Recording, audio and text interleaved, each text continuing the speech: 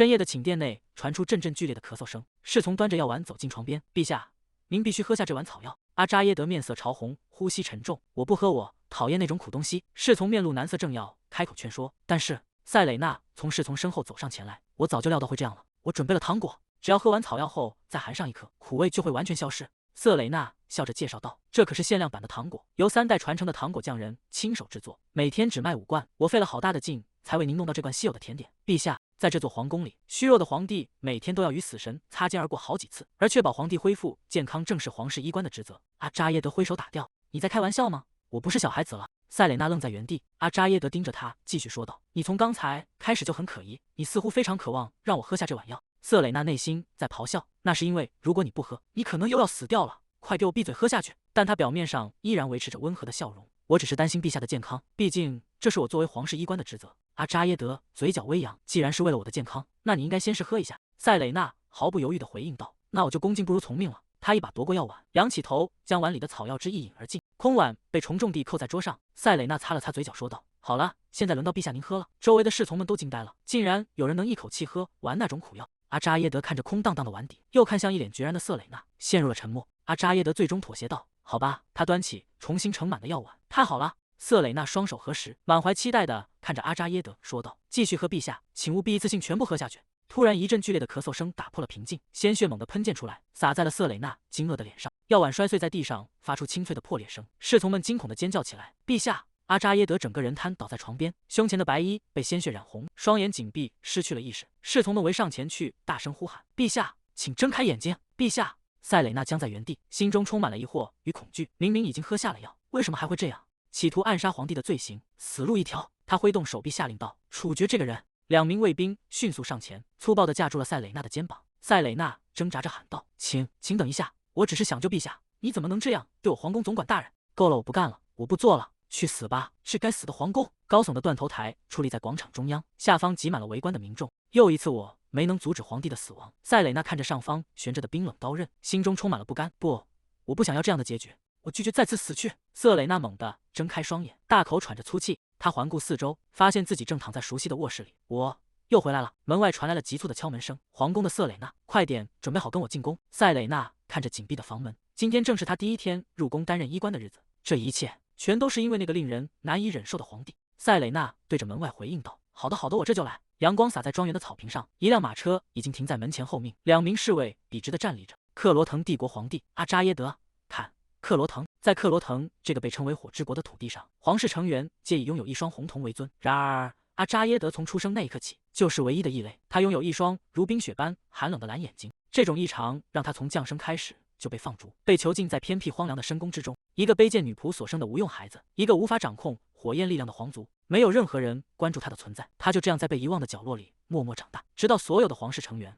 在前任皇帝驾崩后的权力斗争中，皇室成员被屠戮殆尽。贵族们推举阿扎耶德上位，仅仅是想把他当做一个生产继承人的傀儡皇帝。然而那些心怀鬼胎的人并不知道，阿扎耶德体内潜藏着一股炽热的力量，那种蓝色的火焰在强度上远超皇室正统的红火，那股力量足以与帝国的开国皇帝相媲美。作为皇室血脉中唯一的幸存者，他成了一名拥有压倒性力量且无法被掌控的暴君。唯一的慰藉便是，这位皇帝正遭受着一种神秘疾病的折磨。这些真相都是我在第2次生命中才逐渐了解到的。每当皇帝驾崩，我就会被处决，然后重新回到我担任皇室医官的第1天。这种循环已经重复了3次。为什么我偏偏要回到被任命为皇室医官的那一刻？我甚至连逃跑都做不到。既然无论我反抗还是治疗失败，最终都难逃一死，那么在死之前，我要把想说的话全部说出来。塞蕾娜睁开眼，目光变得坚定。阿扎耶德坐在高处的王座上，开口问道：“你就是那位大名鼎鼎的医官塞蕾娜·文森特吧？听说你甚至能救活垂死之人，对吗？”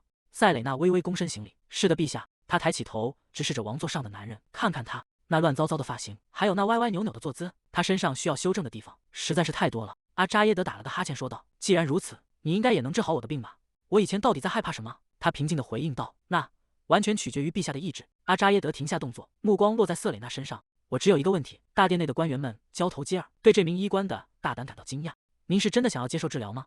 根据前几次人生的经验，塞蕾娜深知这位皇帝患有严重的疑心病。在过去的记忆里，阿扎耶德总是拒绝服药和任何治疗，他总是冷冷地驱逐医官，怀疑一切靠近他的东西。无论塞蕾娜如何哀求，他都不为所动。康复最关键的因素始终是患者自身的意愿。如果是因为长期被孤立在深宫，导致他对他人的接触感到不信任，这一点他可以理解。但首先，他必须确认他是否还有活下去的念头。皇宫总管指着塞蕾娜，大声斥责道：“你知不知道自己现在身处何地？竟敢对陛下如此无礼！”阿扎耶德却抬起手，淡淡的说道：“没关系，我当然想要接受治疗。你以为我是因为无聊才找来新医官的吗？”塞蕾娜在众人的议论声中坚定地说道：“我绝对可以治好陛下的病，但我需要您答应我一件事。”他轻笑一声说道：“说吧，无论什么要求，我都会准许。”塞蕾娜深吸一口气说道：“请让我触碰您陛下。”站在一旁的几名侍从露出惊愕的神情。具体是哪里？阿扎耶德坐在王座上，发出一声疑问。大殿内响起了一阵细碎的议论声。听说他是个天才医生，那他为什么要诱惑我？难道他已经和某个贵族联手了？但看那些人的表情，似乎又不像。如果不是这样，那么即便这皇宫已经没什么意义，他难道是想觊觎我身边的位置？是因为我卑微的出身，还有这双蓝色的眼睛吗？阿扎耶德回想起往事，当我被孤立在别宫的时候，那些人把我当成透明人一样对待。如今我坐上王座，那些家伙却只知道追逐权力，真是令人作呕。塞蕾娜看着阿扎耶德说道：“陛下，请原谅我的冒昧，但为了医生能治疗病人，身体接触是不可避免的，要从检查脉搏开始，然后是按摩和拉伸等等，在紧急情况下，可能还需要动用手术刀。”阿扎耶德沉默不语，他抬起手遮住脸，意识到自己刚才误会了对方的意思。阿扎耶德轻咳一声，打破了尴尬的沉默。既然如此，你难道不应该先请求我的许可吗？他的脸很红，难道又发烧了吗？我每次都需要请求许可吗？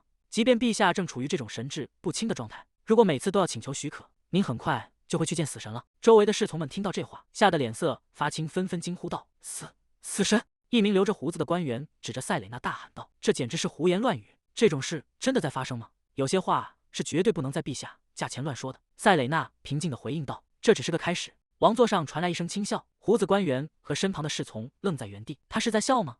阿扎耶德放声大笑，笑声在大殿内回荡。一旁的侍从满脸惊愕，陛下竟然笑了。塞蕾娜面无表情地站在原地，所以他到底是答应还是不答应？阿扎耶德止住笑声，好，即便我如你所愿，允许你触碰我的身体，但如果你没能治好我，你打算怎么办？瑟蕾娜伸出一根手指说道：“在一年之内，我会治好陛下的病。如果我没能治好您，塞蕾娜指着自己的脖子说道，到时候就请砍下我的头颅。但无论我开出什么样的处方，陛下都必须无条件遵守。”阿扎耶德看着他，心想，他看起来很有自信，这很有趣。塞蕾娜露出微笑，心中暗自盘算，反正如果你死了，我也活不成。阿扎耶德从王座上站起身说道：“那个提议我接受了。”他走下台阶，一步步靠近瑟蕾娜，说道：“如果1年后你没能治好我的病，为了惩罚你那肆无忌惮的毒舌，你必须用生命来偿还。”瑟蕾娜抬头看着他，回应道：“没问题，请务必一刀切得干净利落。”阿扎耶德看着他：“你的手？”塞蕾娜愣了一下，他现在就想砍掉吗？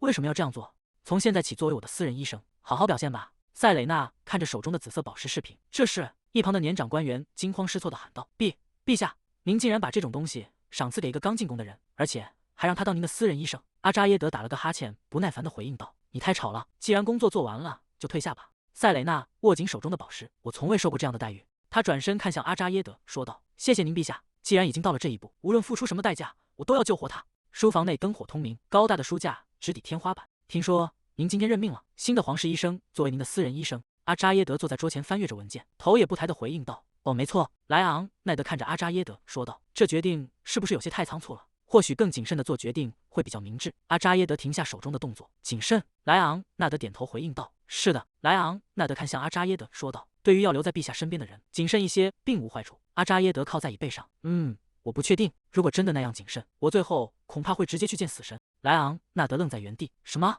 阿扎耶德轻笑出声，而且他是睁大眼睛直视着我说的，他要求被允许触碰我。莱昂纳德猛地转过身，大声惊呼道：“什么？不，他怎么能对陛下如此无礼？”阿扎耶德看着莱昂纳德说道：“莱昂纳德，我可不想去见死神。”莱昂纳德满脸困惑地回应道：“陛下，这到底是怎么回事？”他看起来是真的很享受这件事，反正也只有1年时间，连皇宫里最顶尖的医生都治不好的病，像他那样的人又能做些什么？如果放任不管，他最后大概也只能跪地求饶吧。清晨的阳光洒在皇宫建筑上，鸟鸣声清脆，厚重的红色窗帘遮挡了光线，房间内一片昏暗。门被推开，阳光顺着缝隙照进室内，投射出一个长长的身影。瑟蕾娜走进房间，脚步声在寂静的室内回荡。她走到窗边，拉开窗帘，阳光瞬间倾泻而入，照亮了躺在床上的阿扎耶德。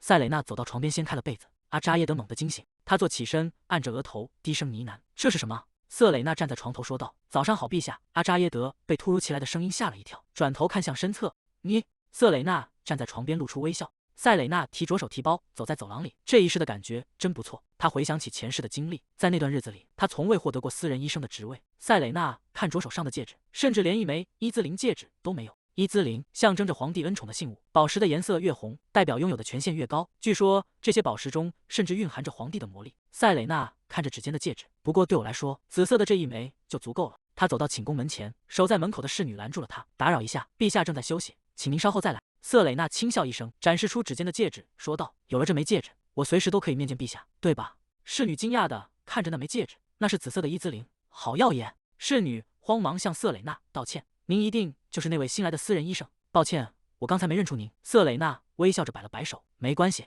我是昨天被任命的瑟蕾娜，来为陛下做晨间检查。”侍女立刻侧过身，打开了寝宫的大门：“陛下就在里面，请进吧。”塞蕾娜迈步走进房间，现在真正的挑战开始了。她环视着昏暗的室内，治疗固然重要，但首先我得把这间落满灰尘的巨大卧室清理干净。瑟蕾娜下定决心，我会立刻解决这一切的。阿扎耶德从床上坐起，冷冷地问道：“你是谁？”瑟蕾娜微笑着回应道：“我是来为陛下做晨间检查的。”阿扎耶德猛地拉紧被子，愤怒地呵斥道：“我不是说过，在我睡觉的时候不准碰任何东西吗？立刻给我滚出去！”塞蕾娜若无其事地哼了一声：“您给我这枚伊兹灵戒指，不就是为了这个吗？”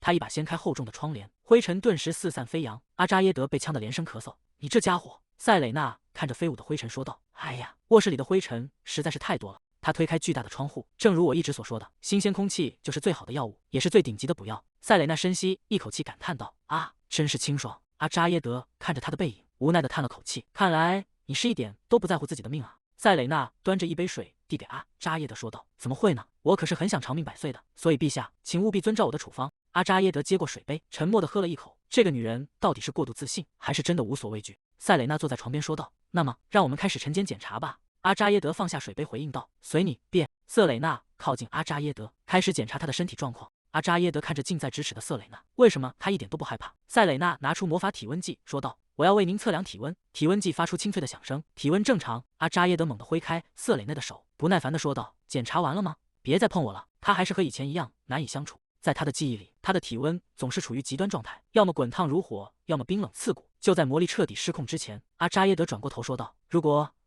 你检查完了，现在可以离开了。”塞蕾娜连忙回应道：“啊，不，还有一件事没做，请等一下，我需要检查您的胸部。”阿扎耶德愣在原地，胸部。塞蕾娜伸出手说道：“请等一下。”阿扎耶德紧张地向后缩去：“你要干什么？”塞蕾娜平静地回应道：“别担心，我不会做任何不礼貌的事情。”阿扎耶德抓住瑟蕾娜的手腕喊道：“你到底想做什么？”塞蕾娜解释道：“我在检查魔力核心，为了治疗您。”他看着阿扎耶德继续说道：“您该不会以为我想摸您的胸部吧？”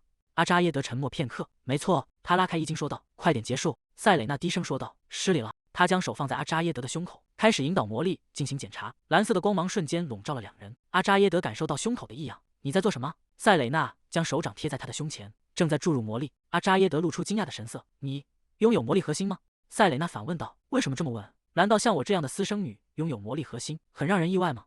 阿扎耶德急忙解释道：“什么？我不是那个意思。”他突然发出一声闷喝，他看起来很痛苦。魔力开始产生效果，强烈的蓝紫色光芒在两人之间绽放。塞蕾娜的手掌紧贴着他的胸口，感受着那股狂暴的能量。是因为契合度太高了吗？还是说皇帝的魔力核心已经如此不稳定了？塞蕾娜看着阿扎耶德痛苦的神情，虽然很想进一步深入检查，但是他看起来正处于痛苦之中，最好先让他冷静下来。塞蕾娜收回手问道：“陛下您还好吗？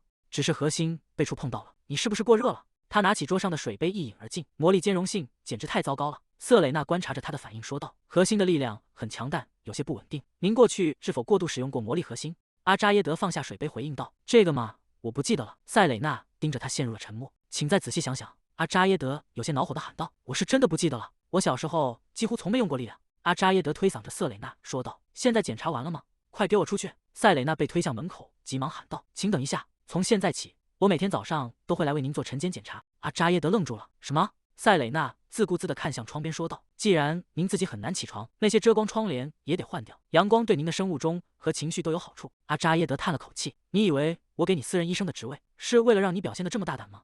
凡事都要适可而止。”阿扎耶德注视着瑟蕾娜，塞蕾娜沉默不语。他竖起大拇指说道：“没问题，我们会换上合适的窗帘。”阿扎耶德疑惑地问道：“什么？”塞蕾娜转身跑向门口说道：“那我就先告辞了。”房门被用力关上，阿扎耶德独自坐在床上，沉默不语。阿扎耶德看着空荡荡的房间，心想：那个女人到底在搞什么鬼？还是睡觉吧。阿扎耶德躺在床上，拉起被子蒙住头，房间里一片寂静，他翻过身叹了口气，根本睡不着。走廊里传来清脆的脚步声，紧接着房门被轻轻推开，瑟蕾娜走出房间，侍女迎上前问道：“事情都办完了吗？”塞蕾娜回应道：“啊，是的。您还一直等在外面吗？您的脸颊比刚才更红了。”塞蕾娜叮嘱道：“以后我在这里商谈的时候，请尽可能不要让任何人进来，目前要尽量减少干扰。”侍女立刻答应道：“好的，没问题。”塞蕾娜接着问道：“还有陛下卧室里的窗帘对吧？能不能把我也房间的窗帘换成类似的，要那种浅色的，能透进充足阳光的窗帘？”侍女问道：“好的，需要我现在就去更换吗？”塞蕾娜思索着回应道：“不用了，我待会要去洗漱，到时候再麻烦你。”瑟蕾娜一边说着，一边在提包里翻找着什么。还有，塞蕾娜将围巾系在侍女颈间说道：“天气还是很冷对吧？您的脸很红，如果身体不舒服，请随时告诉我，我可以为您做简单的检查。”侍女轻声回应道：“啊，谢谢你。”塞蕾娜走向自己的房间说道：“那么回头见。”侍女恭敬地打开房门说道：“请进，回头见。”侍女站在走廊里，看着塞蕾娜离去的背影，沉默不语。刚一上任就成了首席医师，甚至还得到了戒指，不愧是瑟蕾娜。侍女双手合十感叹道：“您与陛下的关系果然是命中注定。”时间回到30分钟前，侍女在房门前不安地走动，真令人担心。第一天上班，该不会马上就被赶出去吧？主人明明吩咐过睡觉时不要打扰他。阿扎耶德在房间里冷冷地说道：“别碰我！”侍女站在门外，听着屋内的动静，心想：这是什么意思？难道发生了什么事吗？侍女悄悄凑近门缝，屏住呼吸偷听，屋里传来塞蕾娜的声音：“我打算检查一下陛下的胸口。”阿扎耶德低声回应道：“快点做。”侍女脑海中浮现出暧昧的画面，塞蕾娜正紧紧抱着阿扎耶德，两人依偎在一起。侍女捂住嘴巴，满脸通红的尖叫出声：“呀呀呀呀！”现在仔细想想，您确实说过咨询时需要单独相处。侍女兴奋地捧着脸：“这就是爱，这就是浪漫。您还要求把房间的窗帘换成类似的，原来是这样。”侍女摸着颈间的围巾：“天哪，我会全力支持您和陛下修成正果的，嘿嘿。现在就去挑选几款情侣窗帘吧。”清晨的阳光透过窗户，微风吹过，房间里换上了轻薄透光的浅色窗帘，正随着风轻轻飘动。阿扎耶德头上盖着毛巾，看着窗户愣住了：“什么？窗帘已经全部换好了？”侍女带着几名随从走进房间：“是的，我是按照主治医师塞蕾娜大人的要求更换的。”阿扎耶德脑海中浮现出瑟蕾娜昨晚信誓旦旦的样子：“我会换上合适的窗帘。”阿扎耶德看着眼前的景象，陷入沉默，立刻换回来。侍女被吓了一跳，支支吾吾的回应道：“对不起，塞蕾娜医生要求处理掉所有多余的遮光窗帘。”阿扎耶德愣在原地：“什么？这种缜密的心思，就算现在换回来，他肯定还会想办法再换掉。”侍女小心翼翼地问道：“需要我现在去买新的窗帘吗？”阿扎耶德摆了摆手说道：“算了，就这样吧。”侍女看着阿扎耶德，露出有些意外的神情。阿扎耶德站在窗前，看着随风飘动的浅色窗帘。侍女看着阿扎耶德，心想：啊，原来是在害羞吗？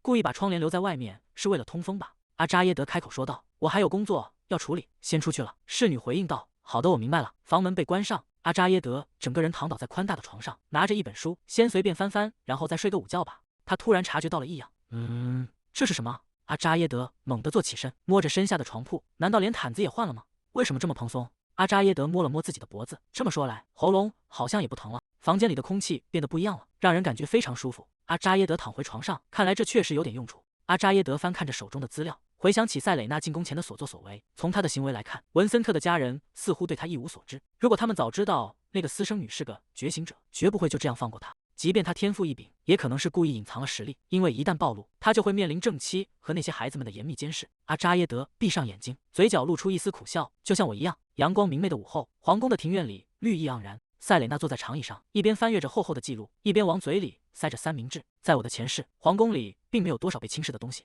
塞蕾娜回想起自己刚上任时的样子，没错，我就是陛下新任的私人医生，请列出陛下目前为止所有的饮食和药材清单，这样我才能检查陛下摄入的每一份食物和药物。皇帝的死因是魔力核心过载，在过载发生前，通常会出现高烧或体温过低等预警信号，所以我必须检查他摄入的食物和饮料中是否含有刺激魔力核心的成分。塞蕾娜正思考着，突然发出一声惊呼：“哈！”她看着3月份的午餐菜单，上面堆满了草莓、饼干、面包和各种甜点，她到底摄入了多少糖分？不，如果你觉得身体不舒服，仆人们应该好好照顾你才对。难道是因为身体不适才吃这么多甜食吗？没长胖简直是个奇迹。就在这时，草丛里传来一声猫叫：“喵呜！”塞蕾娜愣了一下，喵！她转过头，看见一只灰白相间的长毛猫正盯着她，嘴里叼着食谱。瑟蕾娜惊讶地喊道：“一只猫！”那只猫跳上长椅，塞蕾娜看着怀里毛茸茸的小家伙，瞬间被俘获了。不看到这么可爱的东西，我整个人都要融化了。哦，这个小可爱是谁啊？塞蕾娜轻声哄道：“小可爱，快把文件还给我吧！”那只猫突然发出一声尖叫，它爪子一挥，将瑟蕾娜手中的文件抓得漫天飞舞。啊！纸张在空中四散飘落。那只猫动作敏捷，叼着文件在草地上飞奔。瑟蕾娜急忙追了上去，喊道：“哦不不，给我站住！你这个小偷猫！”塞蕾娜在庄园的树林间奔跑，她喘着粗气喊道：“喂，你就不能停下来吗？”塞蕾娜停下脚步，环顾四周，气愤地大喊：“你跑到哪里去了？你这只该死的猫！”侧方的草丛突然传出响动，塞蕾娜警觉地转过头，她发现了目标，猛地扑向草丛。抓到你了！一个身影走过来。塞蕾娜看着眼前的男人，他是谁？我以前从未在这里见过这张面孔。他看起来不像是皇宫里的人。塞蕾娜怀里的猫挣扎着跳到地上，跑到了男人脚边。男人捡起地上一张湿透的纸张，问道：“你是因为这个才在追派吗？”瑟蕾娜有些局促地回应道：“啊，是的，谢谢你。原来这只猫叫派啊！糟糕，文件全都湿透了。”男人看着手中的纸张，既然我的猫给你添了这么多麻烦，我会补偿你的。男人拿着纸张低声念道：“修复。”原本湿透的纸张在光芒中恢复如初。给你。塞蕾娜接过纸张回应道：“谢谢你。”哇，文件竟然完全恢复原状了。顺便问一下，你是刚被任命到皇宫工作的吗？塞蕾娜愣了一下，回答道：“啊，是的，没错。”这个男人看起来有点可疑，最好还是不要和他扯上关系。男人开口问道：“如果不介意的话，我可以请教你的名字吗？”瑟蕾娜猛地惊醒：“啊，糟了，看这时间，我很忙，先告辞了，谢谢你。”塞蕾娜拎着包飞快地跑远。男人站在原地愣住了。哦，等等，他真的有那么忙吗？男人摊开戴着黑手套的手掌，掌心躺着一枚闪烁的小巧钥匙。我还需要把这个也还给他。塞蕾娜，文森特家族还有另一个女儿吗？在黑暗而模糊的记忆深处，一个金发女人的背影逐渐浮现。她站在光芒中，仿佛正要离去。不，一个年幼的金发男孩在后方奔跑。他伸出手，试图抓住那个远去的身影。男孩带着哭腔喊道：“妈妈！”在华丽的寝宫内，阿扎耶德发出一声痛苦的呻吟。不要！阿扎耶德闭着眼低声呢喃：“别走！”阿扎耶德紧紧抱住瑟蕾娜的腰，将头埋在她的怀里喊道：“别走！”塞蕾娜愣在原地，任由阿扎耶德像个孩子一样依偎着自己。在治好陛下的病之前，我哪儿也不会去的。阿扎耶德缓缓睁开双眼，眼神中带着一丝迷茫。塞蕾娜伸手摸了摸阿扎耶德的额头，幸好看起来没有发烧。阿扎耶德沉默地看着他。阿扎耶德猛地推开瑟蕾娜，满脸通红地喊道：“这到底是怎么回事？你怎么会在这里？”塞蕾娜端起托盘，微笑着回应道：“那个，陛下该吃药了。”阿扎耶德看着那碗黑漆漆的药汁，又是那该死的药，先放那儿吧，我待会儿再喝。瑟蕾娜凑近了一些，劝说道：“要趁热喝才行呀。”阿扎耶德一脸不耐烦地反驳道：“则就不能晚点再喝吗？”瑟蕾娜放下托盘，从包里翻找着说道：“如果您现在喝掉的话，还可以得到这个巧克力哦，这可是豪华限量版，是用北境冰山的盐和搅拌了5000次的焦糖奶油制成的。”阿扎耶德看着瑟蕾娜手中的巧克力，冷哼一声：“哈，你把我当成小孩子了吗？”话音刚落，阿扎耶德端起药碗一饮而尽，重重地将空碗砸在桌上。塞蕾娜拍手赞叹道：“哇，真不愧是陛下，竟然一口气就把那么苦的东西喝光了。”阿扎耶德擦了擦嘴，发出一声闷哼。塞蕾娜将巧克力递过去，说道：“给，这是您的巧克力，您做的真棒。”阿扎耶德接过巧克力，他现在完全是在把我当小孩子对待啊！为什么只有1块？塞蕾娜拍了拍额头，回应道：“哦，我忘了告诉你，从现在起我们要限制你的糖分摄入。”阿扎耶德难以置信地反驳道：“你在说什么？你刚才明明说要给我巧克力。”瑟蕾娜理直气壮地说道：“我可没说要把整盒都给你，对吧？”阿扎耶德无言以对，只能发出一声闷哼。瑟蕾娜继续滔滔不绝地解释道：“而且，你知道糖尿病有多危险吗？糖分会抑制肌肉生长，只会增加体脂肪，还会引起炎症。你平时的饮食中已经摄入了足够的糖分，如果每天吃3次零食，还用糖果或巧克力来漱口，那吃苦药就没有任何意义了。所以从现在开始，零食每天只能吃1次，而且只能吃1盘。老实说，我给你的已经很多了。”阿扎耶德叹了口气，无奈地回应道：“行了，我知道了。你听起来就像那种只会说不的老师。你真的是医生吗？”瑟蕾娜站在窗边看着窗外的绿植，她转过身看向阿扎耶德说道：“其实你还有其他可以做的事情。”两人走在回廊上，脚步声在安静的走廊里回荡。塞蕾娜拽着他向外走去：“我们去散步吧。”阿扎耶德没好气地问道：“你现在又想耍什么花招？”塞蕾娜一边走一边耐心地劝导：“我知道您总是忙于政务，但偶尔散散步对您的体力和心情都有好处。我建议您把这种定期的散步养成习惯。”阿扎耶德冷冷地看向前方：“我拒绝。”塞蕾娜转过身，兴致勃勃地提议道：“在阳光明媚的下午散步1小时，然后再享受点心，怎么样？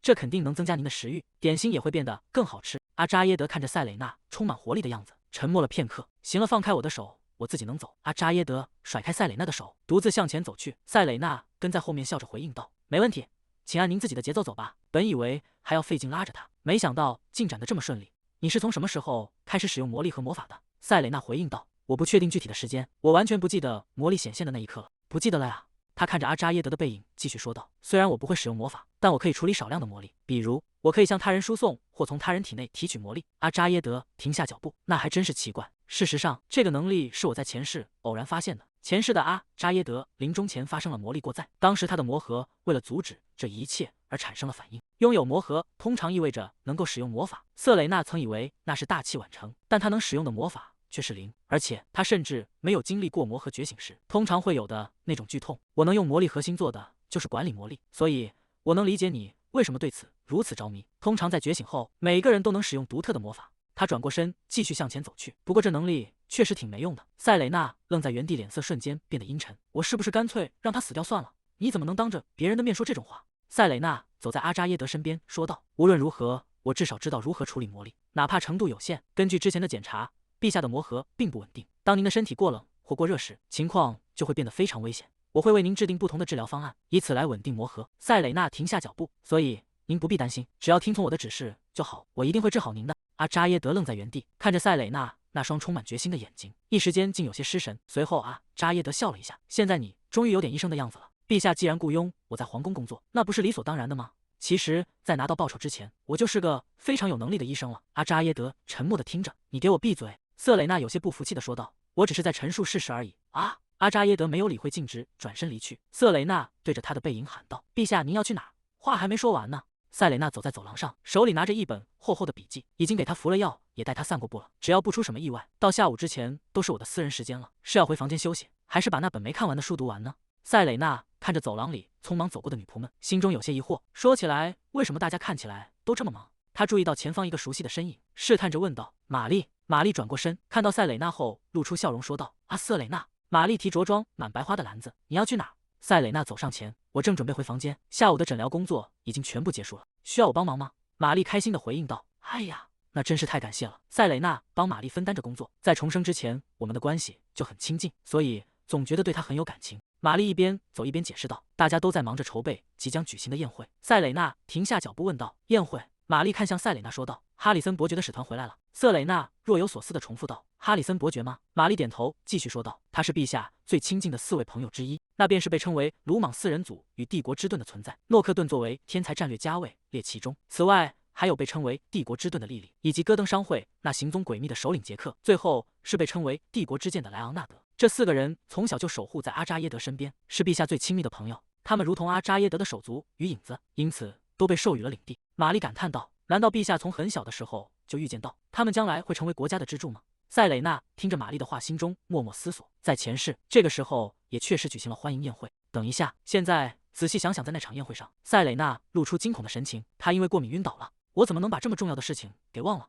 我必须立刻找出原因，绝不能让陛下在皇宫举行的宴会上晕倒。玛丽看着神情异样的瑟蕾娜，轻声唤道：“塞蕾娜，你还好吗？”塞蕾娜回过神来，有些慌乱地回应道：“啊，是的，我没事，只是在想一些事情。”这时，几名搬运货物的男仆从他们身边走过，其中一人感叹道：“哇，送来了这么多地方特产。”另一人笑着回应道：“肯定是为了给陛下留下个好印象。”塞蕾娜看着他们搬运的木箱，目光落在了箱子里的东西上，那是皮翁山果酒，没错，就是在那场宴会上第一次供应的皮翁山酒。如果说有什么食物是陛下从未尝过的，那一定就是这个。塞蕾娜看向玛丽问道：“玛丽，如果私人医生出席宴会，会显得很奇怪吗？”玛丽思索着回答道：“我不确定，也许陛下会亲自邀请你。”瑟蕾娜惊讶地喊道：“陛下邀请我？”玛丽笑着回应道：“毕竟你们两个关系很好嘛。”“不，完全不是那样。”瑟蕾娜尴尬地笑了笑，实际上情况恰恰相反。顺便问一下，你为什么要往焚化炉那边走？玛丽提着装满白花的篮子，解释道：“啊，女仆长让我把这些花全部扔掉，她正准备把它们全部换成新的。不过，你怎么知道这个方向是去焚化炉的？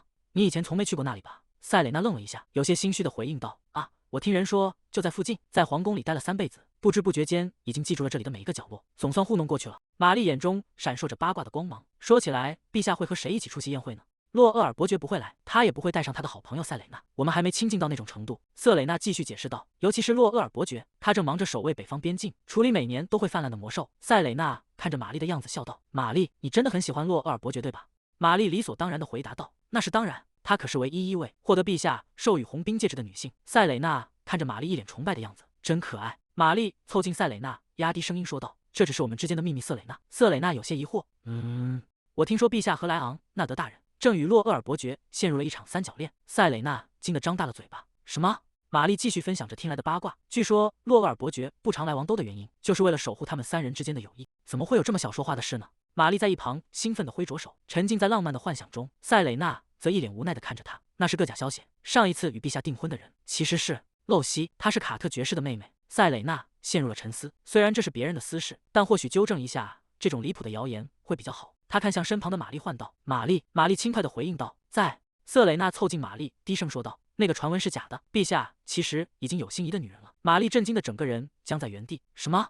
我不能透露太多，但你应该也认识她。露西曾经来过皇宫几次。瑟蕾娜不再多言，迈开步子向前走去。总之，我们快点去焚化炉吧。玛丽呆立在原地，口中不停地喃喃自语。果然，安娜说的话是真的，瑟蕾娜竟然是陛下的女人。当时安娜信誓旦旦地告诉他这个消息，他还以为安娜是在湖边乱造，试图操纵他。你有证据吗？不，我听到了，我亲眼看到的。简直不敢相信，他竟然亲口告诉了我这个秘密。玛丽兴奋地追上塞蕾娜喊道：“塞蕾娜，我们一起走吧！终于我要亲眼见证这段皇宫罗曼史了。”塞蕾娜回到房间，发出一声感叹：“啊，真是平静。”她走到窗边，感受着午后的宁静。我很喜欢这个时间洒进来的阳光。这时门外传来了敲门声：“塞蕾娜，你在吗？”瑟蕾娜猛地转过头应道：“在的。”房门被推开，莱昂纳德站在门口，神情显得十分焦虑。瑟蕾娜有些惊讶地问道：“莱昂纳德大人，您怎么亲自到我的房间来了？是有什么事吗？”莱昂纳德急促地回应道：“陛下紧急召见你。”瑟蕾娜心中一紧，立刻拎起医药箱问道：“难道是陛下出什么事了？”莱昂纳德面色凝重地回答道：“是的。”塞蕾娜没有丝毫犹豫：“我马上就过去。”塞蕾娜在走廊上飞快地奔跑，急切地问道：“陛下的情况很糟糕吗？”莱昂纳德紧跟在侧，有些尴尬地回应道：“这个其实并不是什么严重的事情。”瑟蕾娜猛地停下脚步，疑惑地看向他：“什么？你刚才不是说出事了吗？”莱昂纳德避开他的视线，只是到了该检查身体的时间，仅此而已。塞蕾娜愣在原地，心中一阵无语。什么？他这是想拿我当借口吗？两人来到寝宫门前，塞蕾娜看向莱昂纳德问道：“里面还有其他人吗？”莱昂纳德回应道：“啊，是的，请稍等，让我先确认一下里面的情况。”莱昂纳德抬手敲了敲门，还没等他推开门，屋内突然传来一声清脆的碎裂声，紧接着是一声惊叫。莱昂纳德神色一变，惊愕地看向紧闭的大门。瑟蕾娜心中升起一股不祥的预感，这种感觉难道是……他在这一刻终于倒下了吗？陛下，在事件发生的大约1小时前，宏伟的建筑内传出奥菲利亚的声音：“很高兴今天也能见到您，陛下。”阿扎耶德沉默地看向前方，奥菲利亚坐在对面，露出微笑：“是什么风把你吹来了？竟然没打招呼就突然造访？”奥菲利亚微笑着回应道：“我因为公事顺道经过皇宫，有一件事想向陛下传达。”他拿出一个装着红色颗粒的小瓶子。阿扎耶德冷笑了一声，说道：“哈，你之前说会协助筹备这次晚宴，结果现在却以此为借口，随意出入皇宫吗？”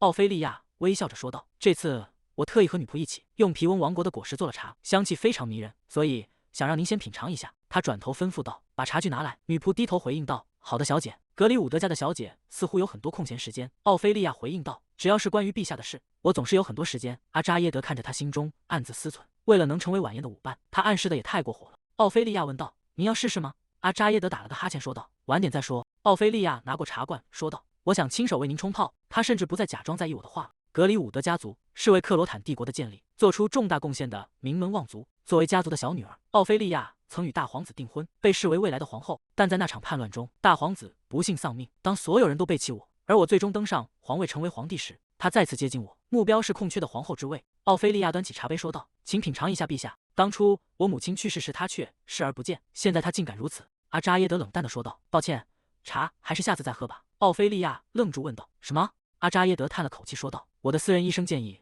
我暂时避开甜食。”奥菲利亚停下动作：“您是指那位新任的皇宫御医吗？我听说她是个女人。”阿扎耶德回应道：“所以呢？”奥菲利亚低声说道：“我听说她是文森特家族的私生女，甚至被自己的家族赶了出来。”阿扎耶德站起身说道：“看来我已经看到了所有需要看的东西，我要离开了。陛下，没必要听信那种来历不明的人说的话吧？”阿扎耶德停下脚步，转过头看向奥菲利亚：“来历不明，贵族不该听来历不明的人的话。原来如此，我现在明白你为什么无视我的命令，一直在这里胡言乱语了。”他走向奥菲利亚说道：“如果按照小姐的逻辑，那么我也是出身卑微且背景不明的人，对吧？”奥菲利亚神色慌张地回应道：“那个我不是那个意思。”门外传来敲门声：“陛下，该进行检查了。”阿扎耶德看向门口说道：“已经到时候了吗？让他们进来。”他转头看向奥菲利亚问道：“你在做什么？为什么还不离开？”奥菲利亚急忙站起身说道：“陛下，请等一下，让我解释。”他起身的动作过于剧烈，不小心撞到了桌子，茶壶瞬间倾倒，滚烫的茶水泼向阿扎耶德，溅在了他的衣服和手上，茶壶摔落在地，碎裂开来。奥菲利亚惊叫道：“啊！”塞蕾娜冲进房间喊道：“陛下，陛下，您没事吧？”阿扎耶德捂着被烫伤的大腿蹲下身，奥菲利亚站在一旁不知所措。塞蕾娜看向众人说道：“请大家先退后，我会负责处理伤口。”塞蕾娜提着药箱走近，奥菲利亚看着他问道：“你是谁？”塞蕾娜回应道：“我是陛下的私人医生，请离开。你在这里会干扰治疗。奥菲利亚反驳道：“你凭什么命令我？陛下是因为我才受伤的，我留在他的身边，难道不是理所应当的吗？”塞蕾娜扶住扎耶德，头也不回地说道：“作为他的私人医生，我要求你离开，在这里大吵大闹只会造成阻碍。”奥菲利亚愤怒地说道：“我看你根本不知道我是谁。”塞蕾娜打断道：“你不是奥菲利亚·格里伍德吗？难道你这次打算往陛下身上泼冷水吗？”奥菲利亚神色慌张地说道：“这是一个误会。”一旁的莱昂纳德劝阻道：“小姐，请冷静一点。”塞蕾娜一边检查伤口一边说道：“如果你想留在陛下身边，我不会阻止你。但是从现在开始，我要脱掉陛下的裤子进行检查了。”奥菲利亚和莱昂纳德都愣在原地。塞蕾娜开始数数，好，准备开始，1、2。奥菲利亚惊叫着跑向门口：“非常抱歉，陛下，我知道伤害您的罪责万死难辞，但请您宽恕我。”大门被重重地关上。扎耶德看着紧闭的大门，笑出声来：“多亏了你，我看到了各种有趣的事情。我没料到你会让他走得这么突然。”瑟蕾娜平静地说道：“那么为了治疗，请让我脱掉您的裤子。”扎耶德大声问道：“你真的要脱掉它们吗？”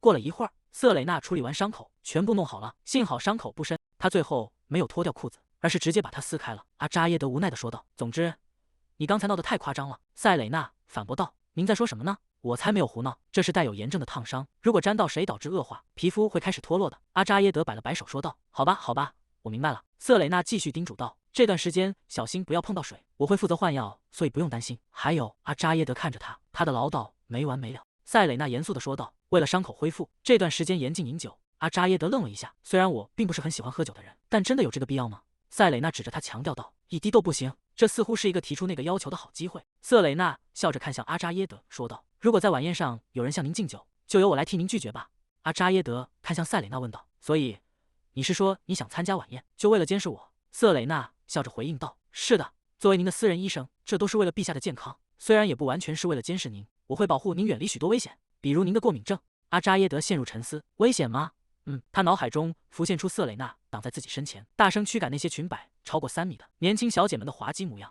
扎耶德看向塞蕾娜说道：“好吧，如果是你的话，我觉得没问题。”塞蕾娜露出期待的神情：“太好了，那就保护我吧，离那位格里伍德家的小姐远一点，作为我的舞伴。”塞蕾娜愣在原地：“什么舞伴？那不是露西·卡特吗？”扎耶德看着他迟疑的样子说道：“你不愿意吗？如果不愿意的话，那就算了。”瑟蕾娜急忙摇头回应道：“不，没关系，能为您效劳是我的荣幸，陛下。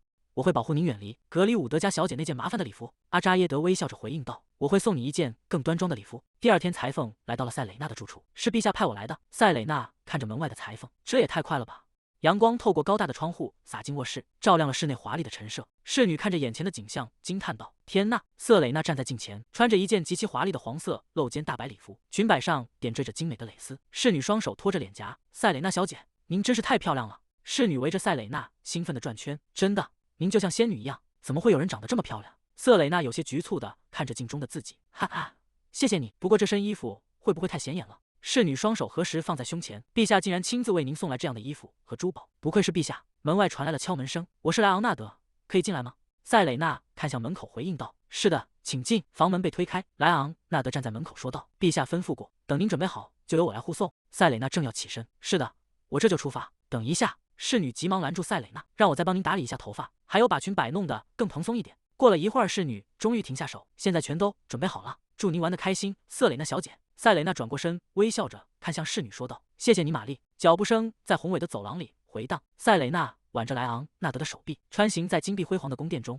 莱昂纳德察觉到身边人的异样：“你还好吗？”瑟蕾娜有些僵硬地笑了笑：“是的，我想我只是有点紧张，毕竟这是我第一次参加宴会。”莱昂奈德看着前方说道：“能让陛下亲自担任你的社交季首秀舞伴，你一定很激动吧？”塞蕾娜低下头，轻声嘀咕道：“其实这只是工作而已。”莱昂内德轻声笑道：“哈哈，不过这种心态倒是不错。”塞蕾娜回应道：“谢谢你。”他在配合我的步调，护送得非常体贴。塞蕾娜悄悄侧过头，她看起来有些严肃，但却很擅长缓解气氛。像他这样的人，怎么会被称为闹事四人组之一呢？塞蕾娜开口问道：“莱昂内德爵士，我可以问你一个问题吗？”莱昂纳德点头：“当然可以。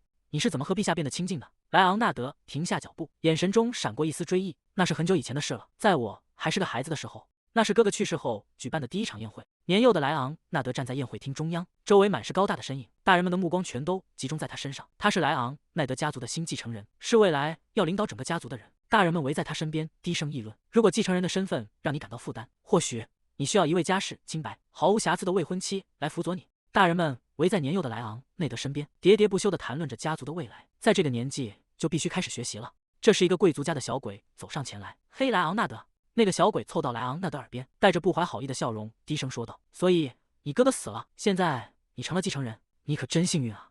莱昂纳德没有犹豫，直接挥拳砸向了那个混蛋的脸。塞蕾娜听得目瞪口呆，发出一声惊呼。即便如此，我还是无法平息心中的怒火。于是，我走进了花园。月光下的喷泉水声潺潺，一个金发男孩正独自坐在喷泉池边，背影显得有些落寞。就在那里，我第一次见到了陛下。年幼的扎耶德转过头，什么？瑟蕾娜恍然大悟地说道：“所以那时候陛下是对你说了什么安慰的话吗？”莱昂纳德沉默了片刻，不是，他叫我滚开，因为是他先到那里的。哇，真是个前途无量的臭小鬼！即便是在小时候，瑟蕾娜好奇地问道：“所以你就那样离开了吗？”莱昂纳德回应道：“不，他那样说反而让我更想留下来了，所以我直接在他身边坐了下来。”瑟蕾娜惊讶地喊道：“什么？”他有些尴尬地扶着额头说道：“哦，哇，在那之后，他们到底是怎么变成朋友的？”我们就那样做了很久，直到宴会结束，我们都保持着沉默，没有太多的交流，只是静静地并肩坐着。但在陛下起身准备离开时，他先开口对我说话了。阿扎耶德站起身，再见，莱昂纳德。年幼的莱昂纳德抬起头，愣愣地看着对方离去的背影。塞蕾娜问道：“所以那时候陛下就已经认识你了吗？”莱昂纳德回应道：“没错，那真的给了我莫大的安慰。”莱昂纳德露出一丝微笑，说道：“其实他是故意留在那里的，即便在那么小的年纪，他就已经懂得体贴他人了。”两名侍卫推开宴会厅沉重的大门，发出低沉的摩擦声。莱昂纳德停下脚步，手抚胸口，向塞蕾娜行礼：“今天请勿必好好照顾陛下。”塞蕾娜看向前方，回应道：“好的，别担心。是因为刚才听到的那些往事吗？他现在看起来已经不像同一个皇帝了。”阿扎耶德听到动静，转过头看向塞蕾娜。塞蕾娜停下脚步，微微躬身行礼道：“向克罗腾的太阳致敬。”阿扎耶德量着塞蕾娜，说道：“天哪，我差点没认出你来。”瑟蕾娜有些局促地回应道：“彼此，陛下。”他真是一点都没变，看来我是白紧张了。悠扬的音乐声从宴会厅内传出。阿扎耶德问道：“这是你第一次参加宴会吗？”塞蕾娜回应道：“是的，我的家族从未为我举办过单独的社交首秀。”瑟蕾娜悄悄瞥向身边的扎耶德，不过他一直都这么沉稳吗？如果他总是穿成这样，恐怕能轻易迷倒无数名门淑女。阿扎耶德看向塞蕾娜说道：“那么这将是更大的荣幸。”他伸出手，让你人生中第一场宴会的舞伴正是这个国家的皇帝。阿扎耶德低下头，在瑟蕾娜的手背上落下一吻。阿扎耶德注视着瑟蕾娜，塞蕾娜看着被他握住的手，有些失神。这确实是我的家族从未有过的荣幸，陛下。阿扎耶德微微一笑说道：“这确实是一份荣幸，你可以尽情享受这一刻。”塞蕾娜被这突如其来的举动吓了一跳，天哪，吓死我了！塞蕾娜抬起手扶着额头，我永远也适应不了这种礼节，我会看着的，看你是否能达到我的期望。塞蕾娜沉默了片刻，随后点了点头，回应道：“是的。”宴会厅内人声鼎沸，贵族们聚在一起，低声交谈，嘈杂的议论声在大厅中回荡。塞蕾娜与阿扎耶德并肩而行，皮鞋与高跟鞋踩在红地毯上，发出节奏一致的声响。他们沿着阶梯缓缓走下，俯瞰着下方熙熙攘攘的贵族人群。他们穿过人群，周围的宾客纷纷侧身让路。塞蕾娜环视四周，感受着从四面八方投射而来的视线。哇，这真是比我想象中还要令人不适。阿扎耶德停下脚步，看向前方说道：“诺克顿。”哈里森上前听风：“是的，陛下。”诺克顿躬身行礼，向克罗腾的太阳致意。塞蕾娜看着眼前的男人，心中一惊，那个当时行迹可疑的男人，竟然就是诺克顿·哈里森伯爵。诺克顿·哈里森原本是格里伍德公爵家的私生子，但他主动离开了家族，后来被皇帝亲自授予伯爵爵位，成为了陛下信任的心腹。很高兴看到你平安归来，你做得很好。诺克顿低头回应道：“谢谢您。”阿扎耶德看向会场众人说道：“今天是为庆祝从皮恩王国归来的使团而举行的聚会，大家不必拘礼，尽情享受吧。”悠扬的琴声在宴会厅响起，乐手们拉动琴弦，宾客们纷纷向诺克顿表示祝贺。塞蕾娜注视着诺克顿的背影，他一直是个如此神秘的人物，如果不是因为这场宴会，我可能根本认不出他。我该不该假装不认识他？阿扎耶德察觉到塞蕾娜的异样：“你认识哈里森伯爵吗？”塞蕾娜被突如其来的询问吓了一跳：“我吗？”阿扎耶德看着他说道：“我清楚地看到了你刚才惊讶的神情。”塞蕾娜陷入了沉思，虽然之前确实见过他，但要说是熟人也太勉强了，到底该不该承认认识他呢？奥菲利亚走上前：“陛下，您进来可好？”阿扎耶德转过头，神情变得冷淡：“格里伍德小姐。”奥菲利亚低头说道：“那天您突然离开，我感觉自己的心都要碎了。您的身体状况还好吗？”阿扎耶德冷冷地回应道：“很好。”奥菲利亚露出一副如释重负的神情：“那真是太好了，我一直非常担心，现在我终于能在晚上安稳入睡了。”他用折扇遮住半张脸，眼中泛起泪光。周围的贵族小姐们见状纷纷感叹道：“天哪，怎么会这样？格里伍德小姐对陛下的忠诚真是太赤诚了，这世上还有谁能像她这样关心陛下呢？”瑟蕾娜心中暗自嘲讽，既然担心到睡不着觉，那至少露个面不就好了吗？这种圆滑的演技还真是令人佩服。事情显然没有就此结束。我听文格里伍德公爵曾短暂请求觐见陛下，他们伤害了皇帝，逃避了责任，现在竟然还有胆量公开宣称自己一直在担心，这究竟该说是厚颜无耻，还是格里伍德家族特有的傲慢？奥菲利亚从侍者的托盘中取过一杯酒，为了感激陛下康复，我可以敬您一杯吗？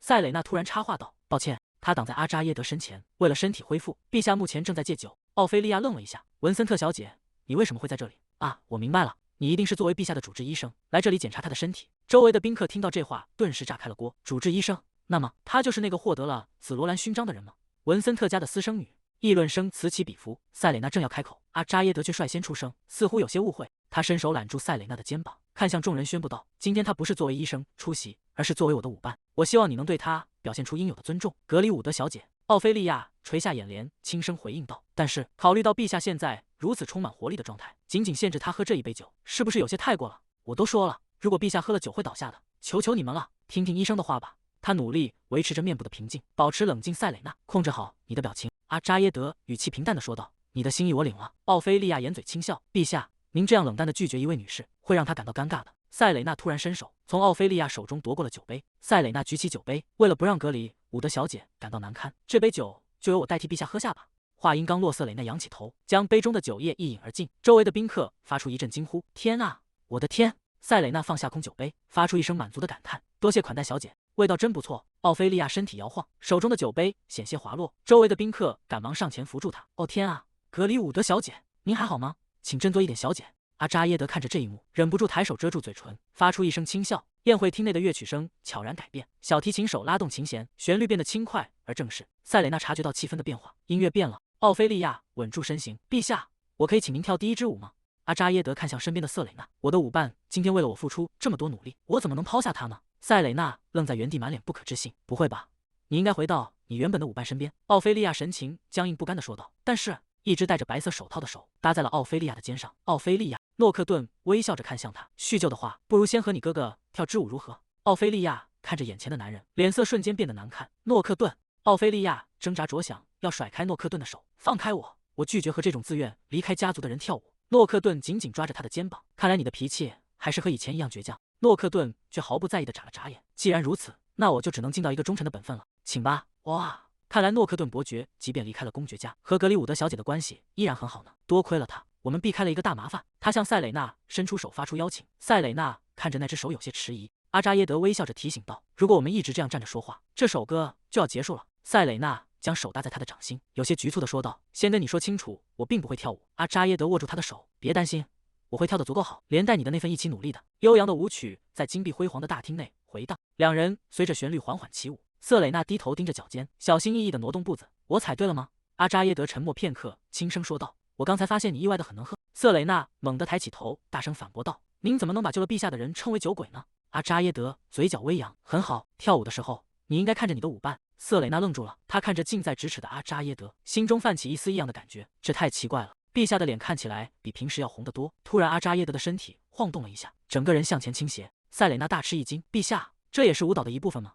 阿扎耶德面色潮红，额头渗出细密的汗珠。“安静点！”阿扎耶德面色潮红，呼吸变得急促。瑟蕾娜惊慌地问道：“您在做什么？”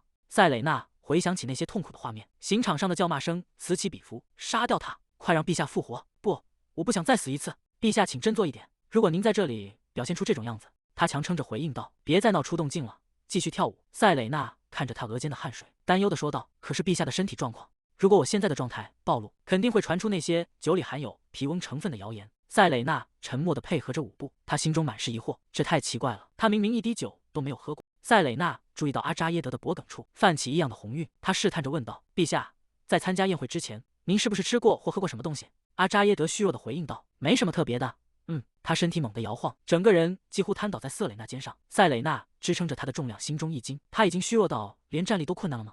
阿扎耶德的呼吸急促地掠过塞蕾娜耳畔，塞蕾娜忍住不适，继续追问道：“请仔细回想一下，陛下，您真的什么都没吃吗？”阿扎耶德迟疑着说道：“经你这么一说，在等待的时候，我好像喝了一杯果汁。”瑟蕾娜猛地睁大眼睛，心中警铃大作，即便是普通的饮料，里面也含有皮翁果实提取物。我本以为只要避开酒精就足够了。塞蕾娜在阿扎耶德耳边低语：“陛下，您看到我脖子上的项坠了吗？”阿扎耶德意识模糊地回应道：“项坠。”塞蕾娜继续说道：“是的，里面有应急止痛药，我会为您取出来，请再坚持一下。”塞蕾娜正要伸手去取项坠，阿扎耶德却突然俯下身，直接咬住了他颈间的宝石项坠。他喉结微动，将项坠中的药物吞下。阿扎耶德长舒了一口气，面色逐渐恢复平静，感觉活过来了。塞蕾娜整个人陷入混乱，他怎么会想到直接用嘴去取药？那是速效药，那就好。舞池周围响起了热烈的掌声，贵族们纷纷为这段看似亲密的舞蹈喝彩。塞蕾娜扶住阿扎耶德的手臂，我们现在出去吗？阿扎耶德有些迟疑。塞蕾娜坚定地说道，去露台进行治疗。两人穿过繁花点缀的长廊，阿扎耶德一边走一边说道，但我现在感觉很好。瑟蕾那头也不回地回应道，服下止痛药后只能维持很短的时间，症状很快就会再次发作。观察您的皮肤红疹、发热以及呼吸状况，这似乎是过敏反应。阿扎耶德感到身体沉重，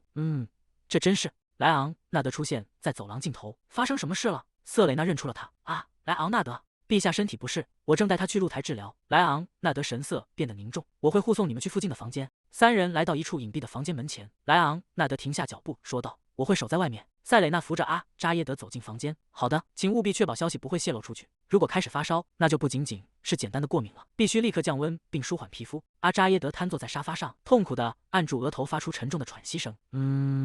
塞蕾娜走到他面前说道，陛下。阿扎耶德抬起头，眼神中透着迷茫。瑟蕾娜神情严肃地说道，请把衣服脱掉。阿扎耶德愣住了，怀疑自己听错了。什么？塞蕾娜从怀中取出药膏说道，我需要为您涂药。阿扎耶德看着他手中的药瓶，塞蕾娜见他没有动作，如果您觉得不方便，我可以亲自动手帮您脱。阿扎耶德猛地站起身，慌乱地喊道，我自己来。他一边解开衣扣，一边低声嘀咕着，他到底是什么时候准备好药的？阿扎耶德脱下华丽的外套，随手扔在沙发上。塞蕾娜看着他裸露的背部，果然如他所料，红疹已经蔓延到了全身。塞蕾娜取出药膏说道，这是缓解荨麻疹的药膏，可能会有点凉。阿扎耶德身体一颤，发出一声闷哼，只有服用解毒剂才能让他完全康复。您身体不适的原因是皮翁果实，解释起来很简单不是吗？但我不能就这么没头没脑的直接说出来。塞蕾娜停下动作问道，陛下，您知道刚才喝的是什么饮料吗？阿扎耶德侧过头，有些虚弱的回应道，我不确定，那是我第一次尝试。瑟蕾娜追问，那您还记得它的味道吗？阿扎耶德陷入回忆，有一种辛辣的味道，还有一种类似椰子的甜味。塞蕾娜笃定地说道，那一定是皮翁果饮料，由于皮翁酸并不常见，您可能之前并不知道自己对它过敏。幸运的是我带了解毒剂。阿扎耶德惊讶地看向他，你仅凭我的描述就判断出了一切？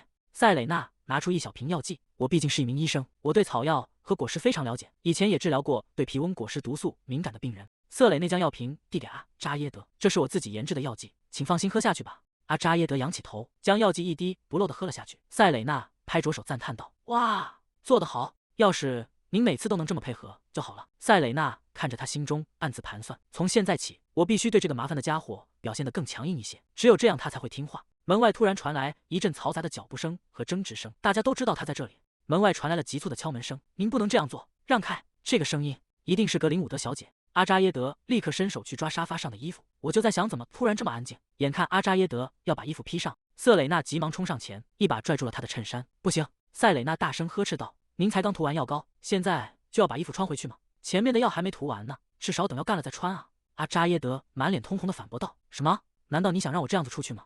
塞蕾娜毫不退让地喊道，没错，那样出去反而更好。阿扎耶德气得浑身发抖，你到底在胡说什么？快放手！塞蕾娜脑中灵光一现，我有个更好的主意。阿扎耶德疑惑地看着他，既然如此，那就由我出去应对，所以请陛下留在这里，保持安静。塞蕾娜突然脚下一滑，整个人向前扑倒，小心！阿扎耶德下意识伸手去接，瑟蕾娜撞进他赤裸的怀中，两人失去平衡，重重地摔倒在地，沉闷的撞击声在房间内回荡。阿扎耶德发出一声闷哼，塞蕾娜顾不得疼痛，焦急地问道，陛下，您没事吧？感觉房间里似乎突然变亮了。房门不知何时已被推开，莱昂纳德站在门口，满脸惊愕地看着屋内。奥菲利亚也愣住了。塞蕾娜整个人僵在原地，她正跨坐在阿扎耶德的身上。阿扎耶德赤裸着上身躺在地上，面色通红，死死捂住脸。什么？为什么门是开着的？难道是格里伍德小姐？莱昂纳德爵士明明应该拦住她的。地毯下藏着一个可疑的按钮，正好就在瑟蕾娜的手边。不会吧？他按下了按钮，伴随着一阵机械转动的声响，原本紧闭的房门缓缓移开。难道是我打开的吗？塞蕾娜试图挽回局面，得先把门关上才行。她再次按下按钮，然而房门却发出一连串嘈杂的声响，在开合之间剧烈晃动。莱昂纳德惊恐地捂住嘴，奥菲利亚也露出了难以言喻的神情。塞蕾娜绝望地看着再次开启的房门，为什么又打开了？她慌乱地站起身，对着门口的两人摆手解释道：“你们两个，这是个误会，请听我解释。”奥菲利亚看着眼前的闹剧，无奈地发出一声叹息，她捂着嘴发出一声呜咽。塞蕾娜看着他跑开的身影，心中一惊。等等！小姐。这是他在皇宫的第3次人生，他必须阻止任何关于自己的谣言流传开来，尤其是关于他和那个男人的传闻。那个人既是他的死对头，也是皇帝的眼中钉。莱昂纳德停下脚步，说道：“我会亲自去确认的。”塞蕾娜愣在原地。啊，非常感谢你。莱昂纳德的手在空中挥了挥。别担心。塞蕾娜一脸茫然。哈，我什么都没看见。塞蕾娜沉默地站在原地，看着他那副仿佛心领神会的表情。莱昂纳德接着说道：“那么我就先告辞了，剩下的就留给你们吧。”塞蕾娜伸出手喊道：“不，等等！”房门在瑟蕾娜面前缓缓关上，发出沉重的声响。瑟蕾娜无力地瘫坐在地上，心中充满了绝望。全毁了。就这样，这场宴会在彻底的灾难中落下了帷幕。1周的时间转瞬即逝。玛丽快步跑向塞蕾娜，兴奋地问道：“塞蕾娜小姐，那个传闻是真的吗？”塞蕾娜正拿着药瓶，神情显得有些阴沉。“什么传闻？”玛丽凑近了一些，语气中带着一丝调侃：“就是你和陛下在宴会期间。”塞蕾娜转过头去，有些心虚地回应道：“那时候是有紧急事务要处理。”玛丽捂着嘴笑了起来：“孤男寡女之间能有什么紧急事务要处理啊？”瑟蕾娜有些恼羞成怒地喊道：“玛丽，可是大家都说格里伍德小姐看到你们2个之后，哭着跑开了。”塞蕾娜喝了一口水，无奈地承认道：“那部分确实是真的，但传闻的其他部分绝对不是真的，绝对没有。自那天起，格里伍德小姐就将自己关在城堡里，整日以泪洗面，不再见任何人。关于那场秘密会面的流言蜚语，早已在皇宫的各个角落传得沸沸扬扬。如果连玛丽都知道了这件事，玛丽拍着胸脯保证道：放心吧，我会为你保守秘密的。这个传闻恐怕已经传遍了整个皇宫，与其担心那些胡言乱语，不如把精力集中在工作上。”塞蕾娜迈步走向门口，玛丽在身后问道：“哦，塞蕾娜小姐，您要去哪？”瑟蕾那头也不回地答道：“去工作。”玛丽带着调侃的笑意追问道：“啊哈，你是说去见陛下吗？”瑟蕾娜猛地转过头，满脸通红的大声喊道：“我说过我是去工作，阳光明媚，别管内的帝国国家图书馆静静伫立。虽然这里是国家图书馆，但因为它位于皇宫内部，所以只有学院的学生或获得授权的贵族才能进入。”塞蕾娜走在书架间，心中感慨万千。成为王室医师最好的福利，就是能获得这里的出入许可。瑟蕾娜闻着书页间的香气，露出了满足的微笑。书的味道真好，如果有一天也能去参观格里伍德的私人图书馆就好了。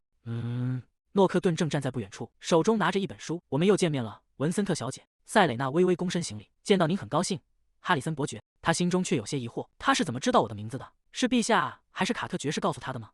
诺克顿察觉到了他的心思，微笑着解释道：“关于那个，其实是派偷偷从你那里拿走了这个。”他伸出手，掌心里躺着一枚精致的徽章，那是塞蕾娜的王室医师徽章。诺克顿继续说道：“我不小心在徽章上看到了你的名字，派总是喜欢闪闪发光的东西，很抱歉给你带来了麻烦。”塞蕾娜接过徽章，惊喜地回应道：“哦不，谢谢你，我一直在找它，还以为丢在哪了。”诺克顿看着他说道：“现在看来你今天是一个人来的。”瑟蕾娜点了点头。诺克顿打趣道：“毕竟图书馆是不允许宠物进入的，如果派偷走了一本书，那可就麻烦了。”塞蕾娜干笑了几声：“一只会偷书的猫，他是在开玩笑吧？”“啊，当然，另外还要感谢你在宴会上所做的一切。”诺克顿再次微微躬身说道：“是我妹妹给你们添麻烦了，我为此向你道歉。”塞蕾娜摆了摆手：“哈哈，别放在心上。”两人陷入了沉默，气氛变得尴尬起来。塞蕾娜转身说道：“那个，我还有事要忙，就先失礼了，得赶紧找到那本关于异常魔力核心研究的书，然后去阅览室。”诺克顿站在原地，看着塞蕾娜离去的背影。塞蕾娜在书架间穿梭，目光扫过一排排书籍，找到了。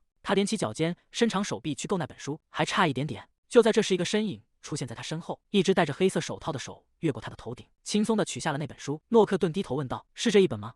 给你。”塞蕾娜看着他温和的笑容，有些不知所措。“啊，谢谢你。等等，他难道一直在跟着我吗？”诺克顿看着书名，低声念道：“异常魔力核心反应案例。你是在研究陛下的病情吗？”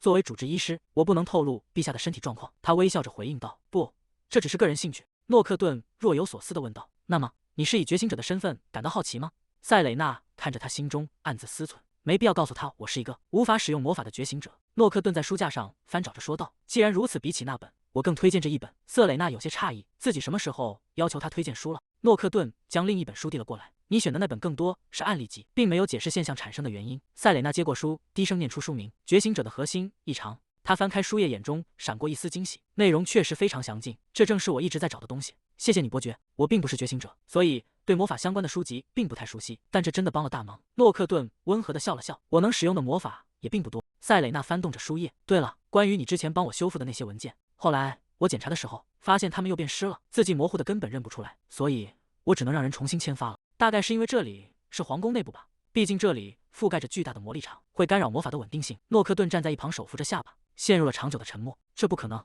瑟蕾娜意识到自己失言了。“啊，我刚才说错话了，刚才那话听起来简直像是在挑衅。诺克顿陷入了沉思，魔法被解除了。塞蕾娜连忙挥着手解释道：“没错，因为这里是皇宫，魔力场一定非常强大，所以你的魔法才会这么容易被挡住吧？就算是熟练的魔法师，有时也会犯错的。”诺克顿看着他回应道：“啊。”诺克顿点了点头，说道：“那倒也有可能。”瑟蕾娜笑着回应道：“哈哈，对吧？”他看向诺克顿，继续说道：“总之，你帮我修复了文件，找回了徽章，甚至还给我推荐了一本书，真的非常感谢你。我很想报答你，但我能为你做点什么呢？你看上去身体很健康，所以……”诺克顿摇了摇头，说道：“完全不是那样。尽管我看起来是这样，但我其实相当虚弱。现在因为一直在这里读书研究，我都觉得有些头晕了。”他看了一眼怀表，遗憾地说道：“真不凑巧，我现在得走了。不过我会先接受你想要报答我的那份心意。这是我的名片。”塞蕾娜接过名片问道：“好的，我是不是应该把谢礼寄到这个地址？”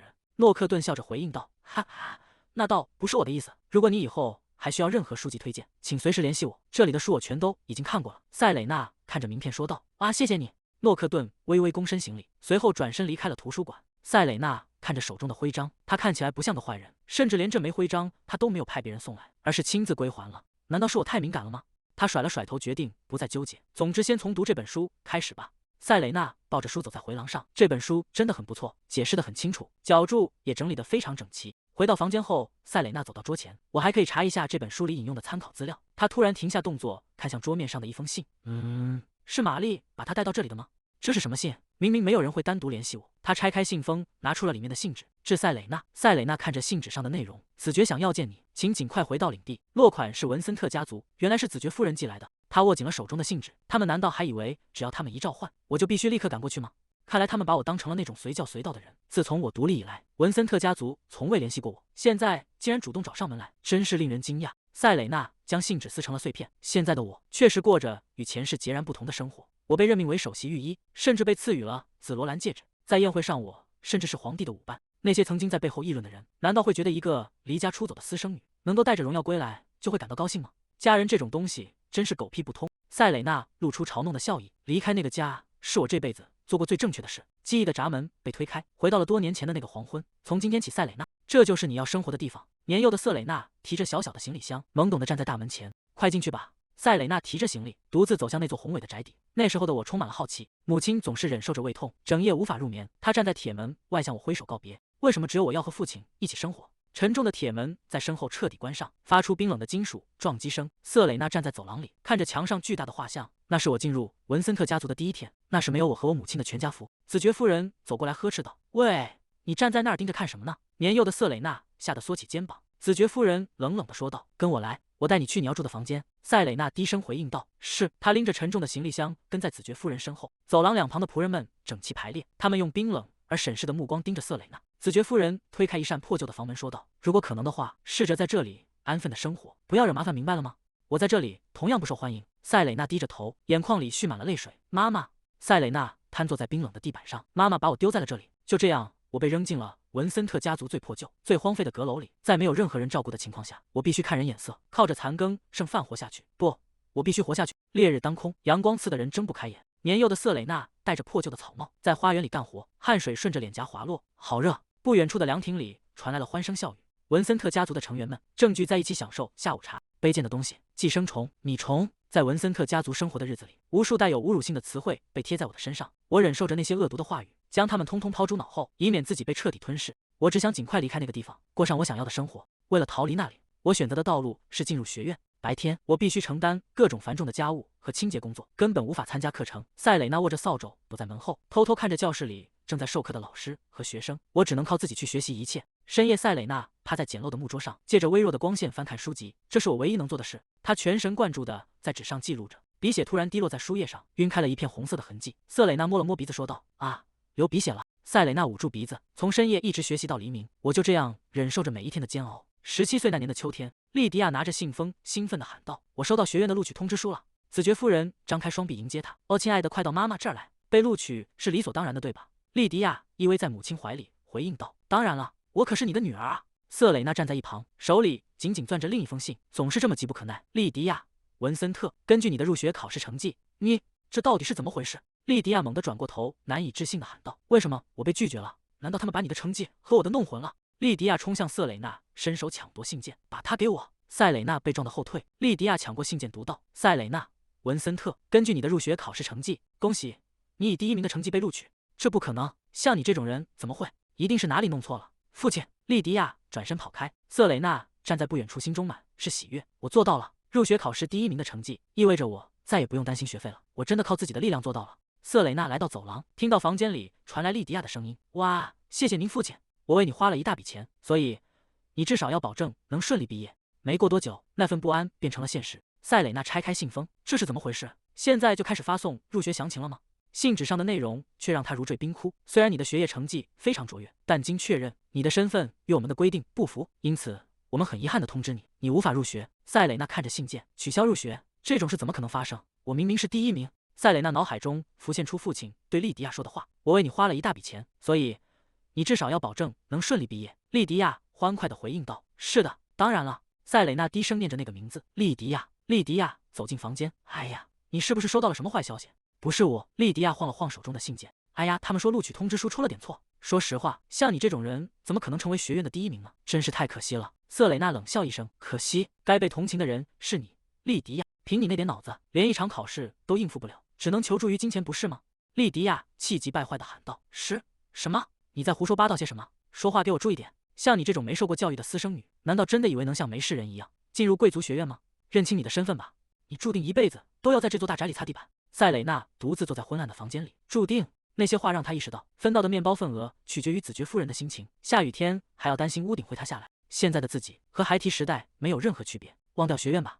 瑟蕾娜下定决心，无论如何，我都要离开这个家。在我成年的那一天，清脆的耳光声在大厅回荡。子爵夫人怒斥道：“我辛辛苦苦把你养大，你竟然如此忘恩负义！你竟敢摆出这种高高在上的姿态，还口口声声说要离开这个家。如果你想走，那就和你来的时候一样，空着手滚出去。”塞蕾娜低声回应道：“是的，感谢您一直以来的照顾，夫人。”寒风呼啸，塞蕾娜拎着简陋的行李箱，独自走在雪地中，头也不回地离开了那座大宅。瑟蕾娜站在雪地中，回头望向那座冰冷的宅邸，让这家人祖孙3代，除了我以外的所有人全都毁灭吧。所以你终于离开了。塞蕾娜脸上浮现出笑意，她高举起手中的行李，迈步走向远方。哇，真是个适合重新开始的好天气。就这样，我在2年前头也不回地离开了那个家。瑟蕾娜死攥着手中的信纸，我是疯了吗？竟然要主动回到那个地方？家人？哪门子的家人？去他的吧！瑟蕾娜随手将揉成团的信纸扔进废纸篓。然而，同样的信件一次又一次的寄来，废纸篓很快就被塞满了。阳光洒进华丽的走廊，塞蕾娜快步走在长廊上，喊道：“陛下，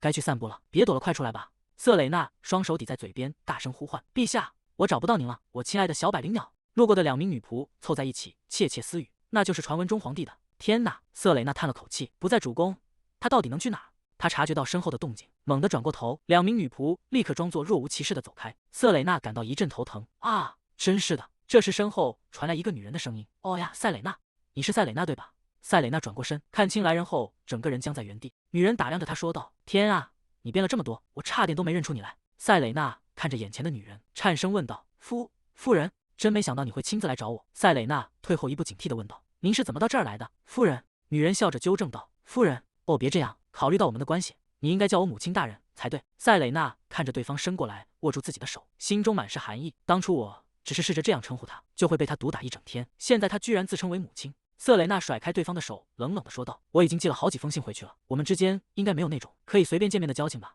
你到底是怎么进宫的？”子爵夫人双手交叠在胸前：“我告诉他们我是来见你的，所以他们就让我进来了。别宫的守卫确实比主宫要松懈一些。文森特也是人，既然对方打着亲属的旗号，他大概也只能放行。”塞蕾娜深吸一口气，换上一副端庄而客气的笑容，说道：“首先，我们换个更舒服的地方说话吧。”阳光穿过树叶的缝隙，洒在庭院里。阿扎耶德躺在长椅上，双手枕在脑后。这里真是个午睡的好地方。他回想起刚才的情景，自己只是因为不想去散步才偷偷跑出来的，没想到竟然能找到这么棒的角落。他闭上眼睛，即便什么都不做，也想继续这样虚度时光。就在这时，附近传来了细微的动静，塞蕾娜的声音响起：“这里应该可以了，开始说吧。”阿扎耶德睁开眼，疑惑地看向声音传来的方向：“我给你寄了好几封信，但一直没有收到回信。”塞蕾娜的声音冷淡地回应道：“我想沉默本身就已经足够作为回答了。”阿扎耶德愣住了，这个声音，塞蕾娜，文森特。根据刚才的反应，他们一定是。文森特子爵夫人看向塞蕾娜说道：“没错，你怨恨我们也是理所当然的，但看在往日的情分上，你愿意和我们共进晚餐吗？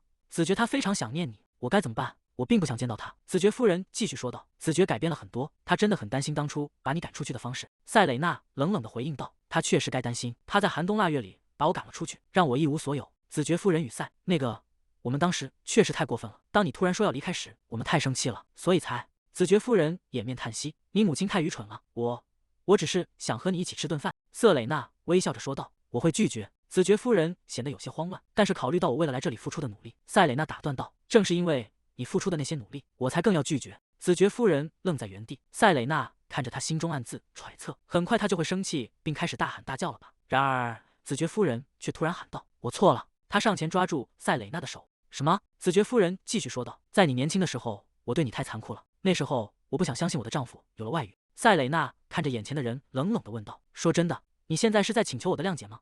子爵夫人急忙回应道：“不，我不是在请求你的谅解。”瑟蕾娜甩开他的手，说道：“夫人，那时候的我只有7岁，但我已经很清楚，自己就是他们发泄挫败感的目标。然而，一个孩子，一个什么都没有做错的孩子，突然，旁边传来一声清脆的断裂声。赛蕾娜停下动作，转头看向声音传来的方向，躲在窗后的扎耶德僵住了。糟糕！他捂住嘴，蜷缩在角落里。我太得意忘形了。他小心翼翼地探出头，我不是故意要偷听的，应该没被发现吧？赛蕾娜盯着那个角落，他是什么时候在那里的？陛下为什么会从那里出来？他迅速收回视线，强迫自己冷静下来。现在只能假装没看见了，对吧？子爵夫人依然不依不饶地哀求着：“就这一次，如果你肯来这一次，我保证以后再也不来烦你了。”赛蕾娜看着眼前这个纠缠不清的女人，如果我现在拒绝，她恐怕会一直赖在这里不走。瑟蕾娜叹了口气说道：“好吧，但时间由我来定。”子爵夫人露出欣喜的神色：“当然没问题，毕竟我不能在你于皇宫工作期间随时叫你出去。”赛蕾娜思索着说道：“这周末我刚好有事要处理，那就定在周六晚上吧。”子爵夫人笑着回应道：“好，到时候见。”随着子爵夫人离开的脚步声远去，庭院重新恢复了宁静。阿扎耶德警惕地观察着四周，他们走了吗？他松了一口气，刚才那一瞬间还以为被发现了。他靠在椅背上，陷入了沉思。关于塞蕾娜、文森特的那些报告，一直都说他对我病情的治疗毫无兴趣。然而刚才看到的他，却展现出了完全不同的一面。塞蕾娜是个彻头彻尾的工作狂，即便发现他每天都会收到文森特家族的来信，结果也正如所料，那些曾经冷落他，甚至连成年礼舞会都不让他参加的人，现在却在哀求见他一面，真是荒谬。为了那场晚宴，他特意准备了最高品质的礼服和珠宝，但当事人塞蕾娜却完全没有察觉，他的脑子里永远只有治疗、药物和工作。阿扎耶德闭上眼，叹了口气，脑海中浮现出瑟蕾娜端着药走近的幻象。嘿，我把药带来了。突然，一个真实的声音在近处响起：“陛下有什么烦恼的事吗？”阿扎耶德猛地坐起身，惊愕地看向来人。塞蕾娜正站在长椅旁，微笑着俯视着他。阿扎耶德僵在原地，一言不发。我终于找到你了，这里确实是个休息的好地方。他被吓到时愣住的样子，简直像只受惊的小猫，真可爱。我倒没发现陛下竟然还有偷听别人说话的爱好。阿扎耶德支支吾吾地回应道：“那是因为，我并不是在偷听，哥，是我先到这里的哥。”塞蕾娜看着他受惊的样子，笑着调侃道：“哎呀，您被吓得不轻的不是吗？我们的皇帝陛下可不该这么容易被吓到。”阿扎耶德捂着嘴一言不发。过了一会儿，他低声问道：“你是怎么知道我在这里的？”瑟蕾娜故作神秘地回应道：“让我想想。”他看向长椅一侧，也许是因为您弄断扶手的时候。阿扎耶德看着断裂的木头，辩解道：“我不是故意的。”塞蕾娜看着他，心中暗自感慨：就在刚才，我还觉得自己快要气炸了，但看到皇帝陛下之后，心情竟然奇迹般的平静了下来。他拥有操控足以焚毁一切的火焰的能力，如果是以前，我恐怕连跟他说话都会感到害怕。塞蕾娜露出温柔的微笑，但随着时间流逝，有时候我反而能从陛下这里得到慰藉。阿扎耶德看着他问道：“你笑什么？”塞蕾娜收起笑容，回应道：“没什么。”阿扎耶德一脸狐疑：“是吗？”塞蕾娜转过身，语气恢复了平静。总之，您刚才应该也听到了，我会申请周六外出。阿扎耶德看着塞蕾娜说道：“没那个必要，我会确保你不需要去文森特领地，他们也不会再有机会踏入皇宫。如果你愿意的话。”瑟蕾娜惊讶地喊道：“陛下，谢谢您的关心，但我申请外出只是为了去文森特领地吗？我是要去我常去的那家药店买药草。”阿扎耶德愣在原地。塞蕾娜轻声说道：“那只是个方便外出的借口罢了，我真的没关系，不是吗？就在刚才，你看起来还像是快要哭出来的样子，但看到你恢复的这么快，简直就像是让我想起了那个人。”阿扎耶德伸出手将塞蕾娜拉近。塞蕾娜低声说道：“陛下。”阿扎耶德猛地转过身，我不由自主地想到了那个家伙。阿扎耶德慌乱地说道：“那个，你慢慢散步吧，没必要事事都盯着我。”阿扎耶德快步走向门口，瑟蕾娜追上前喊道：“陛下！”瑟蕾娜伸手抓住了他的手腕：“请等一下。”阿扎耶德满脸通红地喊道：“什么？为什么？干什么？”瑟蕾娜笑着看向阿扎耶德说道：“其实这样也不错，我抓住您了，陛下，我们去散步吧。我明明躲起来了，只有我这么觉得吗？这难道不是既视感吗？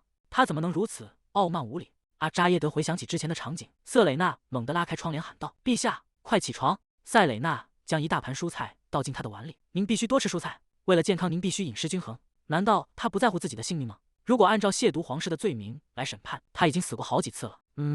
好重，算了，既然是我就放过他吧。我想是因为他付出的努力吧。说实话，让我烦恼的是移动本身，并不是我不喜欢散步。温暖的阳光和凉爽的微风，我什么都不必去想。微风吹过，赛蕾娜的长发随风摆动，随风飘动的东西就像粉黛乱紫草一样，脑海中的思绪却无法停歇。她在宴会上披散头发的样子也很美，虽然平时总是扎起来，无论是现在还是过去，她依然如此美丽。赛蕾娜转过身喊道：“陛下，您已经没法自己走路了吗？陛下必须为了锻炼而散步呀。”我刚才到底在想些什么乱七八糟的？阿扎耶德清了清嗓子回应道：“是的，这并不难。”瑟蕾娜欢呼着举起双手：“哇，您终于有想动一动的样子了，万岁！”阿扎耶德看着他回应道：“你是不是表现得太夸张了？”瑟蕾娜笑着说道：“啊，表现得太明显了吗？我是因为相信陛下的身体会变得更健康，才这么开心的。即使在我休息的时候，您也要确保不会忘记周末的散步时间，好吗？”阿扎耶德看向别处，低声回应：“我知道了。”周六的早晨，赛蕾娜独自走在热闹的街道上。为了买药，我先去了那家草药店。赛蕾娜提着行李和礼盒，站在一家挂着红色遮阳棚的店铺前，店名就叫草药店，和以前一样，真是个奇怪的招牌。赛蕾娜推开店门，门上的铃铛发出清脆的响声。店员招呼道：“欢迎光临。”柜台后的少年抬起头，惊讶地喊道：“啊，瑟蕾娜姐姐！”瑟蕾娜笑着看向莱文，说道：“好久不见，莱文，过得好吗？”莱文是这家草药店老板夫妇唯一的儿子，虽然店名起得很随意，但他们给儿子取了个好名字。瑟蕾娜将手中的礼盒递过去，说道：“哇，你长高了好多，给这是礼物，是在附近买的蛋糕。”莱文跑上前接过礼盒，喊道：“哇，谢谢姐姐，看起来很好吃。”赛蕾娜环顾四周，问道：“只有你一个人吗？肯佐先生和埃尔达夫人在哪？”莱文回应道：“我父亲去采药了，母亲去给戈登家送货了。”草药店的老板肯佐先生和埃尔达夫人是从小培养我对医学兴趣的人。赛蕾娜回想起年幼时的场景，肯佐和埃尔达围着年幼的他夸赞道：“你真的很聪明，简直是个天才。甚至当我离开家无处可去的时候，也是多亏了他们的照顾，我才能够独立生活。他们就像我的救命恩人和父母一样，所以即使进入皇宫后，我仍会不时来拜访他们。”瑟蕾娜收回思绪，将一张清单递给莱文，说道：“那么莱文，能帮我找找清单上的这些成分吗？”莱文接过清单，回应道：“没问题，请稍等一下。”莱文转身跑向货架，赛蕾娜看着他的背影，感叹道：“他什么时候长这么大了？”赛蕾娜环顾着四周，还有什么是我需要的吗？每到母亲的忌日，陛下总是会变得异常敏感，健康状况也会随之恶化。他不吃不喝，也无法入眠。赛蕾娜握紧拳头，这次我一定要做好万全的准备。药店的大门被推开，铃铛发出声响。杰克走进店内，问道：“这是什么？店主去哪了？”赛蕾娜看着眼前的陌生人，杰克径直走向柜台，随手拉过一把椅子坐下。他沉默地靠在椅背上，不再理会旁人。赛蕾娜看着这个奇怪的男人，气氛陷入了尴尬的沉默。莱文抱着一叠沉重的木箱跑了出来。“姐姐。”赛蕾娜转过身回应道：“啊，你在这儿？”莱文吃力地搬着木箱问道：“这些可以吗？”赛蕾娜看着摇摇欲坠的木箱，惊呼道：“天啊！”赛蕾娜赶紧上前帮忙稳住木箱。“对不起，莱文，我只是想让你核对一下库存，因为我打算订购。”莱文笑着回应道：“啊，难怪，我觉得数量有点多。没关系的，这些需要送到皇宫去吗？”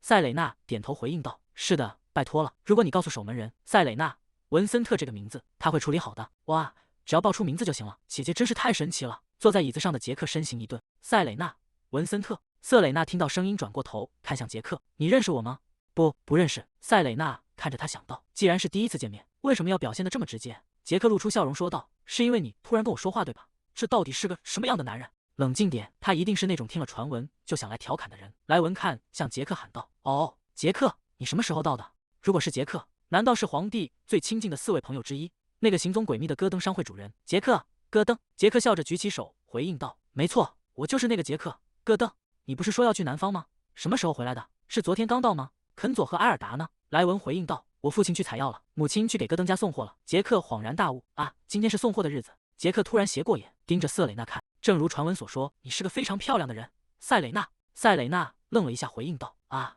是的，这家伙绝对是在调侃我。”赛蕾娜看向莱文说道：“莱文，我还有地方要去，可以先付钱吗？”莱文点头应道：“好的。”“需要向皇宫申请支付吗？”赛蕾娜蹲在货架旁说道：“不用，我先付一半，然后离开，最好避免进一步的纠缠。”赛蕾娜走向门口说道：“那么替我向你的父母问好。”莱文挥手回应道：“好的，再见。”杰克看着赛蕾娜离开的背影，脸上露出了意味深长的微笑。今天还有另一个目的地。赛蕾娜坐在一间华丽会客室的沙发上，虽然我已经通知过他们了，难道我来得太突然了吗？诺克顿坐在沙发上，没想到这么快又见面了。“文森特小姐，感谢您的联络。”赛蕾娜摆了摆手说道：“不，应该是我感谢你，这么快就接受了我的突然请求。其实读完您推荐的那本书后，我有一些疑问。”诺克顿露出微笑问道：“哦，你对哪部分感到好奇？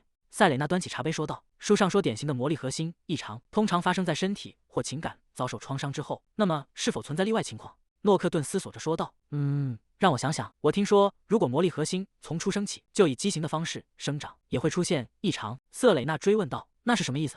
诺克顿解释道：“你应该知道，魔力核心就像是储存魔力的容器，对吧？”塞蕾娜回答道：“是的。”我知道，诺克顿继续说道：“通常情况下，人体内的魔力总量在出生时就已经确定了。魔力核心会随着时间推移而成长，以匹配体内的魔力总量。但在畸形的情况下，核心无法正常生长来容纳身体的魔力，它可能一直保持过小的状态，或者完全失去功能。”塞蕾娜思索着说道：“我明白了，所以这就像是一条穿不下的旧裤子，因为身体长得太快，裤子已经不合身了。如果魔力核心天生有缺陷，核心的印记难道不应该很模糊吗？然而，皇帝的印记却异常清晰，而且他的核心强韧到了荒谬的程度。当我试图通过向他的核心注入魔力来诊断时，他竟然完全吸收了我所有的魔力。在那之后，他的状况确实好转了一段时间。”塞蕾娜喝了一口茶。无论如何，找到这个独立变量是一个巨大的突破，但我仍需确认这种诊断方法在未来是否可行。塞蕾娜放下茶杯，看向对面哈里森伯爵。诺克顿回应道：“是的，小姐。”塞蕾娜问道：“你知道有什么关于向魔力核心注入魔力的论文或研究吗？”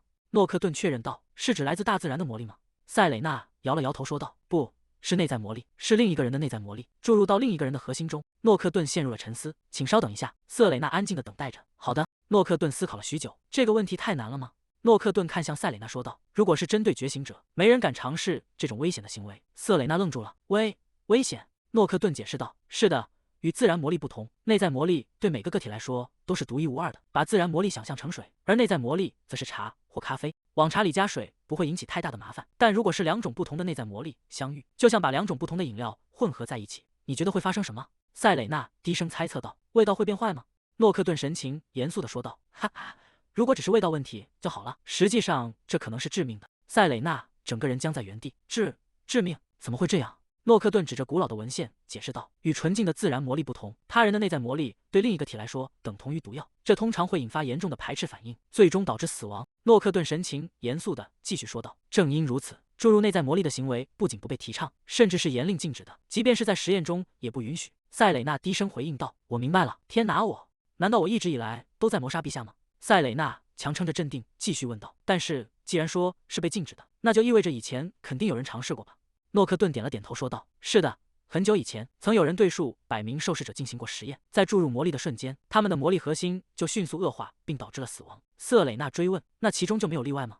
诺克顿肯定地回答道：“没有，一个都没有。”塞蕾娜沉默了。从某种角度来说，这确实让人松了一口气。但为什么陛下在接受了多次注入后依然还活着？塞蕾娜回想起第二世的经历，当时我被卷入了陛下的魔力暴走，或许与那次事件有关。在那之后，我获得了操控魔力的能力。无论如何，现在的研究总算有了方向。塞蕾娜看向诺克顿说道：“伯爵，您能推荐一些关于魔力核心暴走的论文或书籍吗？”诺克顿有些意外，随后回应道：“当然可以。如果你要照顾觉醒者病人，确实需要储备大量的魔法学知识。”瑟蕾娜尴尬地笑着：“哈哈哈，没错，就当做什么都不知道，配合下去吧。”诺克顿起身说道：“我会通过秘书把你要的资料送过去。”他看向窗外，天色已经暗了下来。“哦，既然已经这个时间了。”诺克顿向瑟蕾娜发出邀请：“如果你还没吃饭的话，愿意和我共进晚餐吗？”塞蕾娜愣了一下：“啊！”他站起身，有些局促地回应道：“那个，非常感谢您的邀请，但我已经有晚餐计划了。”诺克顿遗憾地说道：“啊，我明白了，那只能下次再约了。”塞蕾娜向诺克顿道别：“今天真是太感谢您了，伯爵，我很快会再来拜访的。”诺克顿回应道：“随时欢迎你过来。”夕阳染红了整座城市，塞蕾娜走在街道上，心中却泛起一丝异样，总觉得哪里不太对劲。他是格林伍德公国的私生子，却也是陛下最亲信的助手之一，甚至被授予了金色伊斯林戒指。但奇怪的是，他的办公室竟然设在格林伍德公国的商业区内。说起来，诺克顿的金色戒指等级比罗威尔伯爵或卡特爵士的红色戒指要低2阶。金色戒指赋予了持有者在帝国境外代表陛下的权利以及自由出入境的资格，但红色戒指除了这些，还拥有在紧急情况下指挥帝国精锐骑士团的权限。金色戒指唯独缺少了指挥军队的权利。塞蕾娜继续思索着：“好吧，他毕竟不是骑士，确实不需要红色戒指。但考虑到传闻中皇帝在他每次离开帝国时都会进行的严密监视，这其中一定有什么隐情。”塞蕾娜在心中告诫自己，与其日后后悔，不如现在保持谨慎。诺克顿站在窗边，看着塞蕾娜离去的背影，陷入了沉默。瑟蕾娜穿过街道，朝着今天的最终目的地走去——文森特家族的宅邸。瑟蕾娜站在宏伟的庄园门前，看着熟悉的建筑，心中感慨万千。自从那天之后，这还是我第一次回来，真没想到我会自愿回到这里。管家带着女仆们迎了出来，满脸堆笑的喊道：“欢迎回来，塞蕾娜小姐。我们今天一直都在热切期盼着您的到来。哎呀，自从上次见面后，您变得更加美丽动人了。管家侧过身子，做出请的手势，请往这边走。塞蕾娜看着管家那副虚伪的笑脸，心中感到一阵恶寒。这副嘴脸到底是怎么回事？曾经的他们只会无视和虐待我，现在竟然改口叫我塞蕾娜小姐，至少表现的前后一致点吧。管家走在前方引导着，餐厅还在准备中，我先带您去贵宾室休息。瑟蕾娜跟着管家走进房间，推开沉重的大门，眼前的景象让她停下了脚步。房间内装饰得富丽堂皇，昂贵的家具、精致的壁纸，还有鲜花与名画点缀其间，这里的一切都没有改变。既然有这么多钱挥霍，当初就该把我的天花板修好。那时候每逢下雨，我的房间都会漏水。管家站在一旁，恭敬地问道：“您需要什么吗？”塞蕾娜走向书架，回应道：“不用了，我只想看会儿书。”管家微微躬身：“明白了，我会尽快为您准备茶水。”塞蕾娜从书架上抽出一本书，原本以为回到这里会感到痛苦和压抑，但或许是因为经历了2次回归，这里已经无法再动摇我的心了。门外传来急促的脚步声和争执声，女仆焦急地喊道：“小姐，请等一下！如果您这样做，夫人会……”莉迪亚粗暴地打断道：“让开！”大门被猛地撞开，莉迪亚闯入房间，脸上带着嘲讽的笑意说道：“哎呀，看看这是谁？这不是来自皇宫的贵客吗？竟然大驾光临了！”塞蕾娜看着眼前的女人，平静地叫出了对方的名字：“莉迪亚。”莉迪亚坐在沙发上：“你还是那么喜欢说啊？大概就是因为这样，你才一直当个赚不到钱的医生。”塞蕾娜正拿着书阅读。“什么？赚不到钱？你很喜欢钱吧？所以你才花钱进学院对吧？”莉迪亚惊讶地喊道。“是什么？”塞蕾娜端起茶杯喝了一口。“哦，对了，你不是被退学了吗？”莉迪亚猛地站起身反驳道：“把话说清楚，我是退学了。”塞蕾娜看着手中的书说道：“我明白了，可惜你白花了那些钱。如果你没退学，也许我们会在皇宫里见面，真是遗憾。”莉迪亚咬牙说道：“自从你进了皇宫，就变得这么自以为是了。”塞蕾娜合上书本问道：“好吧，你去过克罗顿国家图书馆吗？”“哦，既然你已经退学了，恐怕现在连进都进不去了吧？”莉迪亚气得浑身发抖。“哼，你还是觉得不如我吗？你太歪曲我的话了。”塞蕾娜直视着莉迪亚说道。“莉迪亚，自卑感这种东西，只有在面对比自己优秀的人时才会产生。我为什么要对一个靠捐赠雕像才勉强入学，又因为太蠢而被退学的人感到自卑呢？”莉迪亚端着茶杯的手开始颤抖。“你这个卑鄙的小人！”莉迪亚猛地起身，将杯中的热茶泼向塞蕾娜。瑟蕾娜迅速举起手中的书本挡在身前，茶水撞击在坚硬的书壳上，随即反弹回去，全部泼在了莉迪亚的脸上。莉迪亚发出痛苦的叫声：“这是什么？好烫！”塞蕾娜放下书本：“这就是知识的力量。”莉迪亚尖叫道：“你疯了吗？”侍女急忙跑过来问道：“小姐，您没事吧？”瑟蕾内站起身拍了拍衣服说道：“居然对着冷茶抱怨，你应该去换件衣服，慢慢过来吧。”莉迪亚在身后喊道：“你要去哪？我们的谈话还没结束。”塞蕾娜停下脚步：“莉迪亚，我今天来这里可不是为了闲聊，我是因为子爵夫人的恳切请求，才无法拒绝的赶过来的，所以收起你那急躁的脾气，冷静一点。”莉迪亚满脸通红：“你这个该死的啊！”塞蕾娜推开沉重的大门，身后传来莉迪亚歇斯底里的尖叫声。塞蕾娜独自走在宽敞的走廊里，小时候她就总是急着折磨我。说实话，她那种态度简直和文森特勋爵一模一样，甚至变得更糟了。塞蕾娜停下脚步，看向窗外，顺便一提，这个花园看起来还是老样子，现在是园丁在打理了。希望今天能彻底结束我与这个家族之间的恶缘。沉重的大门被缓缓推开，餐厅内灯火通明，长桌上摆满了丰盛的佳肴。文森特一家已经围坐在桌前。塞蕾娜走进餐厅，在众人注视下提起裙摆行礼：“勋爵大人，好久不见。”文森特勋爵坐在主位上回应道：“是啊，你这一路辛苦了，坐到我身边来。”莉迪亚猛地站起身喊道：“父亲！”文森特勋爵沉声呵斥道：“莉迪亚！”塞蕾娜沉默着入座，发现莉迪亚平时坐的位置现在空着。“我明白了，你现在是一心想要讨好皇室，对吧？”塞蕾娜入座后问道：“您找我吗？”文森特勋爵放下餐具，回应道：“没错，我叫了你好几次，你都没过来。无论皇宫里的事务有多忙，这都不合礼数，毕竟是你的父亲在叫你。”塞蕾娜听着这些话，脸上露出一丝嘲讽的笑意：“礼数？呵，我会让你们再也不想联系我的。”他掩嘴笑道：“您知道的，我并没有被好好教养过。勋爵大人，我想您一定能理解吧？”文森特勋爵愣住了：“是什么？”旁边的年轻男人拍桌而起：“哈，就因为你现在有了点出息，就变得这么傲慢了吗？”瑟蕾娜拿起刀叉，语气轻快的回应：“没错，就是这样。多亏了这份傲慢，我今天才能和各位坐在一起吃饭，不是吗？”年轻男人指着他喊道：“你竟敢！”文森特勋爵沉声制止道：“安静。”他盯着瑟蕾娜问道：“在皇宫里的生活怎么样？我听说陛下非常关照你。”塞蕾娜插起一块食物送进嘴里：“并不是那样，陛下总是忙着躲我呢，所以别指望能通过我得到什么好处。他最讨厌的就是散步了。”莉迪亚看向文森特勋爵说道：“您看吧，父亲，我就说那些传闻不可信。”文森特勋爵皱着眉头回应道：“我不认为传闻是凭空产生的。”塞蕾娜切着盘子里的肉说道：“莉迪亚说的对，我只是个普通的宫廷官员，不过我进宫的第一天就成了皇帝的私人医生，甚至还获得了伊斯林这个头衔，这也是事实。文森特勋爵停下手中的餐具，你应该知道，我一直对你很好吧，瑟蕾娜？塞蕾娜愣了一下，反问道：“我这是在说什么胡话？”文森特勋爵继续说道：“如你所知，莉迪亚已经到了适婚年龄，而泰勒正打算扩大他的生意，所以在即将到来的狩猎节上，我相信你会把家族成员，也就是莉迪亚和泰勒引荐给皇帝陛下。”塞蕾娜低着头，发出一声轻蔑的笑声，哈，厚颜无耻也该有个限度。文森特勋爵愣在原位，你说什么？瑟蕾内站起身，我就当没听见那句话，你已经不值得我再浪费时间了。我会吃完这顿饭再走，按照约定，以后别再找我了。他转身走向门口，文森特勋爵在身后怒吼道：“塞蕾娜，文森特，如果你现在离开，一定会后悔的，这是警告。”塞蕾娜停下脚步，侧过头回应道：“好啊，再见。”他头也不回地走出了餐厅。文森特勋爵气得浑身发抖，我！文森特勋爵的咆哮声响彻整个宅邸。塞蕾娜，文森特。紧接着，餐厅内传出餐具被掀翻碎裂的巨响。夜幕降临，塞蕾娜拎着手提箱走在热闹的街道上，她轻快地哼着小调，心情从未如此舒畅啊！真是太痛快了，这种感觉真是太棒了。她路过一家酒馆，心情这么好，要不要先去喝一杯再回去？就在这时，巷子里传来一声清脆的碎裂声。塞蕾娜停下脚步，警觉地看向声音来源，这声音是怎么回事？按理说，我不可能在这里听到子爵府闹出的动静。阴影中传来一声沉重的呻吟，呻吟声，难道有人受伤了？太暗了，得先点个火才行。塞蕾娜正准备寻找照明物，一只宽大的手掌从后方伸出，死死捂住了瑟蕾娜的嘴。一道寒光在黑暗中闪过，锋利的短刀抵住了塞蕾娜的咽喉。杰克低声问道：“你是谁？谁派你来的？”说实话，塞蕾娜在心中默念：“冷静点，冷静点。”他看着那柄利剑说道：“嘿，像一个想要帮你的人拔剑，是不是不太合适？”杰克冷哼道：“帮我？简直是一派胡言。”塞蕾娜回应道：“我是医生，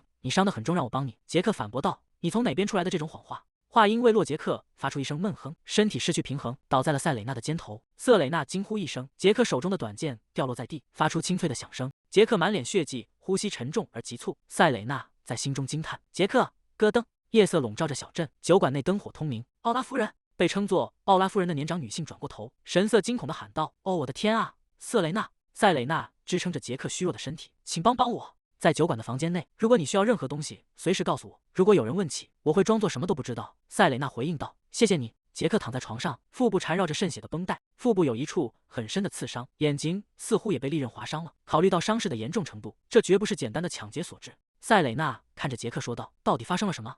我会尽快为你治疗，坚持住。”塞蕾娜拧干盆里的毛巾，一只眼睛已经没救了，但至少你还活着。杰克发出一声痛苦的呻吟：“该死，我得快点！”他拿出一株草药，这是麻痹草，可以迟钝感官。塞蕾娜将草药凑到杰克鼻尖，说道：“深呼吸，吸入这个。”杰克吸入药草后，呼吸逐渐平稳，陷入了沉睡。塞蕾娜松了一口气，接下来要把有助于伤口愈合的草药磨碎混合，敷在眼睛上，并用绷带包扎。塞蕾娜一边研磨药草，一边思索，在那之前，要先解开应急处理时的临时绷带，清洗并消毒伤处，然后缝合伤口。塞蕾娜拿起剪刀，剪开了杰克身上的旧绷带。塞蕾娜完成了所有的缝合与包扎。瑟蕾娜走到桌边坐下，长舒了一口气。今天发生的事情实在太多了，累得简直要命。她拿出怀表看了一眼，该怎么办？已经过了宵禁时间，现在没法回皇宫了。不过毕竟是为了救人才留到这么晚，而且杰克的伤势确实非常严重。瑟蕾娜有些担忧地思索着：宰相会对我大发雷霆吗？他明明叮嘱过要在午夜前回去。比起宰相，我是不是应该向陛下汇报这件事？塞蕾娜坐在椅子上，身体疲惫地晃动着。或许还是先不要说吧。夜色渐渐褪去，清晨的阳光洒向宏伟的皇宫，鸟鸣声在庭院中回荡。阿扎耶德坐在床边看着窗外，他为什么还没回来？已经过了早间检查的时间，难道是因为难得出去一次，就决定多睡一会儿，觉得这是他应得的休息？脑海中浮现出瑟蕾娜夸赞自己的模样，真没想到您起得比医生还早，您真是太了不起了，陛下。阿扎耶德嘴角微微上扬，哼，如果我没把他们吓得摔个跟头，那简直就是奇迹。门外传来了敲门声，陛下，宰相大人求见。阿扎耶德转过头，神情有些疑惑，你说什么？塞蕾娜昨晚没回来。宰相回应道，是的，目前完全联系不上，我们事先也没有收到任何通知。阿扎耶德陷入了沉思，他不是说要去文森特子爵家吗？难道他被子爵监禁了？如果是这样，我要亲自去搜查那个地方。但他随即冷静下来，不，如果真是那样，他们肯定会一边囚禁他一边矢口否认。阿扎耶德看着窗外，心中犹豫不决，我应该继续等他回来吗？万一他再也不回来了呢？他回想起塞蕾娜曾竖起一根手指，自信满满对他承诺的样子。在1年之内，我一定会治好陛下的病。如果我失败了，您可以取走我的首级。他甚至还没开始为我治疗，现在消失就是违约。没错，我只是要把逃跑的医生抓回来，绝对不是因为担心他。阿扎耶德猛地拍向桌面，发出一声巨响，宰相吓得尖叫起来：“请饶了我吧，陛下！”阿扎耶德没有理会，转头喊道：“莱昂纳德！”莱昂纳德走上前回应道：“在，陛下。距离我上次秘密出巡已经很久了吗？”莱昂纳德有些困惑地回答道：“虽然并不算久，但是……”阿扎耶德站起身命令道：“立刻去准备。”莱昂纳德看着阿扎耶德问道：“难道您是在担心瑟蕾娜小姐吗？”阿扎耶德反驳道：“我当然担心，不，我的意思是，我只是去视察民情。”莱昂纳德回应道：“陛下对子民的关怀真是令人钦佩。”莱昂纳德，莱昂纳德立刻应声：“在，别废话了，我马上出发，你去外面等着。”莱昂纳德回应道：“遵命。”一旁的宰相吓得流下眼泪，传闻竟然是真的，陛下真的非常宠爱塞蕾娜小姐。塞蕾娜小姐，求求您一定要平安无事啊！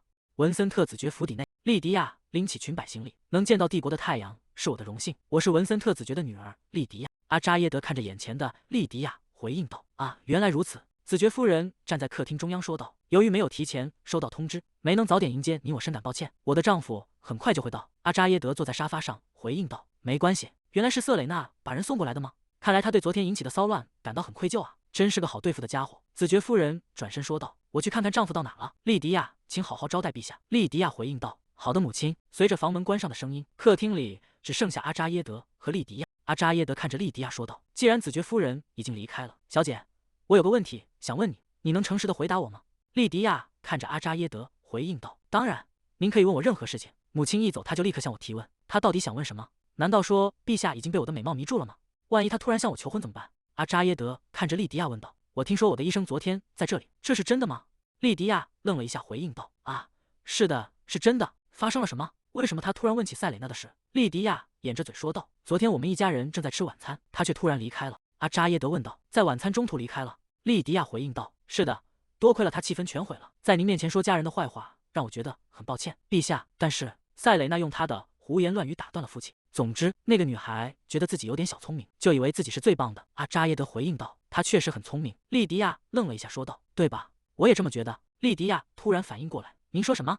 阿扎耶德看向莉迪亚说道：“即便客观来看，她在这么年轻的年纪就能进入皇宫，难道不令人印象深刻吗？”莉迪亚迟疑的回应道：“我想也是。”但莉迪亚抓紧了裙摆说道：“但她完全没有礼貌，性格也糟糕透顶。”阿扎耶德重复道：“性格糟糕。”莉迪亚继续说道：“她从不听长辈的话，而且，没错，她小时候好几次离家出走，还被父亲教训过。不仅如此，她还有偷窃的坏习惯。陛下，您应该检查一下这里有没有丢东西。”阿扎耶德低声说道：“我明白了。”莉迪亚看着阿扎耶德：“陛下一定要明白瑟蕾娜有多邪恶。”莉迪亚接着说道：“有一次她声称自己生病了，整天待在房间里，结果母亲最心爱的那些昂贵花朵全都枯萎了。”阿扎耶德问道：“为什么花园枯萎了会是瑟蕾娜的错？”莉迪亚回应道：“啊，那个，因为她小时候负责照顾花园。”阿扎耶德问道：“那位小姐负责照顾花园，那仆人们都在做什么？”莉迪亚支支吾吾的回应道：“那个，是因为她太喜欢干活了。”阿扎耶德沉默的看着莉迪亚，眼神变得冰冷。他起身说道：“我该告辞了。”莉迪亚惊讶的问道：“什么？这么快就要走吗？”阿扎耶德没有理会。莱昂纳德，准备马车。莱昂纳德躬身回应道：“遵命，陛下。”莉迪亚追上前喊道：“陛下！”阿扎耶德停下脚步说道：“正如小姐所言，讨论这种家庭私事确实不太合适。”莉迪亚慌忙解释道：“我只是想让您多了解一下塞蕾娜，我只是担心您。”阿扎耶德转过身看向莉迪亚说道：“我知道轻率是你的本性，但你最好谨言慎行，否则总有一天你的舌头会为你招来最凄惨的下场。”文森特夫人回到房间：“陛下，马车已经准备好了。”阿扎耶德头也不回的走开：“先别管马车了，我要先离开这里。发生了什么事？莉迪亚，快解释一下。”阿扎耶德头也不回的向外走去。文森特夫人追在后面喊道：“陛下，陛下，请等一下，我的丈夫马上就到家了，请您再多留一会儿。”阿扎耶德快步走下台阶，文森特夫人和莉迪亚紧随其后。莉迪亚心中充满了困惑，为什么会变成这样？塞蕾娜总是被所有人嘲笑和无视，无论是朋友还是仆人，从来没有人把她放在眼里。难道陛下是因为瑟蕾娜才生气的吗？为了那个塞蕾娜，这到底是为什么？文森特伯爵正匆忙赶来，向帝国的太阳致敬。阿扎耶德停下脚步：“我来迟了，非常抱歉，陛下，我来迟了。”阿扎耶德冷冷地回应道：“真是浪费时间，我现在只想立刻离开。”文森特伯爵愣在原地，文森特夫人也慌忙追上前喊道：“陛下，请等一下，莉迪亚还很年轻，不够成熟，请您再多留一会儿吧。”阿扎耶德停下脚步：“哦，对了，我确实有个要求。”文森特伯爵连忙回应道：“当然，陛下，请尽管吩咐，管好你女儿的嘴。”文森特伯爵惊愕地问道：“什么？您这是什么意思？您是指莉迪亚吗？”文森特伯爵转身对着莉迪亚怒斥道：“莉迪亚，你做了什么？你怎么敢在陛下面前如此无礼？”莉迪亚支支吾吾地回应道：“我……阿扎耶德看向莉迪亚说道：“刚才你不是还滔滔不绝吗？怎么现在沉默了？既然你不知道该在何时何地使用你的舌头，那它是不是不存在更好？”莉迪亚惊恐的发不出声音。文森特伯爵急忙按住莉迪亚的肩膀：“非常抱歉，陛下，我的女儿还太年轻，太不成熟了。”他按着莉迪亚跪在地上：“请原谅她，陛下，请原谅我的女儿。”阿扎耶德俯视着跪在面前的一家人：“你们怎么敢如此厚颜无耻的请求原谅？真遗憾，你的想法竟然如此短浅。”文森特伯爵低头喊道：“我道歉。我之所以感到如此沮丧和愤怒，并不是因为我应该得到道歉，而是因为……”阿扎耶德看向远处的花园：“这就是瑟蕾娜曾经劳作过的花园吗？”文森特夫人回应道：“是的，就是那里。”莉迪亚，你到底在陛下面前说了什么？但是现在是园丁在管理那里。阿扎耶德沉默地看着花园，这里一点都不适合他。文森特伯爵愣在原地问道：“您说什么？”阿扎耶德看着远处的花园说道：“从皇宫看过来，这里真是碍眼，而且从这里看过去，这花园挡住了皇宫的视线，感觉更糟了。我希望这个眼中钉能从我眼前消失。”文森特伯爵迟疑地回应道：“但是陛下，皇宫和文森特城堡离得很远。”阿扎耶德打断道：“我会把这个花园挪到别的地方。”阿扎耶德抬起手打了一个响指，刹那间蓝色的火焰凭空燃起，迅速吞噬了整个花园。文森特夫人大喊道：“着火了！快来人拿水来！”仆人们提着水桶匆忙赶来：“快灭火！灭不掉，火根本灭不掉！”文森特伯爵心中充满了恐惧，竟然突然放火烧了花园。阿扎耶德站在火光前说道：“维修费用直接寄给皇宫。”文森特伯爵瘫坐在地，社交界很快就会传开，皇帝对我们非常不满。陛下，莱昂纳德看着眼前混乱的景象，这是怎么回事？我只是去准备马车的功夫，伯爵家的花园怎么就被烧了？仆人们都在做什么？陛下到底发生了什么事？阿扎耶德神情自若地走着。莱昂纳德，你似乎收到了一条通讯。莱昂纳德愣了一下，他怀里的通讯器正发出声响。抱歉，杰克，我现在不方便说话，我先走了，晚点再联系你。通讯器里传出了声音：“请等一下，莱昂内德爵士。”阿扎耶德突然停下脚步，这个声音，塞蕾娜。他快步冲到莱昂奈德面前，一把夺过通讯器，喊道：“瑟蕾娜，你在哪里？”塞蕾娜的声音从通讯器中传来：“陛下，我现在在一家旅馆里。”阿扎耶德追问答：“为什么在旅馆？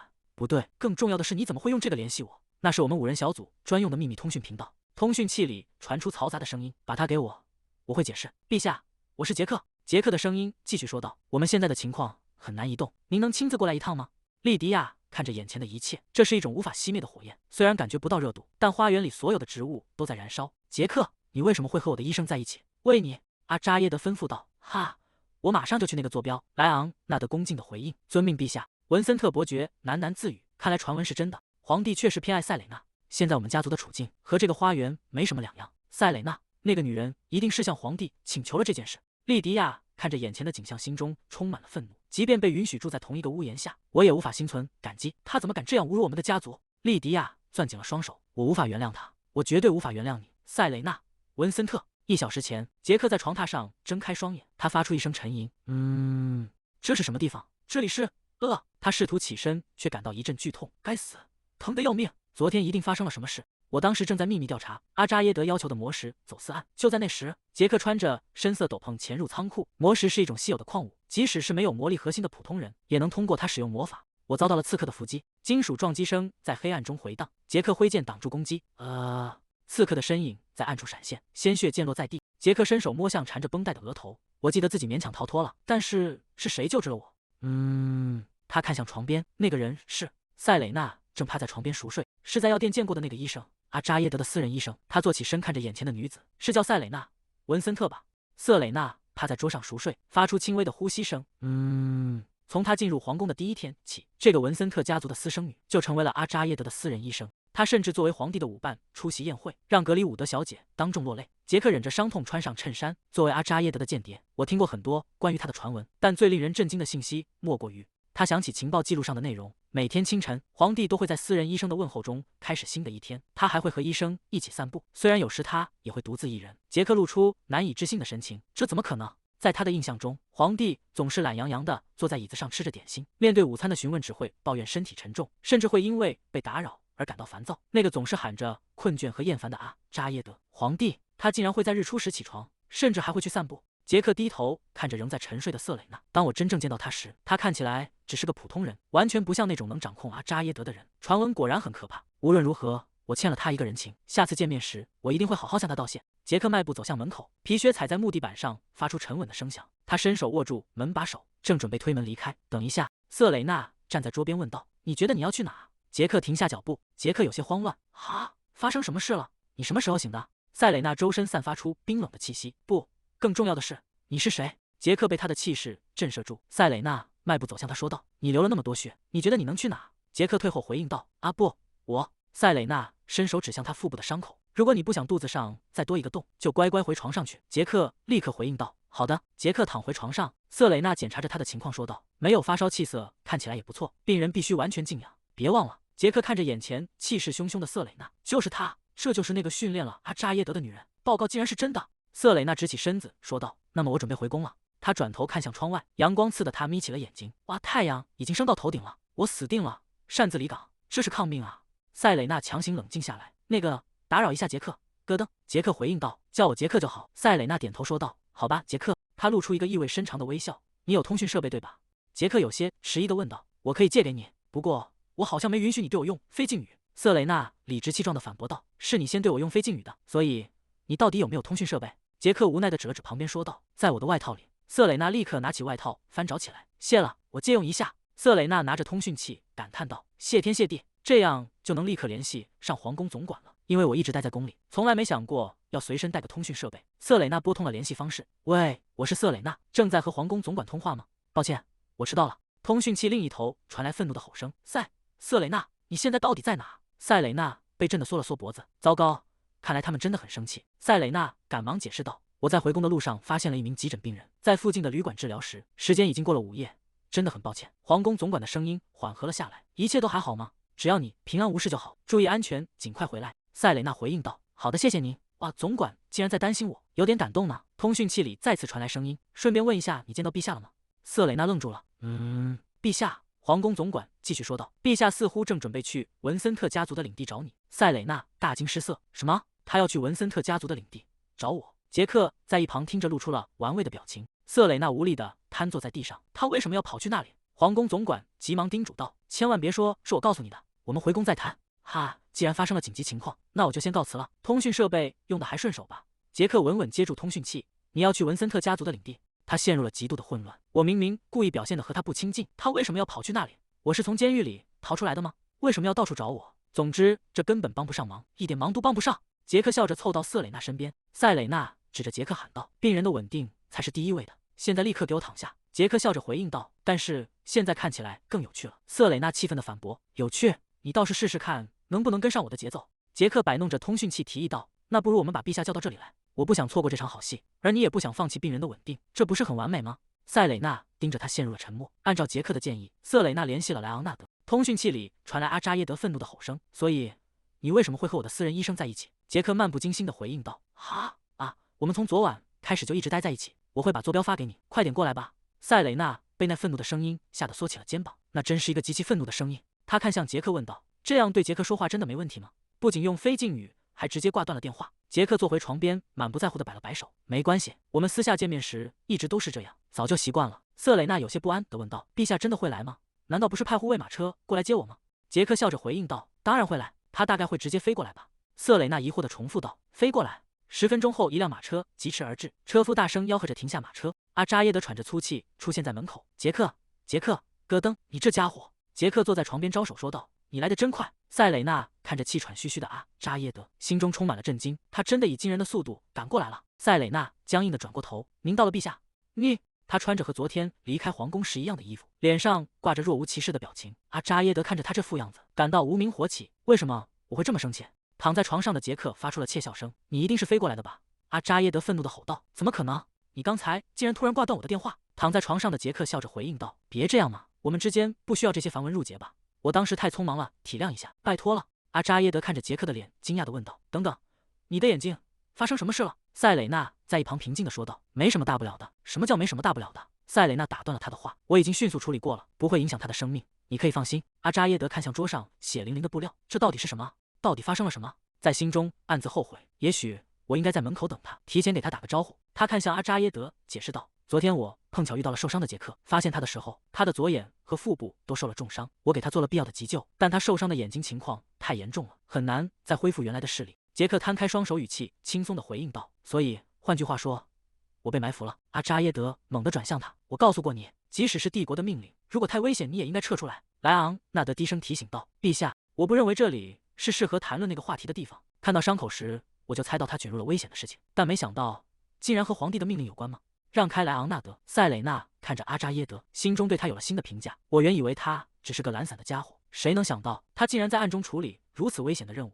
不，更重要的是，他看向阿扎耶德，发现他的状态非常糟糕，呼吸急促，身体不停的颤抖，脸色极其难看。瑟蕾娜感到一阵焦虑，阿扎耶德看起来也不太妙，我得先让他冷静下来。莱昂纳德走上前，塞蕾娜小姐，抱歉，能不能请你先让开一下？塞蕾娜愣了一下，哦，好的。阿扎耶德突然开口说道，没那个必要。杰克，戈登，从现在起你被停职了，就这样，我们回去吧。他一把抓住了瑟蕾娜的手腕，带着她向外走去。杰克惊呼道，什么？阿扎耶德，请等一下，陛下，我们就这样离开吗？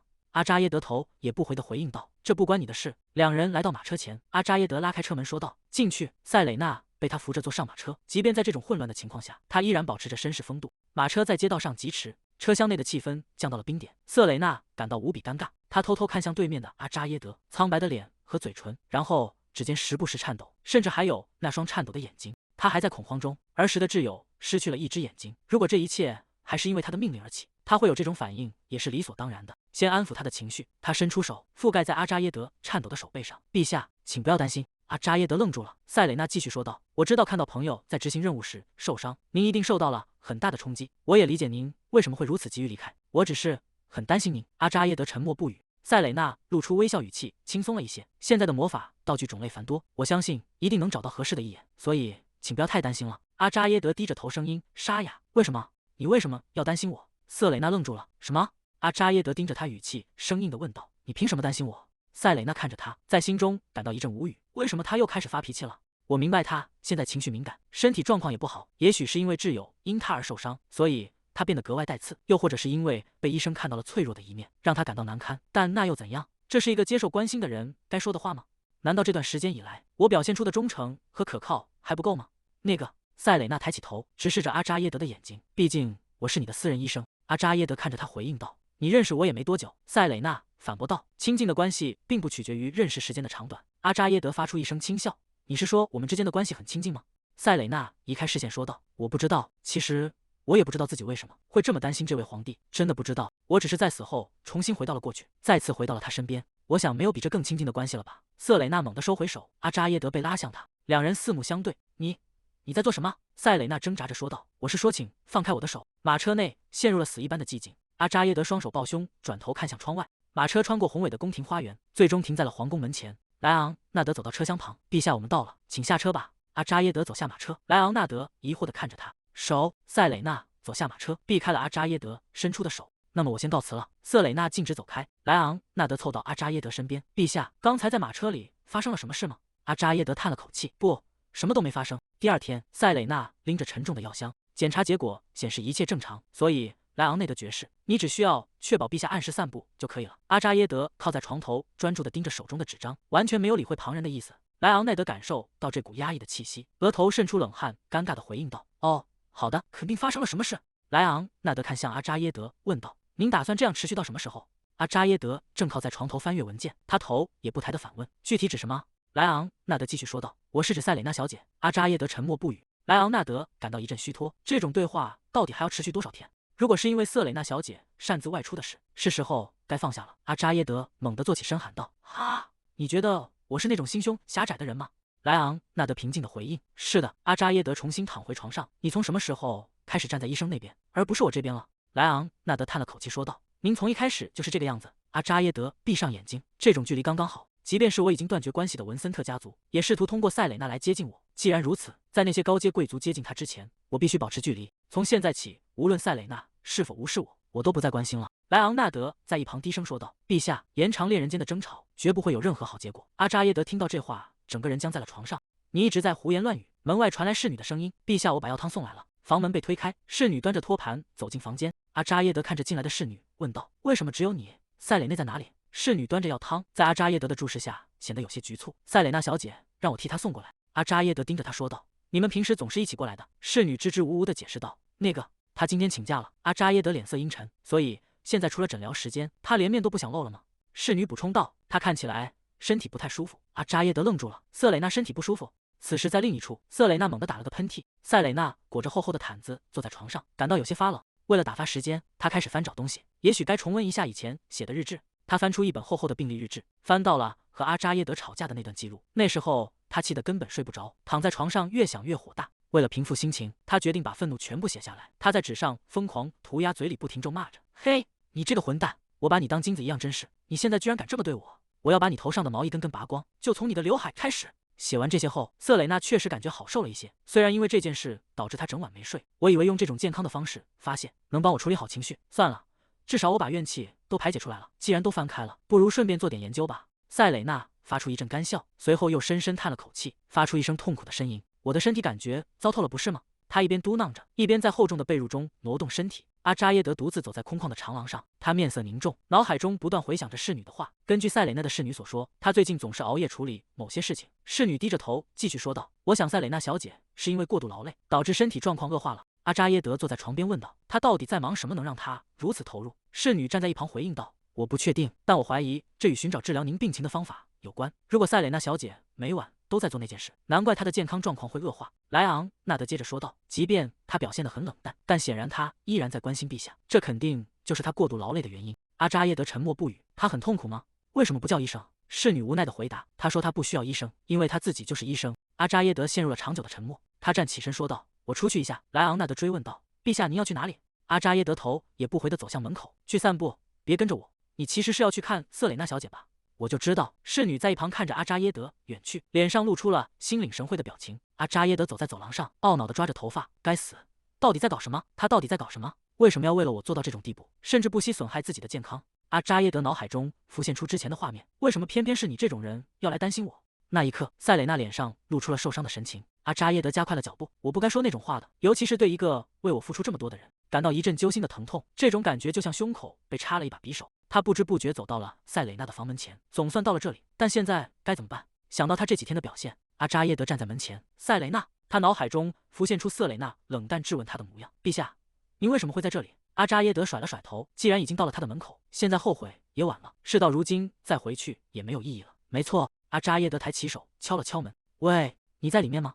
房间内一片寂静，只有床铺翻动时发出的细微声响。阿扎耶德继续说道：“塞蕾娜，我知道你在里面。”塞蕾娜正虚弱地躺在被窝里，呼吸有些沉重。她迷迷糊糊地听到了声音：“是谁？算了，不管是谁都好。我什么时候睡着的？”即便裹着厚厚的毯子，依然感到一阵阵寒意，身体却止不住的出汗。阿扎耶德在门外说道：“如果你不回答，我就当你允许我进去了。”瑟蕾娜意识模糊地撑起身体：“来人，我得叫个人来，现在就！”房门被推开，塞蕾娜摇晃着站起身，却在迈步的瞬间失去了平衡。塞蕾娜，他接住了倒下的瑟蕾娜，将她紧紧扶在怀里。阿扎耶德焦急地呼唤着：“塞蕾娜，塞蕾娜，文森特，喂，快醒醒！”塞蕾娜半睁着眼，视线无法聚焦。从什么时候开始的？你的身体烫得吓人。喂，什么？瑟蕾娜意识模糊地心想：皇帝本人竟然在这里，到底发生了什么？她整个人瘫软在阿扎耶德怀里，彻底失去了意识。阿扎耶德紧紧扶住她，喊道：“塞蕾娜！”阿扎耶德伸手探向塞蕾娜的额头，烧得很厉害，必须马上叫医生。塞蕾娜在昏睡中发出痛苦的呻吟，好痛！阿扎耶德看着她，突然一道光芒从瑟蕾娜身上散发出来，难道是塞蕾娜的魔力核心出了问题？阿扎耶德回想起之前的对话：“你从什么时候开始能操控魔力和魔法的？”瑟蕾娜当时回答道：“我不确定，我并不知道怎么使用魔法，我唯一能做的只是在一定程度上操控魔力。”阿扎耶德从回忆中回过神，不，或许伴随着恶寒的高烧以及发光的魔力核心，这可能是觉醒痛的征兆。每个觉醒者至少都会经历一次，通常觉醒者都会经历这种痛苦，因此觉醒时的记忆会深刻的留在脑海中。如果不记得觉醒的过程，那就意味着要么没有完全觉醒，要么是在觉醒过程中出了问题。如果是魔力核心的问题，医生也无能为力。幸好身边有我这样已经觉醒的人在。瑟蕾娜痛苦地喘息着。阿扎耶德低声说道：“先提醒你一下，这是一种治疗方式。”阿扎耶德伸出手，掌心汇聚起蓝色的魔力。失礼了，可能是刚才的显现导致他体内魔力匮乏。我得尽可能收集周围的魔力，将它们包裹起来，防止消散。魔力在阿扎耶德手中剧烈波动，不断汇聚增强。如果我慢慢注入魔力的话，他俯下身，将手按在瑟蕾娜的腹部，开始引导魔力进入她的体内。塞蕾娜发出痛苦的呻吟。阿扎耶德看着他说道：“坚持住，很快就会好起来的。”该死，我为什么会这么紧张？突然，阿扎耶德察觉到了异样。等一下，连我的魔力也……瑟蕾娜体内的魔力核心开始剧烈震动，产生了一股强大的吸力，将阿扎耶德的魔力源源不断的抽走。阿扎耶德猛地收回手，已经失去了意识，但他的魔力核心仍在产生反应。难道真的是在觉醒吗？塞蕾娜陷入了沉睡，发出均匀的呼吸声。阿扎耶德低声说道：“看来你感觉好多了，烧退了，也没有再喊痛。但是他一直都这么脆弱吗？不知道他平时有没有好好吃饭？”塞蕾娜的手指微微动了一下。塞蕾娜突然伸手抓住了阿扎耶德的头发。塞蕾娜在睡梦中的喃道：“哦，秃头。”阿扎耶德愣在原地。哈！塞蕾娜闭着眼继续说道：“我要让你变成秃头。”阿扎耶德被拽得俯下身去，瑟蕾娜却又发出一声闷哼，陷入沉睡。她猛地站起身，离开了床边。你大概是第一个敢抓皇帝头发的人，为什么这房间这么热？阿扎耶德路过镜子时停下脚步，转头看向镜中的自己。他看着镜子里满脸通红的模样，这是怎么回事？只是靠近了一下，脸就红成这样，简直就像是我。塞蕾娜在床上翻了个身，发出含糊的呻吟：“我不会就这么算了的。”阿扎耶德看着塞蕾娜在睡梦中挥舞着拳头，发出无奈的叹息。他干笑了几声：“这怎么可能？哈哈！”阿扎耶德推开房门走了出去，靠在门板上长舒了一口气。绝对不可能，心跳不可能是因为塞蕾娜才跳得这么快。阳光洒在庄园的建筑上，庭院里的花朵正盛开着。塞蕾娜睁开眼睛，看着天花板。咦，为什么我会躺在床上？我明明记得昨天倒在地板上了，难道是我本能的爬回了床上？这种惊人的归巢本能。瑟蕾娜感受着身体的状态，稍好像退了身体，感觉很轻盈。睡眠果然是最好的良药，也许是因为好久没睡得这么香了。塞蕾娜伸了个懒腰，大声感叹道：“感觉真清爽。”突然，她察觉到手心里似乎攥着什么东西。手里有什么东西吗？几根金色的发丝正静静地躺在她的掌心之中。塞蕾娜看着手中的金发，这是？难道说？破碎的记忆片段在脑海中闪过。瑟蕾娜来到阿扎耶德面前，深深地弯下腰行礼：“非常抱歉，陛下。”阿扎耶德坐在沙发上，双臂交叉在胸前。什么？塞蕾娜低着头，身体不停地颤抖。我当时因为发烧神志不清，一定是对陛下做出了非常无礼的举动，我会深刻反省，绝不会让这种事再次发生。阿扎耶德看着他问道：“女仆没跟你说什么吗？我让你今天好好休息。”瑟蕾娜愣住了。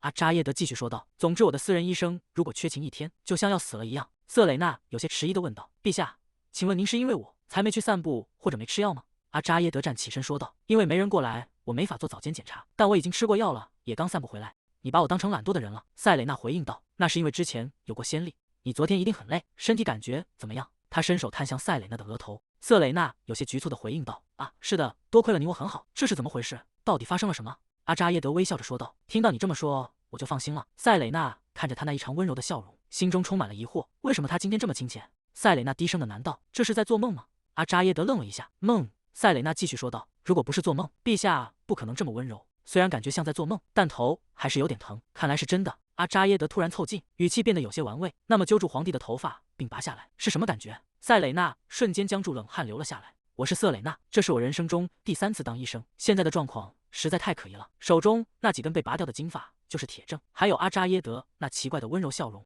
更不用说记忆中那些若有似无的触碰，以及侧腹部残留的异样感。塞蕾娜捂住嘴，神色犹豫：“陛下，我只是想问一下，昨天我们是不是？”“你刚才说什么？”塞蕾娜支支吾吾地回应道：“那个就是。”她犹豫着继续说道：“我昨天除了陛下的头发之外，是不是还抓了别的什么地方？”阿扎耶德愣在原地，他有些慌乱地喊道：“哈，你平时到底在想些什么，才会问出这种问题？你这个厚颜无耻的人！”塞蕾娜捂着侧腹反驳道：“那我现在侧腹的这种痛感是怎么回事？”阿扎耶德立刻回应道：“那是魔力，是魔力核心。”瑟蕾娜疑惑地重复道：“魔力核心？”阿扎耶德解释道：“没错，我只是在帮你缓解魔力爆发的症状。”阿扎耶德看着塞蕾娜的动作喊道：“你在做什么？”塞蕾娜掀起衣角回应道：“我只是想确认一下，哇，是真的，而且现在变得很清晰了。”阿扎耶德捂着脸低声抱怨道：“不，就算你是医生，也不能就这样在一个外人面前。确实，现在的纹路更清楚了，而且魔力波动也比之前更强烈，但我还是无法使用任何魔法。可是为什么魔力核心会突然开启？”塞蕾娜看着自己的手掌：“陛下，所以昨天真的什么都没发生吗？”阿扎耶德立刻大声反驳道：“什么都没发生，我为什么要对病人做出那种不体面的事情？既然如此，我为刚才的误会向您道歉。”阿扎耶德小声嘀咕道：“你道歉的还真快，真是荒谬。但是有一件事我很好奇，先把衣服穿好再说话。是什么事？陛下，你究竟是怎么帮我的？”阿扎耶德支支吾吾地回应道：“那个事情是这样的，当时你的情况非常糟糕，我本想去叫医生，但我注意到你的侧腹在漏光，我认为这可能与魔力核心的问题有关。当有人经历魔力爆发的痛苦时，他们的身体会缺乏魔力，所以我从周围收集了纯净的魔力来补充它。然后你那贪婪的核心甚至试图消耗我的魔力。”瑟蕾娜惊讶地喊道：“什么？所以你把你的魔力注入了我的核心？”阿扎耶德肯定地回答道：“没错，你的核心偷走了我的魔力。”他陷入了沉思，这很奇怪。曾经有一个实验，在注入魔力后，魔力核心发生了变异，并导致了死亡。诺克顿曾说过这些话。瑟蕾娜按住胸口，为什么我还平安无事？所以你的意思是，要么是我的魔力核心异常，要么是我的魔力核心出了什么问题？具体的理由目前还不清楚，陛下。”阿扎耶德回应道：“瑟蕾娜神情严肃地说道：“向他人注入魔力是非常危险的行为，所以除了我以外，请不要对任何人这样做。”阿扎耶德惊讶地喊道：“什么危险？”赛蕾娜继续说道：“是的，虽然我不确定原因，但似乎我们的魔力可以毫无问题的融合。我也是最近才了解到这件事。正因如此，我最近都没有怎么检查自己的魔力水平。”阿扎耶德露出一丝苦笑：“我还以为你是因为不想碰我，才不帮我检查的。”赛蕾娜立刻反驳道：“我怎么可能会做那种事？”阿扎耶德愣了一下，瑟蕾娜神情严肃地说道：“我绝不会因为个人感情而疏忽职守，这是职业操守。”阿扎耶德看着他，原来你早有预料。瑟蕾娜微笑着问道：“既然如此，要再试一次吗？”阿扎耶德立刻制止道：“不，别脱衣服。”瑟蕾娜疑惑地问道：“哎，为什么？你昨天也是这么做的，而且这又不是第一次了。”阿扎耶德移开视线说道：“不，我什么都没看到，我是隔着衣服做的。”赛蕾娜妥协道：“好吧，既然如此，能不能请你隔着衣服再试一次？”瑟蕾娜抓住阿扎耶德的手，阿扎耶德挣扎着说道：“快放手！”赛蕾娜坚持道：“就这一次，我也有需要确认的事情。我到底在做什么？”阿扎耶德揽住赛蕾娜的腰，将她带向自己，耀眼的蓝色光芒瞬间迸发，巨大的魔法阵在两人脚下展开，魔力如潮水般涌动，将两人的身影笼罩其中。光芒逐渐平息，华丽的吊灯在头顶静静悬挂，室内恢复了往日的宁静。怎么样，有什么感觉吗？赛蕾娜沉吟道：“很暖和，感觉很舒服。”阿扎耶德回应道：“因为我使用的是火属性魔力，所以肯定会有这种感觉。”赛蕾娜陷入沉思，也许吧，可能我的魔力核心已经畸形了，所以才没有产生排斥反应。畸形？我的魔力核心还是第一次产生这种反应，现在已经没有反应了，只剩下麻木感了。如果能和其他人的魔力核心对比一下，就能更确定了。阿扎耶德打断道：“够了！”他伸手按住瑟蕾娜的头：“你昨天还不是这个样子，现在又开始考虑工作了。”他推着瑟蕾娜走向门口，立刻回房间休息。赛蕾娜反驳道：“哈，我完全没问题。”话音未落，他猛地打了个喷嚏。“你最好现在就去休息。”赛蕾娜揉着鼻子回应道。“好。”阿扎耶德将赛蕾娜送回了房间，安置在床铺上。现在我终于可以放心一点了。瑟蕾娜躺在被子里看着他，结果他还是把我带回了房间。阿扎耶德看着他叮嘱道：“今天你绝对不能下床。”瑟蕾娜猛地坐起身喊道：“你的意思是连洗手间都不能去吗？”阿扎耶德有些恼火的继续说道：“你真的不知道什么叫尴尬吗？”“哼，随便你怎么说。”他俯下身帮赛蕾娜盖好被子，“反正你也不是那种会在意我看法的人。如果你再次倒下，我该怎么办？我很担心，所以一定要叫人来陪着你，行动也要小心。”赛蕾娜缩在被子里看着他，虽然嘴上这么说，但他的动作真的很温柔，真是奇怪。他沉默了一会儿，轻声说道：“谢谢你，陛下。关于我体内魔力的风险，就像我之前提到的，我是上次外出时从诺克顿那里听说的。你能保守这个秘密吗？对我来说虽然不是问题，但如果这件事被公众知道，恐怕会引起危险。”阿扎耶德立刻回应道：“我明白了。”瑟蕾娜有些意外地看向他：“你竟然这么快就答应了？”阿扎耶德理所当然地说道：“诊断和研究都是你的领域，我再多问又有什么意义呢？”阿扎耶德点了点头：“总之我们明天还要一起出门，今天你就好好休息吧。”瑟蕾娜疑惑地问道：“出门？去哪里？”阿扎耶德露出一丝神秘的微笑：“等到了那里，你自然会知道。”第二天，阳光洒在繁华的街道上，马车穿梭在错落有致的建筑间。他们来到了一处堆满货物与书籍的室内，这里到处是整齐排列的货架和各种容器。这里，杰克热情地迎了上来：“欢迎光临，欢迎来到戈登贸易公司。我来拿我之前要的东西。”赛蕾娜跟在阿扎耶德身后，心中满是疑惑：为什么他要带我一起来？杰克拍了拍身边的椅子说道：“你来的正是时候，快坐下放松点，我们聊聊吧。”赛蕾娜，你可以坐到我身。还没等杰克说完，阿扎耶德直接坐到了那个位置上。杰克愣在原地，满脸困惑地看着阿扎耶德。阿扎耶德理所当然地回应道：“怎么了？是你让我坐下的。”赛蕾娜看着眼前的场景说道：“没关系，我坐这里就好。”杰克有些尴尬地回答：“好吧。”他们是担心失去朋友吗？其实他们也有出人意料的幼稚一面。阿扎耶德开口说道：“立刻检查一下那个东西吧。”杰克回应道：“好的，请稍等在这里。”他拿出一个精致的小盒子递了过去。瑟蕾娜拿着吧。这是怎么回事？杰克笑着说道：“这就像是充满了他心意的精细礼物。”阿扎耶德甩开他的手：“别说废话。”阿扎耶德拿着盒子看向赛蕾娜：“给你，这是你的。”赛蕾娜看着那个盒子问道：“这真的是给我的吗？”这竟然是阿扎耶德亲手送出的礼物。阿扎耶德在一旁说道：“你可以打开它。”赛蕾娜看着盒子，心里好奇里面装的是什么。随着盒子开启，一条精致的项链映入眼帘。这是一个吊坠。杰克兴奋地介绍道：“这是独一无二的定制通讯石，只有在戈登的店里才能找到这种定制品。它拥有专属代码，可以直接联系到阿扎耶德，而且使用的是独立通讯网络，不会受到任何干扰。”赛蕾娜听着他的介绍回应道：“哦，听起来很神奇。”阿扎耶德清了清嗓子说道：“这原本是专门为我们两个设计的，因为如果再发生类似的事情，处理起来会很麻烦。这并不是因为我特别关照你。”杰克在一旁调侃道：“哦，不是关照吗？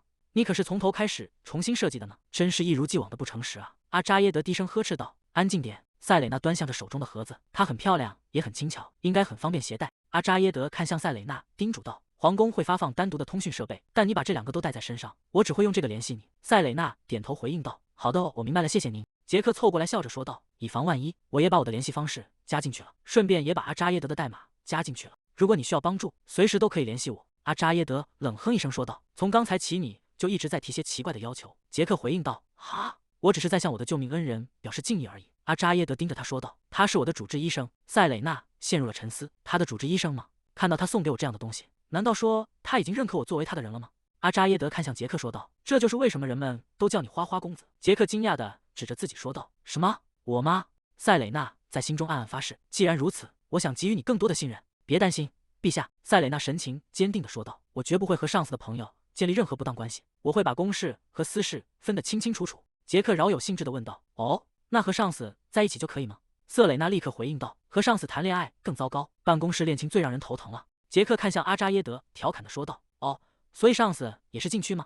我明白了。”阿扎耶德沉默不语，脸色显得有些阴沉。过了一会儿，阿扎耶德开口说道：“我们该走了。”塞蕾娜回应道：“啊，好的。”两人走出建筑，来到了阳光明媚的街道上。塞蕾娜，杰克在身后挥手喊道：“谢谢您那时候救了我，下次见面的时候，请放轻松和我说话吧。我们约好了要用非正式语交流哦。”塞蕾娜停下脚步：“好的，谢谢您。”阿扎耶德走在前面，以防万一，我提醒你一下，那家伙对谁都很亲切，所以你最好保持警惕，不要产生无谓的误会。还有，那个通讯石只是为了工作才给你的。塞蕾娜回应道：“是的，我明白了，我会小心并谨慎使用的。”马车在街道上平稳行驶，塞蕾娜与阿扎耶德相对而坐，车厢内陷入了短暂的沉默。很高兴看到杰克的伤口愈合得这么快，所以他收回视线，看向坐在对面的阿扎耶德。陛下到底卷入了什么样的秘密事件中？无论那是什么秘密，肯定伴随着受重伤的高风险。接下来的狩猎活动是不是也会发生意外？在克罗坦举行的狩猎活动，那是皇帝为了牵制贵族，每年都会亲自前往某个领地视察的年度盛事。在我的前世，那场狩猎活动中确实发生了一起事故，但由于当时我只是皇宫里的一名低级成员，根本无法得知具体的细节。今年负责主办狩猎活动的家族是格里伍德公爵，我不想让陛下独自前往那样危险的地方。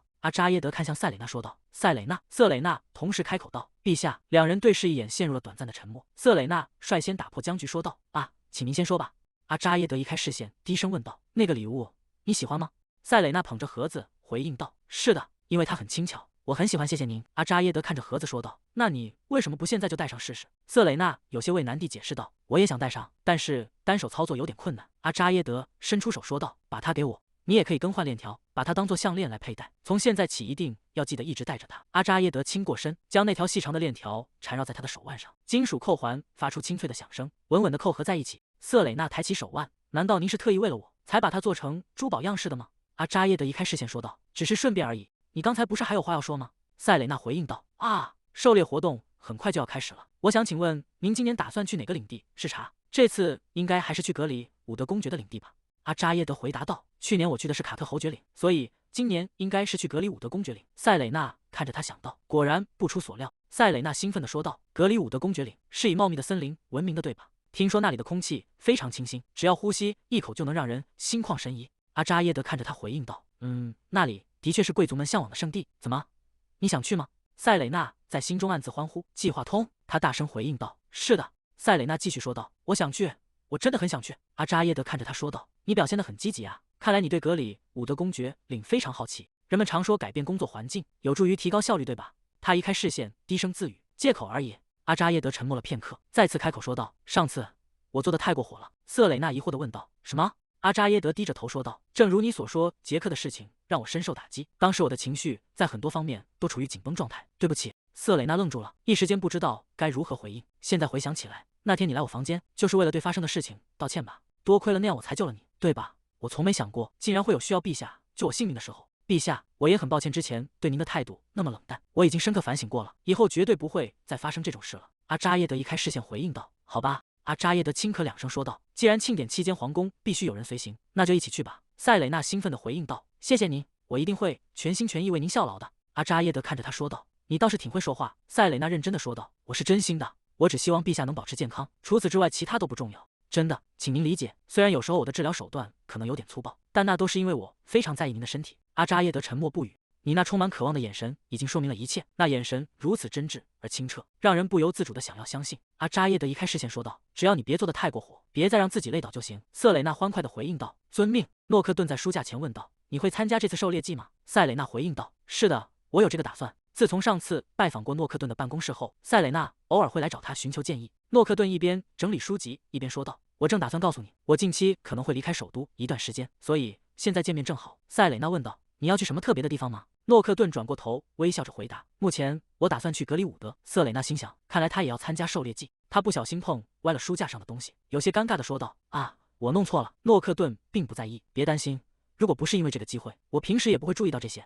听说格里伍德以茂密的森林小径闻名，对吗？诺克顿问道。你是说那种林荫小道吗？没错，我想伯爵应该也去过那里吧？诺克顿看着他说道。直接叫我诺克顿就好，我也叫你塞蕾娜小姐。塞蕾娜愣了一下，回应道：“啊，好的。那么诺克顿，你也去过那里吗？”诺克顿转过身说道：“小时候去过几次，那里的树木高耸入云，甚至遮住了天空。”他沉默了片刻，补充道：“老实说，那不是个我喜欢的地方。”瑟蕾娜疑惑地问道：“哎，为什么呢？我的兄弟们以前经常把我绑在那里。”塞蕾娜露出惊讶的神情：“抱歉，看来今天不是个适合聊天的好日子，我只是随口问了那个问题。”诺克顿转过身说道：“没关系，现在的我比我的兄弟们过得更好。”瑟蕾娜心想，确实，也许最后被绑在树上的会是他们。诺克顿无奈地说道：“你这话听起来挺吓人的。”瑟蕾娜理直气壮地回应道：“我只是在说实话。”诺克顿现在确实很成功，我也曾被我的兄弟们虐待过。诺克顿问道：“啊，你是说文森特家的那几位少爷和小姐吗？”诺克顿回应道：“是的，他们折磨得我太厉害了，最后我实在受不了，只能选择离开那个家。”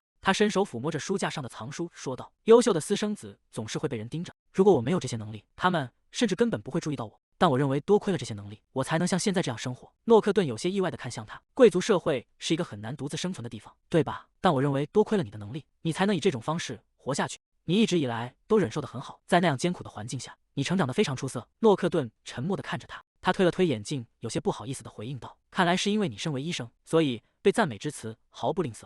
你的病人们一定很幸福。”瑟蕾娜笑着说道。然而陛下似乎并不怎么听得进这些赞美。诺克顿有些意外地问道：“啊，这么说陛下把你带到这里是为了听你的赞美吗？”瑟蕾娜小姐，我现在明白了。瑟蕾娜愣住了。哎，陛下带了什么？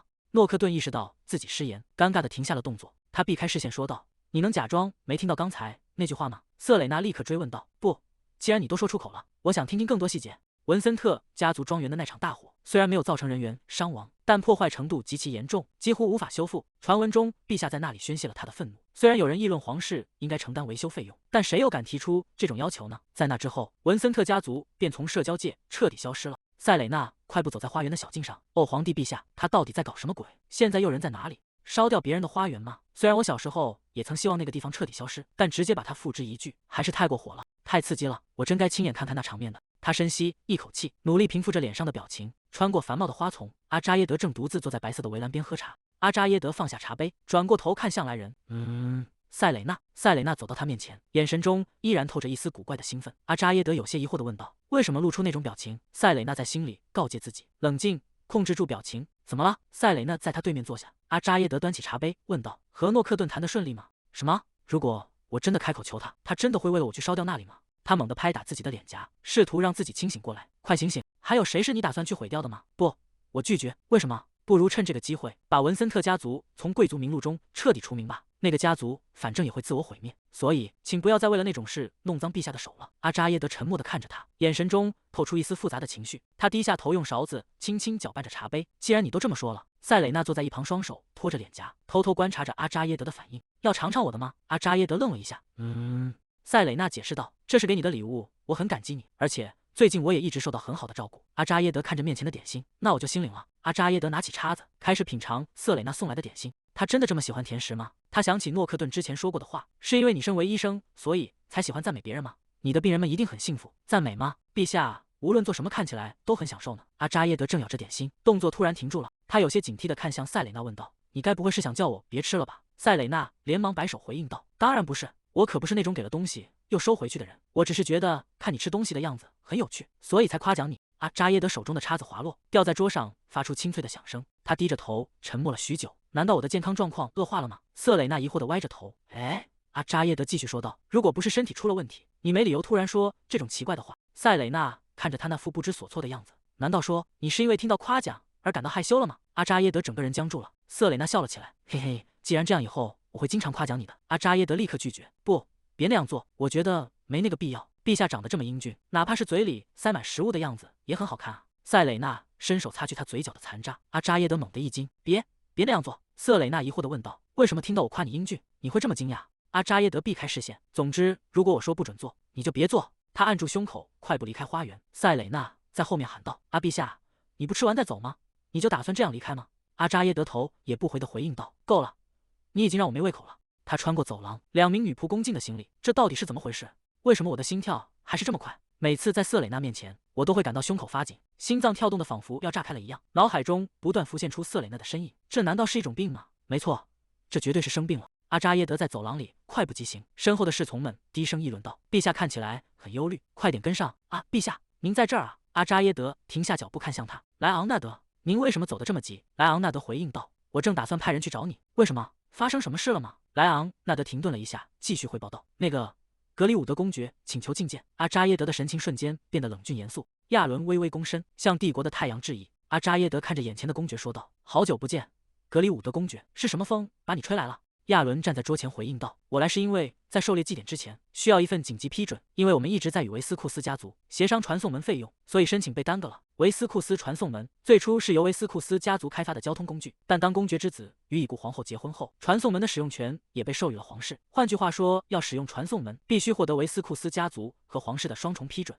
阿扎耶德翻阅着手中的文件，多亏了这一点，格里伍德家族现在又多了一种控制局面的手段。看来维斯库斯家族又想提高传送门费用了。亚伦站在一旁发出了轻笑声。既然我们家族现在控制着魔石的分配权，他们很可能会以此来限制我们。阿扎耶德合上文件说道：“我们不能允许他们在没有正当理由的情况下提高费用，我会指示他们合理调整费用。”亚伦低头回应道：“陛下，我深表感激。”阿扎耶德接过侍从递来的印章，这不过是些违心的场面话罢了。在人前，亚伦总是戴着一副仁慈智者的面具，但在私下里，他却是一个为了权力不择手段、到处钻营的人。一刻也不想多待，他将手中的文件递了过去，问道：“事情解决了吗？”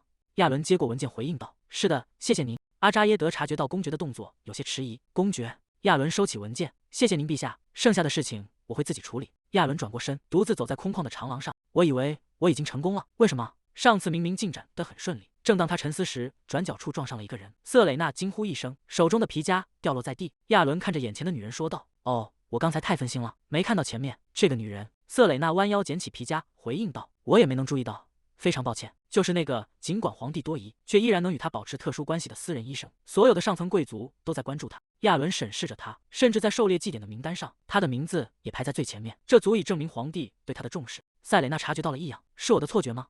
我能感觉到他的目光一直停留在我身上。他忍不住用余光瞥向对方，他在看什么？我觉得他的脸看起来很眼熟，难道是格里伍德公爵？亚伦伸手按住塞蕾娜的肩膀，我们必须小心谨慎。引人注目的蝴蝶只会成为猎人的目标。就是这样，他迈步离开。塞蕾娜看着他离去的背影，心中感到一阵不悦。他在说什么？真是让人不舒服。难道他是在警告我要谨言慎行吗？确实如此，就像对待公爵的女儿奥菲利亚那样，我不能让她对我产生坏印象。他继续向前走去，待在皇帝身边，也意味着有时会成为公爵家族针对的目标。我到底在经历什么样的麻烦啊？格里伍德公爵府邸，奥菲利亚站在大厅内。您回来了吗，父亲？用餐愉快吗？亚伦径直走过女儿身边，语气冰冷地说道：“我被那个微不足道的东西催促了。”奥菲利亚愣在原地问道：“什么？”亚伦停下脚步，吐出一个名字：塞蕾娜·文森特。奥菲利亚露出不安的神色。亚伦转过身看向女儿说道：“听说他将陪同皇帝参加狩猎祭典，你应该早点阻止他的。”奥菲利亚低下头回应道：“对不起。”亚伦审视着女儿说道：“奥菲利亚，你是最适合成为皇后的人，你从出生起就是为此而存在的，这一点从未改变。你应该再增加点体重。皇帝似乎不喜欢太瘦的女人。”“是的，我会的。”亚伦拍了拍奥菲利亚的肩膀。“很好。”奥菲利亚看着父亲，神情显得有些局促。亚伦收回手说道：“你现在可以去休息了，我还有些事情要去书房处理。”奥菲利亚低头回应道：“好的，父亲。”书房的门被推开，亚伦走进房间，看着窗边的身影。你来的正是时候。诺克顿，哈里森，你还是老样子，总是不打招呼就让我过来。我听说你明天要去格里伍德领地。诺克顿看向窗外说道：“既然领主禁止使用传送门，我们只能乘马车早点出发了。”亚伦心中满是不屑，真是个傻瓜，为了得到伯爵头衔就去投靠皇帝。你以为你能一直利用格里伍德家族提供的便利吗？对你来说那只是个头衔，但我可没有那样的地位。诺克顿问道：“那你为什么要叫我来？”“如你所知，旅途遥远，有很多事情需要准备。”亚伦拿起酒瓶，“我在皇宫里听到了一些奇怪传闻，听说你偷偷拿走了奥菲利亚送给皇帝的礼物啊，确实有这么回事。”他端起酒杯，眼神阴沉地问道：“你觉得我会让奥菲利亚去毒害皇帝吗？诺克顿看着他说道：“那不是我会做的事，但我足够了解你，知道你不会使用这种低劣的手段。”亚伦盯着酒杯，心中暗自恼火。尽管如此，你竟然敢！我只是出于好奇检查了一下，那只是普通的果糖浆，我不想把它还回去，所以告诉他们处理掉就行了，并没有发现什么异常。我后来才发现，公爵竟然还不知道阿扎耶德对那种东西过敏。诺克顿准备离开，你想说的就这些吗？我想先走了。亚伦叫住了他。我听说皇帝的私人医生一直在寻求你的建议。塞蕾娜·文森特对吧？亚伦抚摸着胡须说道，观察力不错，盯紧他。诺克顿看着公爵回应道，如果有人听到这话，会以为我是奉了您的命令才去接近他的。亚伦笑了笑说道，有意思，难道你不是已经采取了一些措施吗？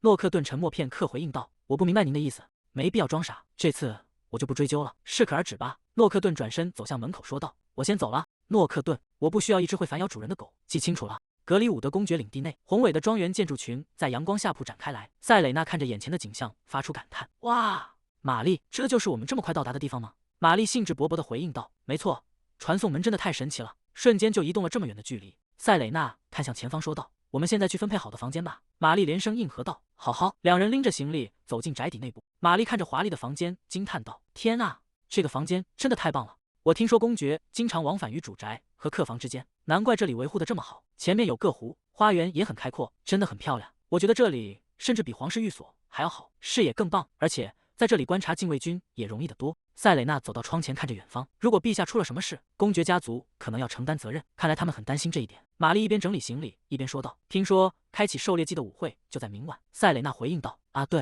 按照传统，陛下的舞伴将是主办狩猎季家族的女儿。虽然说实话有点令人失望。”瑟蕾娜若有所思地回应道：“我明白了。”塞蕾娜看向窗外的一处喊道：“哦，那是我从未见过的鸟。看那边。”玛丽沉默地看着他：“你不觉得困扰吗？”塞蕾娜。瑟蕾娜疑惑地问道：“什么？”玛丽大声说道：“我以为这次塞蕾娜会成为陛下的舞伴，我之前好兴奋。”瑟蕾娜无奈地回应道：“玛丽，我已经告诉过你了，陛下和我只是医生和病人的关系，仅此而已。”玛丽凑近说道：“你可以对我诚实一点。”塞蕾娜回应道：“我一直很诚实，如果你非要那样说，我也没办法。”玛丽握紧拳头，在舞会那天，我一定要让瑟蕾娜不输给任何人，把她打扮得完美无缺，要把危机变成转机。塞蕾娜，我一定会保护你的。”塞蕾娜回应道：“不，没关系的。”玛丽推开门，大声喊道：“相信我，塞蕾娜，我们一定能做到。”她真的很热情。塞蕾娜独自坐在窗边的沙发上。舞会，格里伍德家族的小姐大概会在众人的注视下起舞吧。虽然不知道具体是什么时候，但我确信这次狩猎期间一定会发生什么事。陛下会偶尔进行检查，在他空闲的时候，我需要避开守卫。格里伍德公爵家族有很多私人藏书，是首都图书馆里没有的。我大概能找到一些之前不好意思向诺克顿请教的魔法材料。几天前的深夜，大雨倾盆，一个身影敲开了戈登家的大门。杰克打开门迎接道：“欢迎，这里是戈登家。”来访者低声说道：“你好，杰克。”塞蕾娜披着雨披站在门口说道：“我来这里是因为有个请求。”杰克侧过身示意道：“请进，快请进。”瑟蕾娜走进屋内，谢谢雨下的真大。我想向戈登家定制一件东西。你说过你们制作了通讯石，对吧？杰克回应道：“是的，我有设计图。”塞蕾娜拿出一份图纸，说道：“你能看看这个吗？”杰克接过图纸问道：“你什么时候需要它？”塞蕾娜回答道：“不急，因为我要去参加狩猎活动，我想在那之后领取。”杰克看着图纸问道：“哦，这个物件叫什么名字？”塞蕾娜看着他说道：“人造魔力核心。”杰克愣住了：“什么？人造核心？”塞蕾娜解释道：“这是一种医疗装置，可以供魔力核心有缺陷或暂时失灵的人使用。它就像一个辅助工具，用来防止魔力过载引起的溢出。”杰克低声问道：“别告诉我，你是在为阿扎耶德制作这个吗？”塞蕾娜点头说道：“是的，看来问题确实出在魔力核心上，所以我打算做一个设计。”杰克惊呼道：“什么？这是你设计的？竟然如此详细！”塞蕾娜陷入了沉思。其实诺克顿的帮助是关键，虽然我总是问他各种问题，但他从来没有表现出厌烦，总是会给我解答。杰克感叹道：“哦，看来传闻说你是最年轻的宫廷考试合格者，这件事果然不是假的呀。”塞蕾娜回应道：“也没那么厉害。”杰克调侃道：“哇，要是宫廷里的那些人听到这话，该有多难受啊！”塞蕾娜正色道：“总之，既然是陛下要使用的东西，希望你能多费心。”杰克保证道：“没问题。等那个人造魔力核心完成后，我必须亲自测试一下，不仅要确认它的性能，还要确保安全性。”他看向窗外，如果我能成功的将魔法与医学结合起来，陛下的状况一定会迅速好转的。如果我也能改善自己的核心就好了。窗外突然传来一阵嘈杂声，塞蕾娜看向窗外，外面是什么声音？已经吵了有一阵子了。他走到露台向下望去，看到几个人影证据在一起争执。那是诺克顿和他之前提到的哥哥们吗？就是那些说在森林里把他绑起来的人。他们还在找弟弟的麻烦吗？看来他们的生活真的很忙碌。他陷入了沉思，是因为格里伍德家族的继承人选拔制度吗？格里伍德家族非常看重个人能力，无论出身如何，所有人都要参与竞争。只有得到现任格里伍德公爵认可的人才能继承公爵的头衔。原本在兄弟间竞争就非常激烈，而诺克顿作为公爵之位的有力竞争者，却突然离开家族，成为了伯爵，这肯定让很多人感到不满。他收回视线，还是不要卷入这种家族纠纷比较好。诺克顿在人群中突然停下动作，他微微侧过头，视线向上方扫去。瑟蕾娜愣住了，那是什么？他看到我了吗？诺克顿对着上方微微点头示意。瑟蕾娜感到一阵慌乱，围在诺克顿身边的男人察觉到了异样，他在看什么？瑟蕾娜迅速蹲下身子，躲进窗台下方。什么？男人看着空荡荡的窗户，感到莫名其妙。他转过头，对着诺克顿愤怒地吼道：“我在说话的时候，你竟然在看天空吗？”瑟蕾娜趴在房间的地板上，我受不了了。下方的争吵声依然在继续。塞蕾娜瘫倒在地上，为什么他会突然向我打招呼啊？瑟蕾娜悄悄从露台边缘探出头，看向下方。诺克顿独自站在空地上，那些纠缠不休的人已经不见了。塞蕾娜松了口气，他们都走了吗？他看向下方的诺克顿问道：“你还好吗？”诺克顿抬头看向他，回应道：“是的，让你看到了不该看的一幕。”瑟蕾娜有些愧疚地说道：“不，其实我很抱歉没能帮上忙。”诺克顿平静地说道：“没什么好担心的，那不算什么。”他接着提议道：“如果不介意的话，你能下来一下吗？我有话想对你说。”塞蕾娜恍然大悟，原来他刚才一直看向这边，是想说些什么。他立刻回应道：“好的，请等一下，我马上就下去。”诺克顿站在原地等待，神情柔和了一些。他微微侧过头，看向身后不远处的几个男人，问道：“你们听到了吗？”那几个人被蓝色火焰包围着，动弹不得。其中一人愤怒地喊道：“你这个无礼的家伙！”诺克顿转过身离开。“我有事要忙，我想是时候停止这场游戏了。”一名男子愤怒地吼道：“你这个懦弱的混蛋！如果没有140，你根本什么都不是。”诺克顿神色平静地回应道：“无论有没有140，哥哥们你们都不是我的对手。既然我们相处的并不愉快，以后还是不要再见面了。”蓝色火焰瞬间在诺克顿周身燃起，将对面的2名男子逼退。“如果听懂了，现在就给我滚！趁我还没烧掉你们身上那昂贵的丝绸衣服。”其中一名男子不甘心地喊道：“你这样做绝对不会有好下场的。”另一人却已经慌了神，推搡着同伴喊道：“让开，我先走，别推我！该死的，你给我等着！”诺克顿看着他们离去的背影，低声感叹道：“真是可怜。”诺克顿，他整理着帽子走近。“等很久了吗？”诺克顿回应道：“不，你来得很准时。你今天是怎么做到没被抓住，也没被缠住的？”“我是指你的哥哥们，他们刚才似乎闹出了不小的动静啊。”诺克顿微笑着说道：“是的，差不多就是那样。”瑟蕾娜观察着他说道：“看来你也玩了一会儿火呢。”诺克顿回应道：“哎呀，被发现了。”瑟蕾娜笑着说道：“我对这种事情有着近乎超自然的嗅觉。对了，你之前说有话要告诉我。”诺克顿看向他：“前几天你见过我妹妹了吧？”瑟蕾娜有些局促地回应道：“是的，对于那天发生的事我很抱歉。”诺克顿说道：“我并不是要问你什么奇怪的事，只是想给你一个建议。”塞蕾娜问道：“建议？当你待在格里伍德领地期间，要小心我的妹妹和那些女仆。”瑟蕾娜愣住了，难道说我的生命有危险吗？诺克顿思索着回应道：“也许吧。”瑟蕾娜惊叫道：“诺克顿，你这话是什么意思？”诺克顿继续说道：“这对你来说可能会有点困难，但我相信你能挺过去的。”塞蕾娜慌张地喊道：“不，诺克顿！”诺克顿的这些话让塞蕾娜分不清究竟是玩笑还是警告，直到第2天，她才终于明白了其中的真正含义。女管家拦在门口说道：“你不能进去。”瑟蕾娜站在门前说道：“请稍等一下，现在是陛下的晨间检查时间，我完成检查后会立刻出来的。”女管家回应道：“陛下还在和奥菲利亚小姐共进早餐，请晚点再来。”塞蕾娜看着紧闭的大门：“我已经确认过140的皇室徽章了，可他们还是把我拒之门外，这太可疑了。”塞蕾娜转身说道：“好吧，那我晚点再来。”她走出几步，悄悄回头观察，发现女管家和女仆们依然死守在门口。塞蕾娜看准一个空隙，找到了，她猛地冲向房门，女仆们惊叫着围堵上来。塞蕾娜大声喊道：“我只是做完检查就走！”女管家和女仆们拼命阻拦，绝对不能进去。双方在走廊里推搡纠缠，所有人都累得气喘吁吁。塞蕾娜愤怒地大喊：“你们到底怎么回事？让我进去工作！最近我听说陛下一直没怎么吃早餐，所以今天早上我亲手准备了这些。”阿扎耶德看着满桌丰盛的肉食回应道：“是帝国医师强迫我吃早餐的，并不是我自己想吃。”奥菲利亚继续劝说道：“这是格里伍德风格的滋补餐，吃掉它会帮助您恢复体力。”阿扎耶德看着眼前的食物，他似乎根本没在听我说话，因为他出身公爵领地，我也不能太随意的对待他。阿扎耶德无奈的说道：“早餐吃这些太重了，其实只要面包和汤就足够了。”奥菲利亚惊讶的回应道：“哎呀，难道帝国医师就只做了那点努力吗？如果是我的话，每天都会为您准备最丰盛的大餐。”阿扎耶德回想起瑟蕾娜之前的叮嘱，陛下的饮食习惯导致消化系统很弱，早餐必须清淡，一定要吃容易消化的食物，还要经常喝水。如果你想多吃点，就配些蔬菜吧。他拿起勺子，好吧，我会试着吃一点。那你呢？你不该多吃一点吗？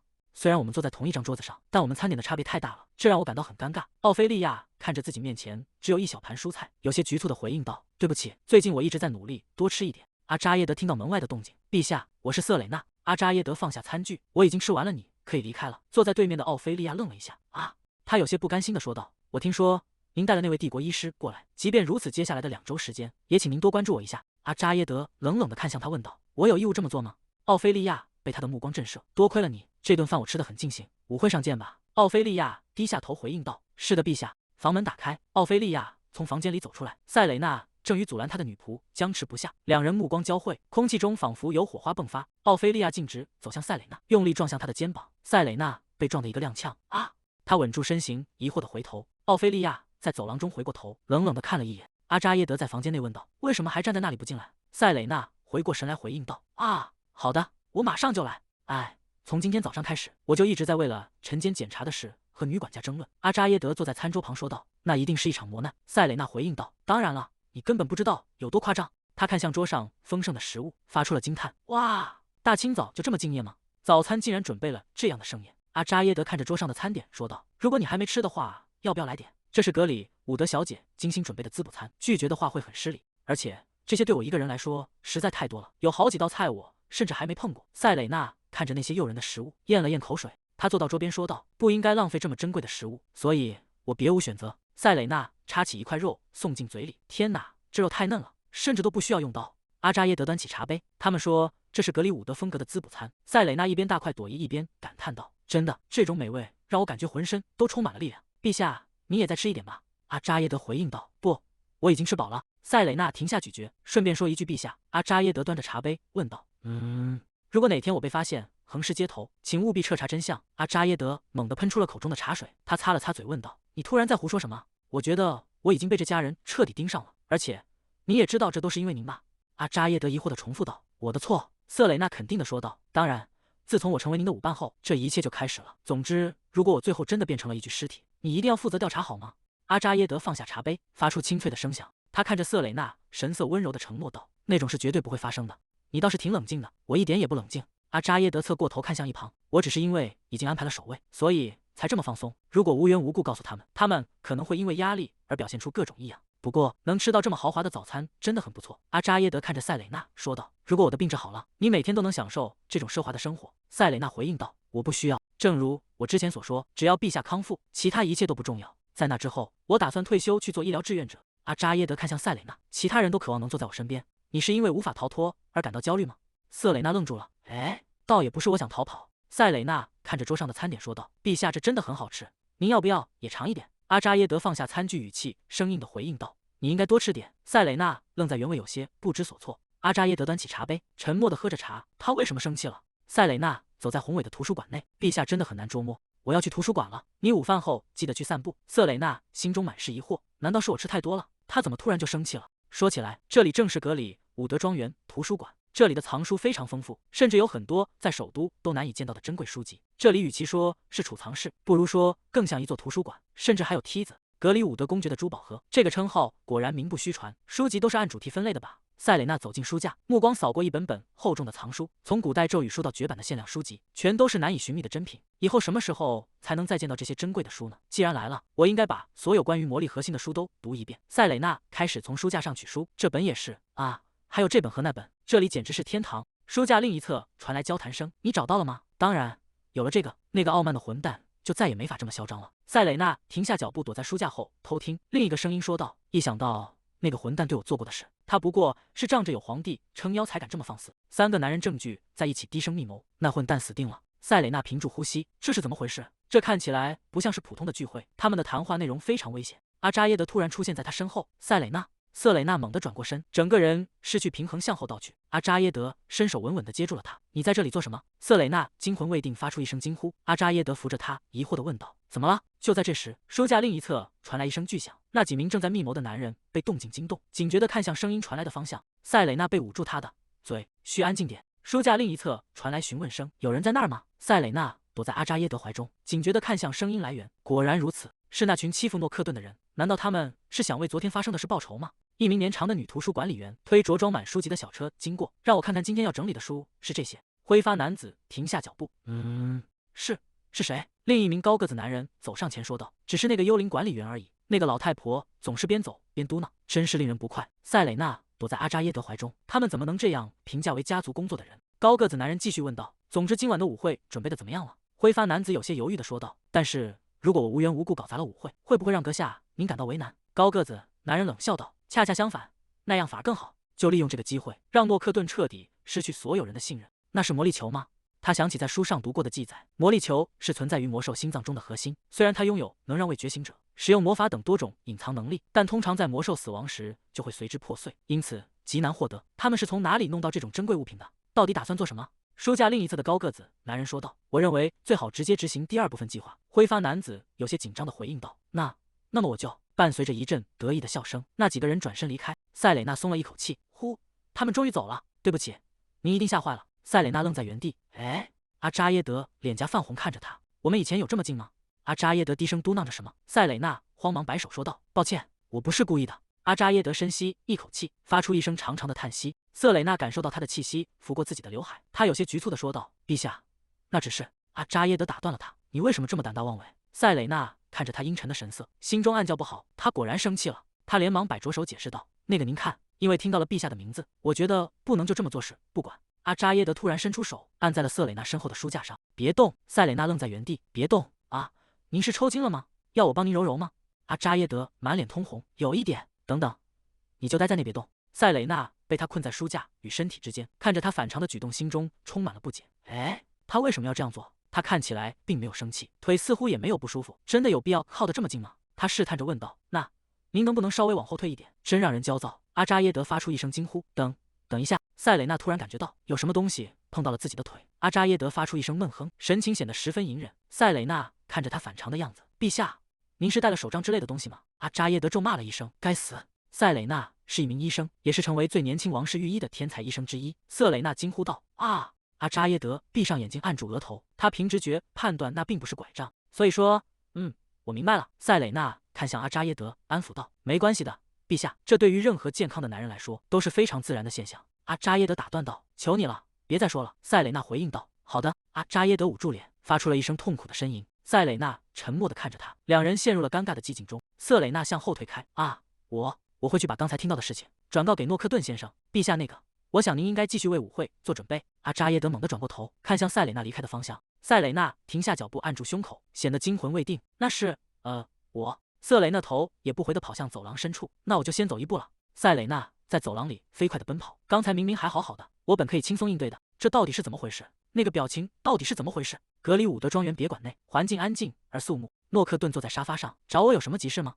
塞蕾娜坐在沙发上说道：“我有紧急的事情要和诺克顿先生商量。”诺克顿点头回应道：“好的，请讲。”塞蕾娜问道：“您今晚会参加舞会吗？”诺克顿回答道：“是的，我会参加。”瑟蕾娜犹豫着开口道：“如果您不介意的话，能不能请您重新考虑一下是否出席？”诺克顿疑惑地看向他问道：“你是说我不应该去吗？但是为什么？”塞蕾娜解释道：“那是我无意中听到格里伍德家的几位少爷正在策划一个阴谋。”就是当时和诺克顿先生在一起的那3个人，他们似乎对诺克顿先生怀有很深的怨恨。诺克顿低声回应道：“啊，我不经意间让瑟蕾娜小姐担心了，真的很抱歉。”瑟蕾娜急忙回应道：“不，这不仅仅是简单的担心。那些人手里有一个魔法球。”魔法球？塞蕾娜看着他，心想，他比我想象中要冷静得多。那是怎么回事？那个球呈现出红色，表面非常纯净，没有任何杂质，这说明它至少是高级以上的品质。他们似乎在为舞会的第2部分策划着什么，看起来是想趁着格里伍德公爵不在场的时候动手。是的，如果事情这样发展下去，诺克顿先生肯定会有危险的。诺克顿端着茶杯说道：“谢谢你告诉我这些，不过这确实有点出乎意料。”瑟蕾娜疑惑地看着他。诺克顿继续说道：“看来塞蕾娜小姐还是不太信任我。”瑟蕾娜有些尴尬地问道：“表现得这么明显吗？”诺克顿笑了起来，哈哈。如你所见，我的直觉一向很敏锐。说实话，我之前一直以为你是格里伍德家的人，所以才会有意保持警惕。不过那是另外一回事。如果诺克顿先生受伤的话，陛下也会非常担心的。哈哈，塞蕾娜小姐真的很关心陛下呢。塞蕾娜回应道：“因为我是一名医生。”诺克顿放下茶杯说道：“我大概知道我的兄弟们在策划什么了。如果你能帮忙的话，塞蕾娜小姐，我们应该能从内部解决这件事。”塞蕾娜握紧拳头，神情坚定地说道：“好的，请尽管吩咐，我也需要报答诺克顿先生之前的帮助。”诺克顿笑着回应道：“哈哈，看来你还没忘记那件事。那么在今晚的舞会上，夜幕降临，格里伍德庄园在月色下显得格外宏伟。舞会大厅内宾客云集，华丽的吊灯洒下柔和的光芒，人们举杯交谈，沉浸在欢快的氛围中。阿扎耶德身着笔挺的黑色礼服，挽着身旁的奥菲利亚步入会场。我看到了克罗腾的太阳，那是……周围的贵族们互相寒暄。格里伍德小姐，您今天真是太美了。另一人附和道：“真不敢相信这场宴会如此盛大。”奥菲利亚礼貌地回应道：“谢谢。”真无聊。他环视四周，目光在人群中搜寻。塞蕾娜还没到，他现在大概又躲在房间里做研究了吧？或者他正忙着读那堆从图书馆借来的书。等等，我为什么一直在想塞蕾内的事情？他站在舞会大厅中，神情显得有些僵硬，是因为那件事吗？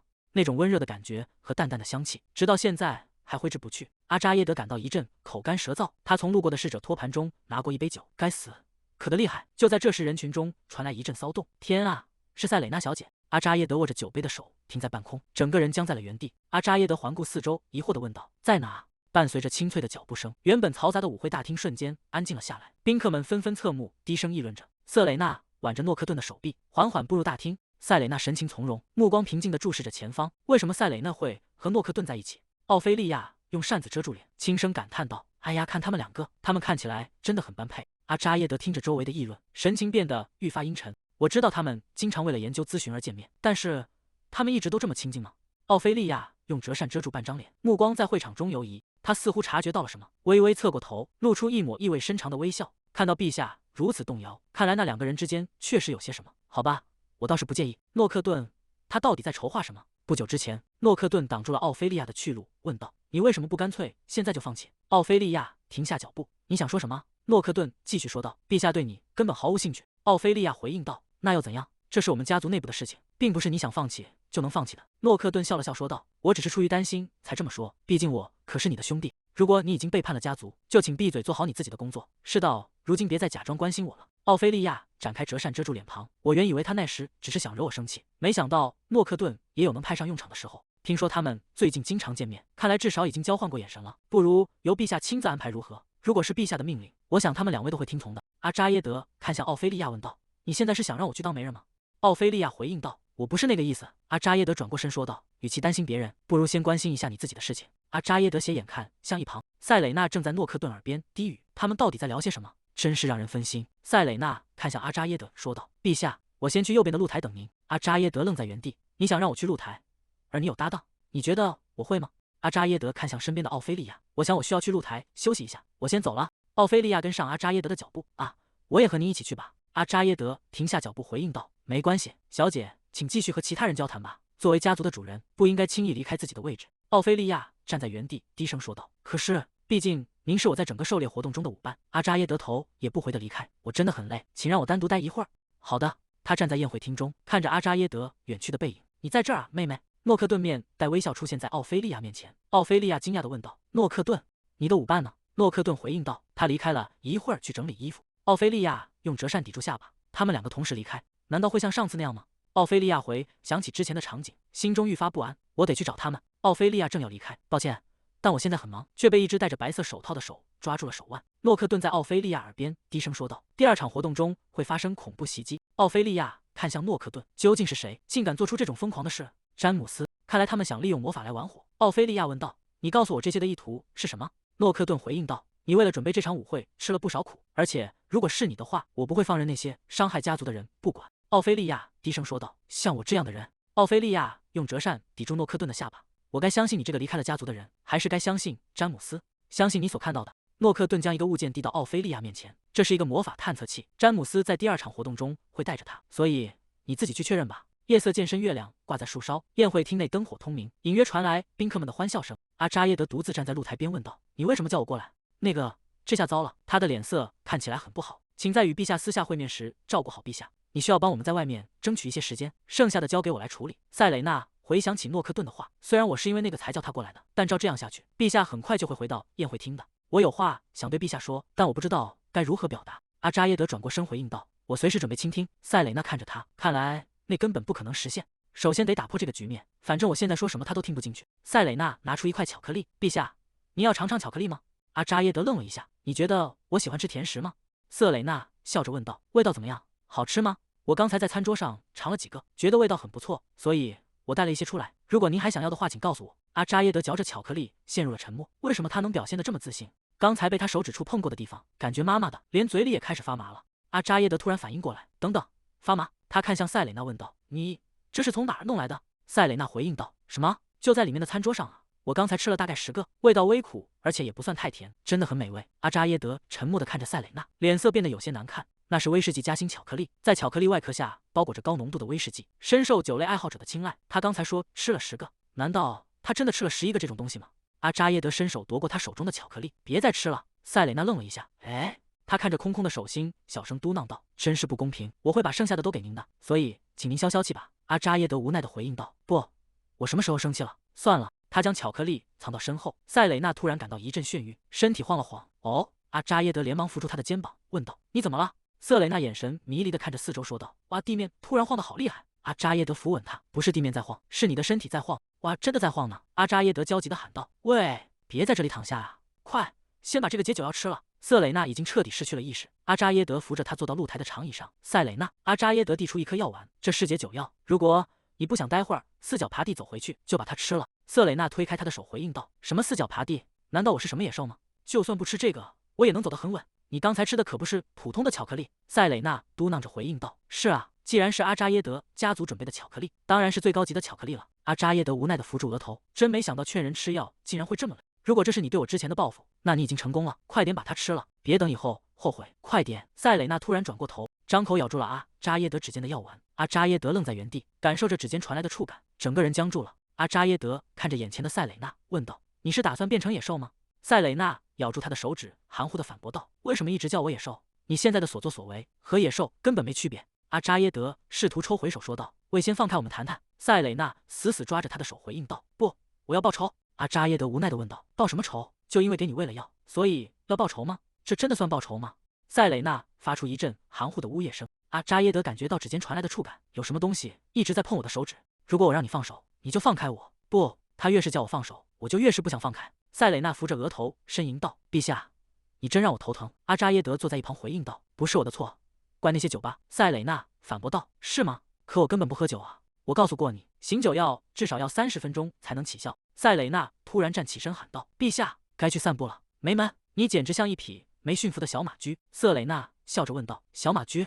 你是在自我介绍吗？”阿扎耶德沉默片刻，说道：“我还是闭嘴吧。诺克顿那个混蛋竟然一点都不在乎他的搭档变成了这样。”塞蕾娜迷迷糊糊地嘟囔道：“困了。”塞蕾娜靠在阿扎耶德肩头睡着了。等他清醒过来，我要拿这件事嘲笑他很久。远处传来钟声，前半夜已经结束了。前半场是高官显贵们的社交场，而下半场则属于年轻的贵族男女。这里可不是我想待的地方。塞蕾娜靠在他的肩头，发出均匀的呼吸声。他竟然真的睡着了，我是不是该送他回房间？阿扎耶德随即否定了这个念头，不，还是算了。如果我现在离开，只会让那些好不容易平息的传闻再次沸腾。虽然我并不在乎那些流言蜚语，但我不该干扰瑟蕾娜未来的婚事。也许我该多待一会儿。塞蕾娜在阿扎耶德怀中发出一声轻吟，慢慢睁开了眼睛。阿扎耶德低声问道：“你感觉清醒一点了吗？”瑟蕾娜有些迷茫地看着眼前的男人。阿扎耶德，你还活着？谢天谢地！他再次靠在阿扎耶德肩头嘟囔道：“真的，太好了！”阿扎耶德听着塞蕾娜平稳的呼吸声，他到底做了什么梦，竟然在这么短的时间里梦到我死了？阿扎耶德回想起瑟蕾娜曾经说过的话，在那之后，我打算退休，去从事医疗志愿工作。阿扎耶德握紧拳头，表现得好像离开时不会有任何留恋一样。到底是为什么？为什么他对我的生命如此执着？突然，宴会厅内传来一阵清脆的破碎声。阿扎耶德猛地转过头，看向大厅方向。大厅里发生了什么事？宴会厅内，奥菲利亚手持折扇挡住下半张脸。我不想再说第二次。你口袋里的那个东西，交出来！詹姆斯。詹姆斯双手抱胸，故作镇定地回应道：“你突然在要求什么？你应该比任何人都清楚，别再装傻了，快交出来！”詹姆斯沉默不语，额头渗出冷汗。该死，难道档案室里还有别人吗？詹姆斯的计划原本非常简单：第一步，在宴会期间利用魔法球制造一场火灾，让现场陷入混乱；第二步，由他出面利用另一个魔法球扑灭火焰，以此成为众人的英雄；第三步，趁诺克顿被安眠药迷晕时，将纵火的罪名嫁祸给诺克顿，指认他就是火灾背后的真凶。那样一来，我就会成为公爵继承人的首选。计划原本是完美的。他神情显得有些心虚。奥菲利亚是怎么发现的？万一我口袋里什么都没有呢？什么都没有吗？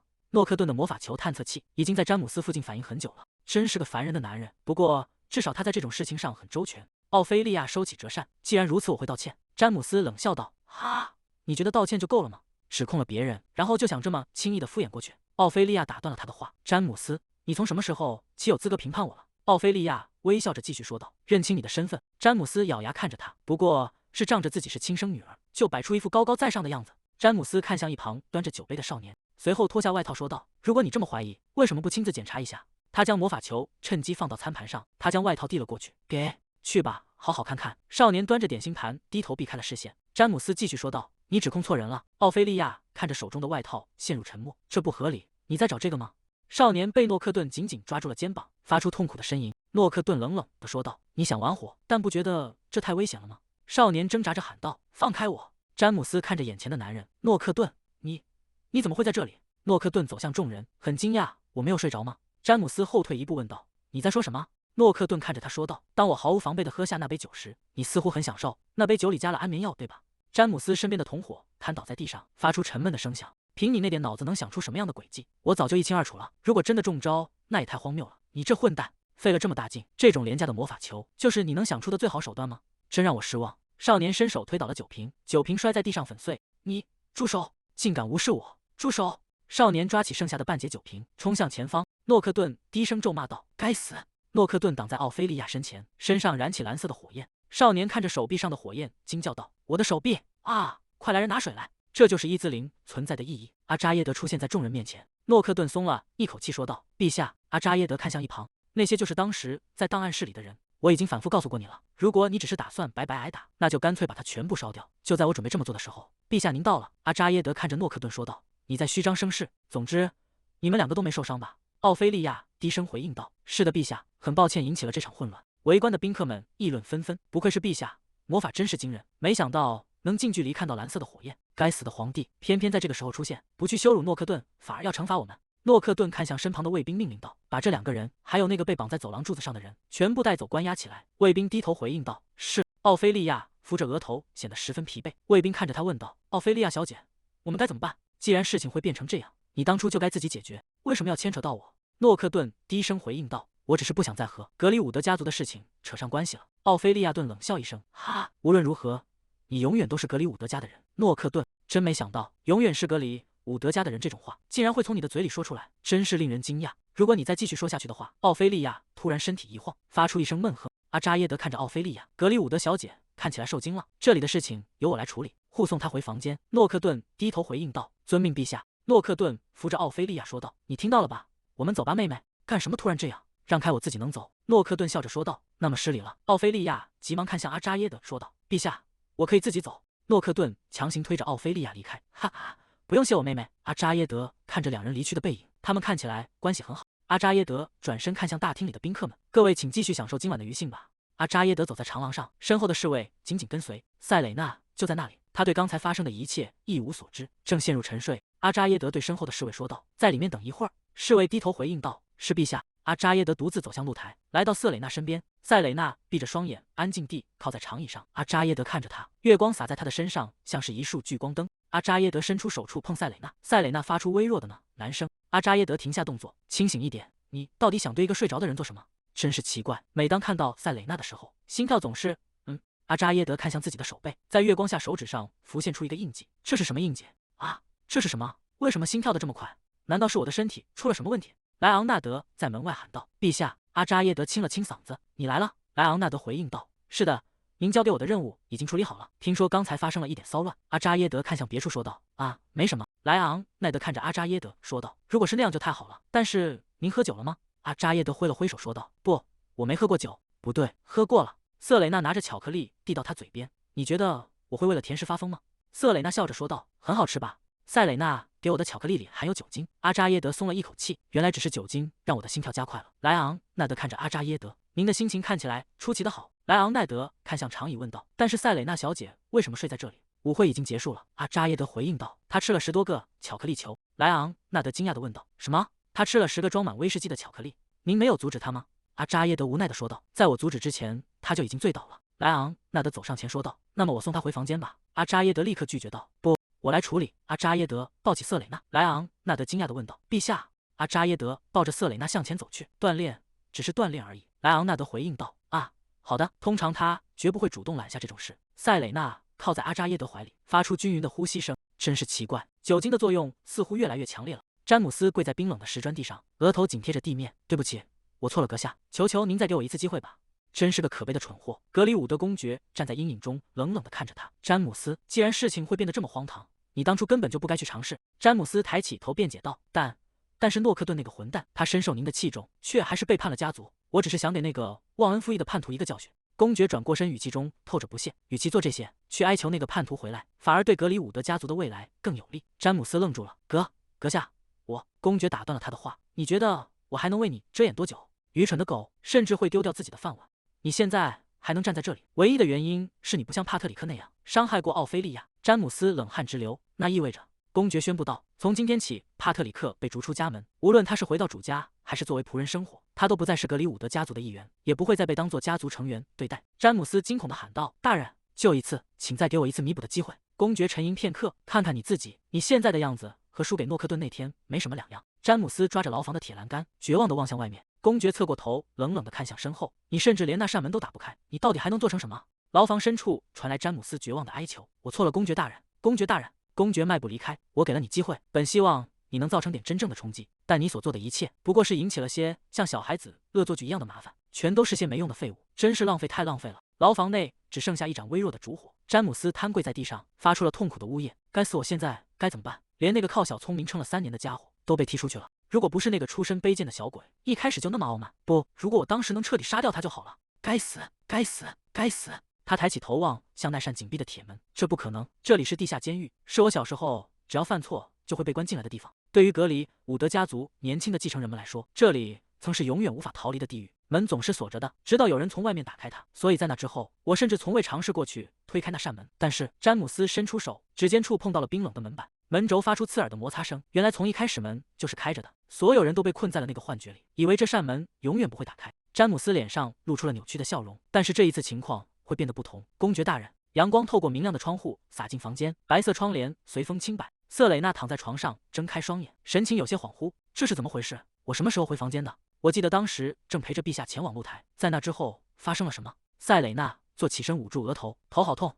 我明明没有喝酒，为什么感觉像宿醉一样？总之，先去进行早晨的例行检查吧。塞蕾娜换好制服，来到寝宫门前，抬手敲了敲门，说道：“陛下，我是瑟蕾娜。”房门里发出一声震响，塞蕾娜被这突如其来的动静吓了一跳，愣在原地看向前方。陛下，出什么事了吗？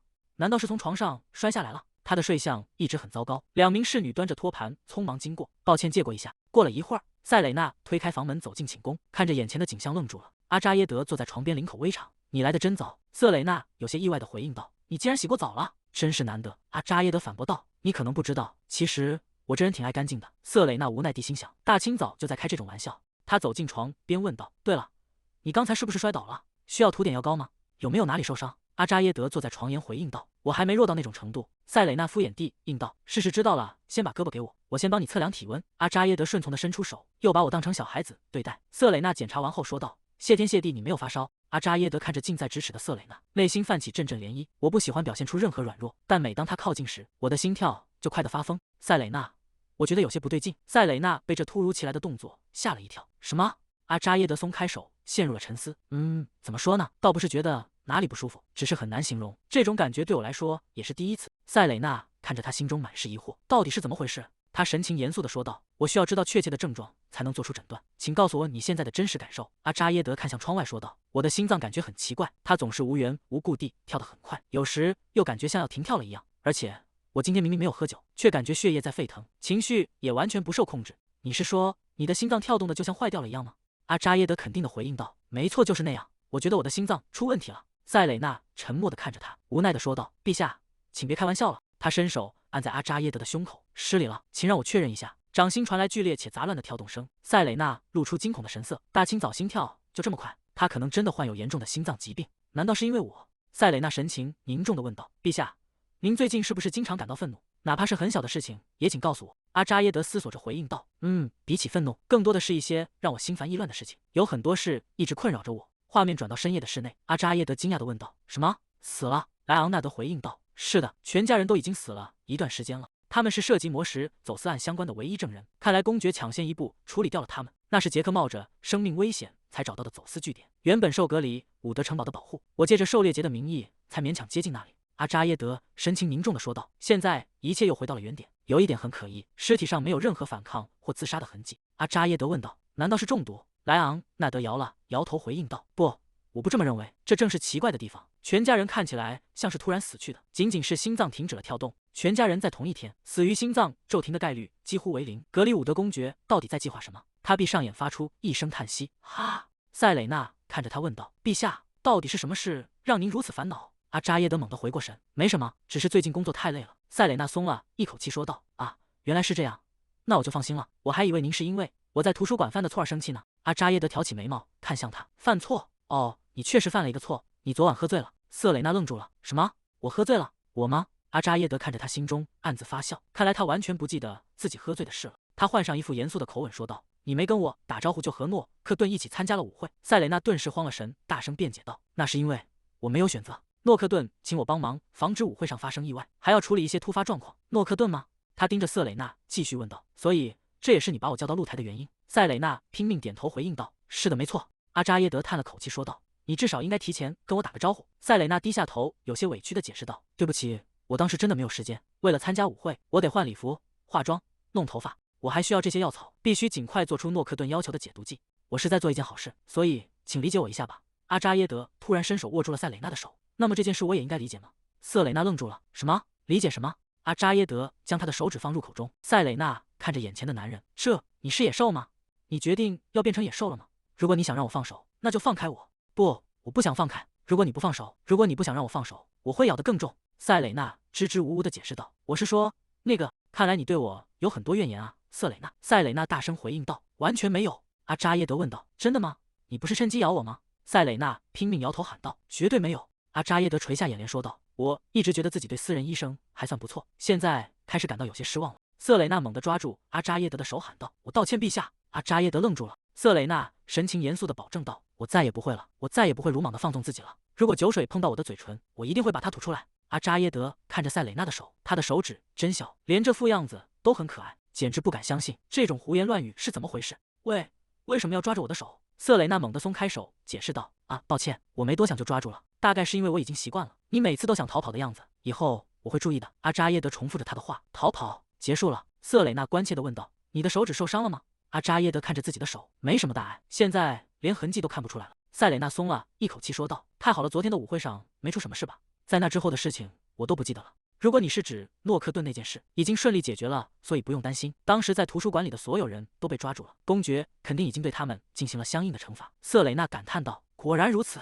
他们策划了一场恐怖袭击，我们不能就这么放过他们。从某种程度上来说，结果还算不错。如果他们只针对诺克顿，事情可能会被悄悄处理掉。但格里伍德小姐也被卷了进来，他们甚至用武器威胁她。”塞蕾娜神情凝重地重复道：“武器？”阿扎耶德安慰道：“别担心。只有罪魁祸首受伤了，诺克顿和格里伍德小姐都很安全。”塞蕾娜长舒一口气：“我明白了。”阿扎耶德伸出手轻点瑟蕾娜的额头：“以后如果再发生这种事，先向我报告。你不仅是一名护卫骑士，还是皇室医生，万一出了意外，后果不堪设想。”瑟蕾娜有些局促地回应道：“是的，我会记住的。前世的那场意外，难道就是昨天舞会上被阻止的那场恐怖袭击吗？”塞蕾娜摇了摇头：“无论如何，陛下平安无事，真是太好了。”阿扎耶德站起身说道：“现在开始准备出发吧。”塞蕾娜一脸茫然地问道：“哎，去哪里？”阿扎耶德理所当然地回应道：“还能去哪？我们今天要去狩猎。”塞蕾娜恍然大悟：“啊，您是指狩猎季？但为什么我也要参加？”阿扎耶德反问道：“还能为什么？你是我的医生，如果你不在我身边，你还想去哪？”塞蕾娜愣愣地看着他：“啊，可是还有很多其他的，皇室医生也会跟着去啊。”阿扎耶德问道：“怎么？你想休息吗？”瑟蕾娜心想：还有那么多书，我连封面都还没看过呢。她捂着额头说道：“我还是觉得有点宿醉。”阿扎耶德双手抱胸说道：“我早就料到了，你吃了10多个威士忌巧克力。”瑟蕾娜试探着问道：“我想，如果能休息一下，应该就没事了。但我还是必须得去，对吧？”阿扎耶德回应道：“没关系，反正跟着去的人已经够多了。”瑟蕾娜立刻露出笑容说道：“谢谢您的体谅。作为补偿，等狩猎结束后，我会一直陪在您身边的。”阿扎耶德微笑着说道：“你倒是很会说话。”瑟蕾娜想起一事，补充道：“啊，关于您之前提到的心脏问题，我们需要再观察一段时间。目前看来像是压力引起的心律不齐，身边的危险可能在潜意识里给您带来了压力。最近杰克受伤的时候，您确实受惊了，对吧？为了以防万一，我会为您开一些镇静剂。如果心跳得太厉害，就吃1颗，但不能太频繁，一天只能吃1颗。”阿扎耶德躺在床上，无奈地回应道：“好了好了。”塞蕾娜一边整理药箱一边叮嘱道：“是的，千万不能吃太多。如果是暂时的还好，但如果症状持续下去，可能会很危险。所以，如果您一直感到不适，请务必告诉我。”阿扎耶德催促道：“知道了，你快走吧。1周后，狩猎季开始了。”塞蕾娜独自留在图书馆里，感叹道：“真是太和平了。那些奇怪的格里伍德兄弟也不见踪影。陛下身体康健，每一天都过得非常顺利。除此之外，瑟蕾娜每天都会前往档案馆，自然而然地与那里的图书管理员成了朋友。”图书管理员看着走进来的瑟蕾娜说道：“你今天又来了呀？”瑟蕾娜笑着回应道：“是的，您好。”图书管理员拿出一碟点心，问道：“要吃点点心吗？”瑟蕾娜惊喜地说道：“哇，谢谢您。”这位管理员非常爱护书籍，身上有很多令瑟蕾娜敬佩的地方。图书管理员翻开书页问道：“医生，你似乎对魔法很感兴趣？”瑟蕾娜肯定地回答道：“是的，学得越多，我就越觉得魔法和医学就像是一枚硬币的两面。”图书管理员接着问道：“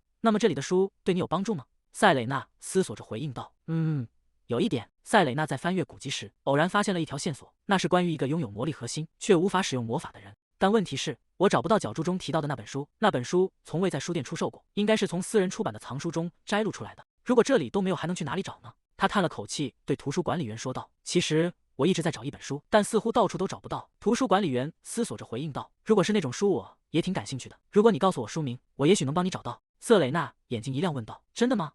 那本书叫做《魔法的诞生》，作者是……”图书管理员竖起手指接话道：“琳达·奎尔顿，对吗？”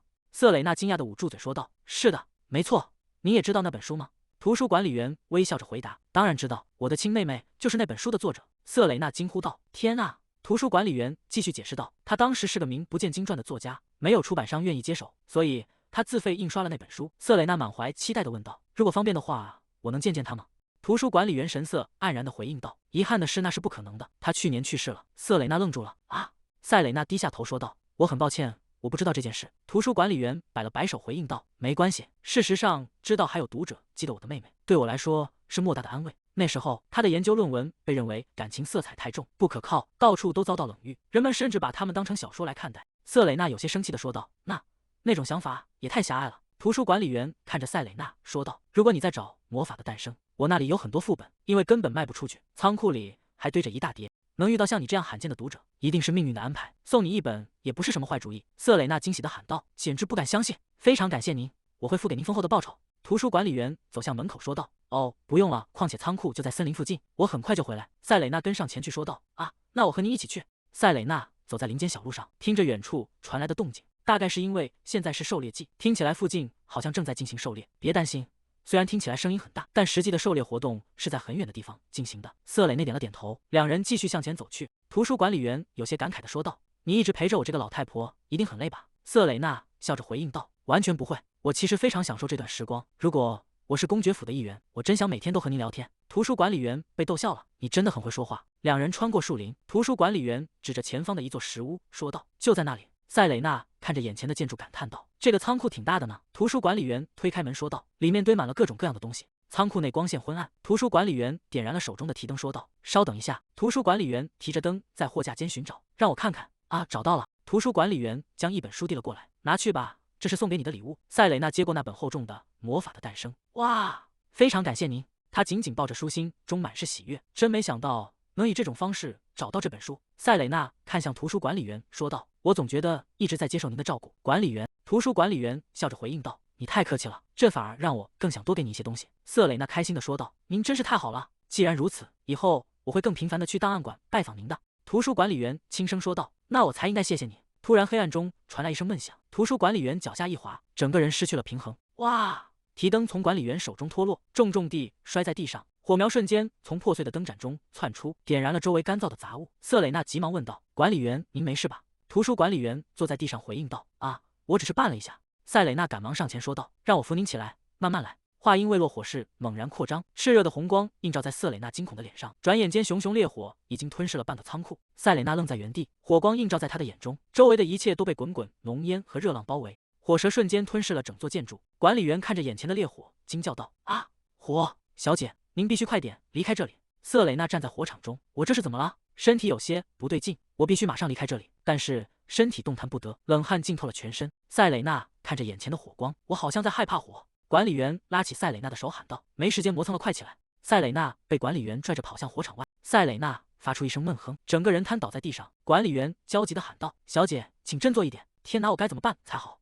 塞蕾娜大口喘着粗气。管理员看向塞蕾娜说道：“我去叫人帮忙，在火势蔓延之前，你必须先离开这片森林。”塞蕾娜低声回应道：“好。”塞蕾娜独自跪在草地上，不断喘息着。冷静点，我得站起来，必须尽快离开这个仓库。塞蕾娜突然感到一阵头痛，她按住额头，发出一声痛苦的呻吟。那本书不见了，一本厚重的古书正静静躺在火场中，被火星与灰烬包围。瑟蕾娜站在原地，神情有些恍惚。森林的另一边，阿扎耶德骑在马上打了个哈欠，真无聊。昨天已经捕获了不少猎物，所以今天就算空手而归也没关系。阿扎耶德突然停下动作，看向森林深处，这个味道是火灾吗？格里伍德公爵的领地发生了火灾，这可真是个意外的消息。一名侍卫急匆匆地跑向阿扎耶德，陛下，原来您在这里。阿扎耶德勒住缰绳，发生什么事了？我不是让你去守着御医吗？侍卫停下脚步回应道，非常抱歉，但情况变得十分紧急。塞蕾娜小姐刚才和图书管理员一起出去了，但是我们在森林里跟丢了他们，万分抱歉。阿扎耶德沉默了片刻，难道说……阿扎耶德猛地挥动缰绳，驾！马匹疾驰而出，侍卫在身后惊呼道：“陛下！”阿扎耶德神情焦急地看向前方，瑟雷娜、塞蕾娜在火场中找到了那本书，谢天谢地还没有被烧掉。火势越来越大，塞蕾娜捂住口鼻，我必须尽快离开这里。如果万一我在阿扎耶德之前死掉的话，塞蕾娜在烈火中摇晃着身体，那之后会发生什么？这一次我真的很想救她。难道又要回到我成为宫廷御医的那一天吗？难道又要从试毒开始重新来过吗？啊！一想到那个，塞蕾娜在林间小路上踉跄前行，意识逐渐模糊。远处传来急促的马蹄声，阿扎耶德骑在马上大声呼喊：“塞蕾娜！”塞蕾娜抱着书，意识逐渐沉入黑暗。不，我不想要这样。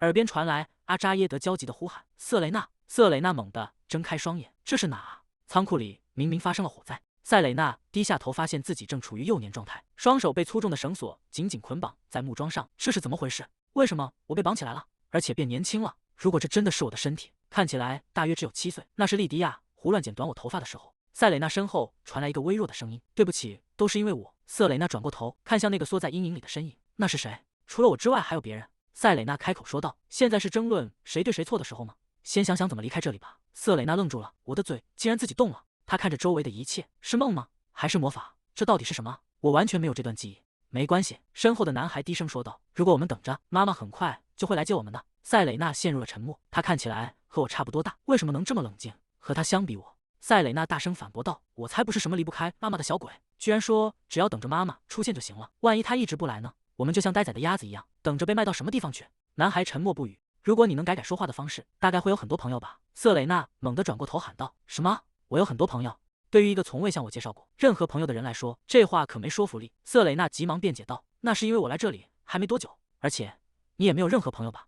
男孩轻笑出声：“噗，两个没有朋友的孩子就这样成了朋友。”塞蕾娜低声强调道：“我说了，我真的有朋友。”男孩回应道：“好吧，我相信你。”塞蕾娜咬着牙说道：“等我从这里出去以后。”男孩笑着说道：“好啦，好啦，我不是已经说相信你了吗？”塞蕾娜听着男孩的笑声，感到一种莫名的安心，这是他在用自己的方式体贴我吗？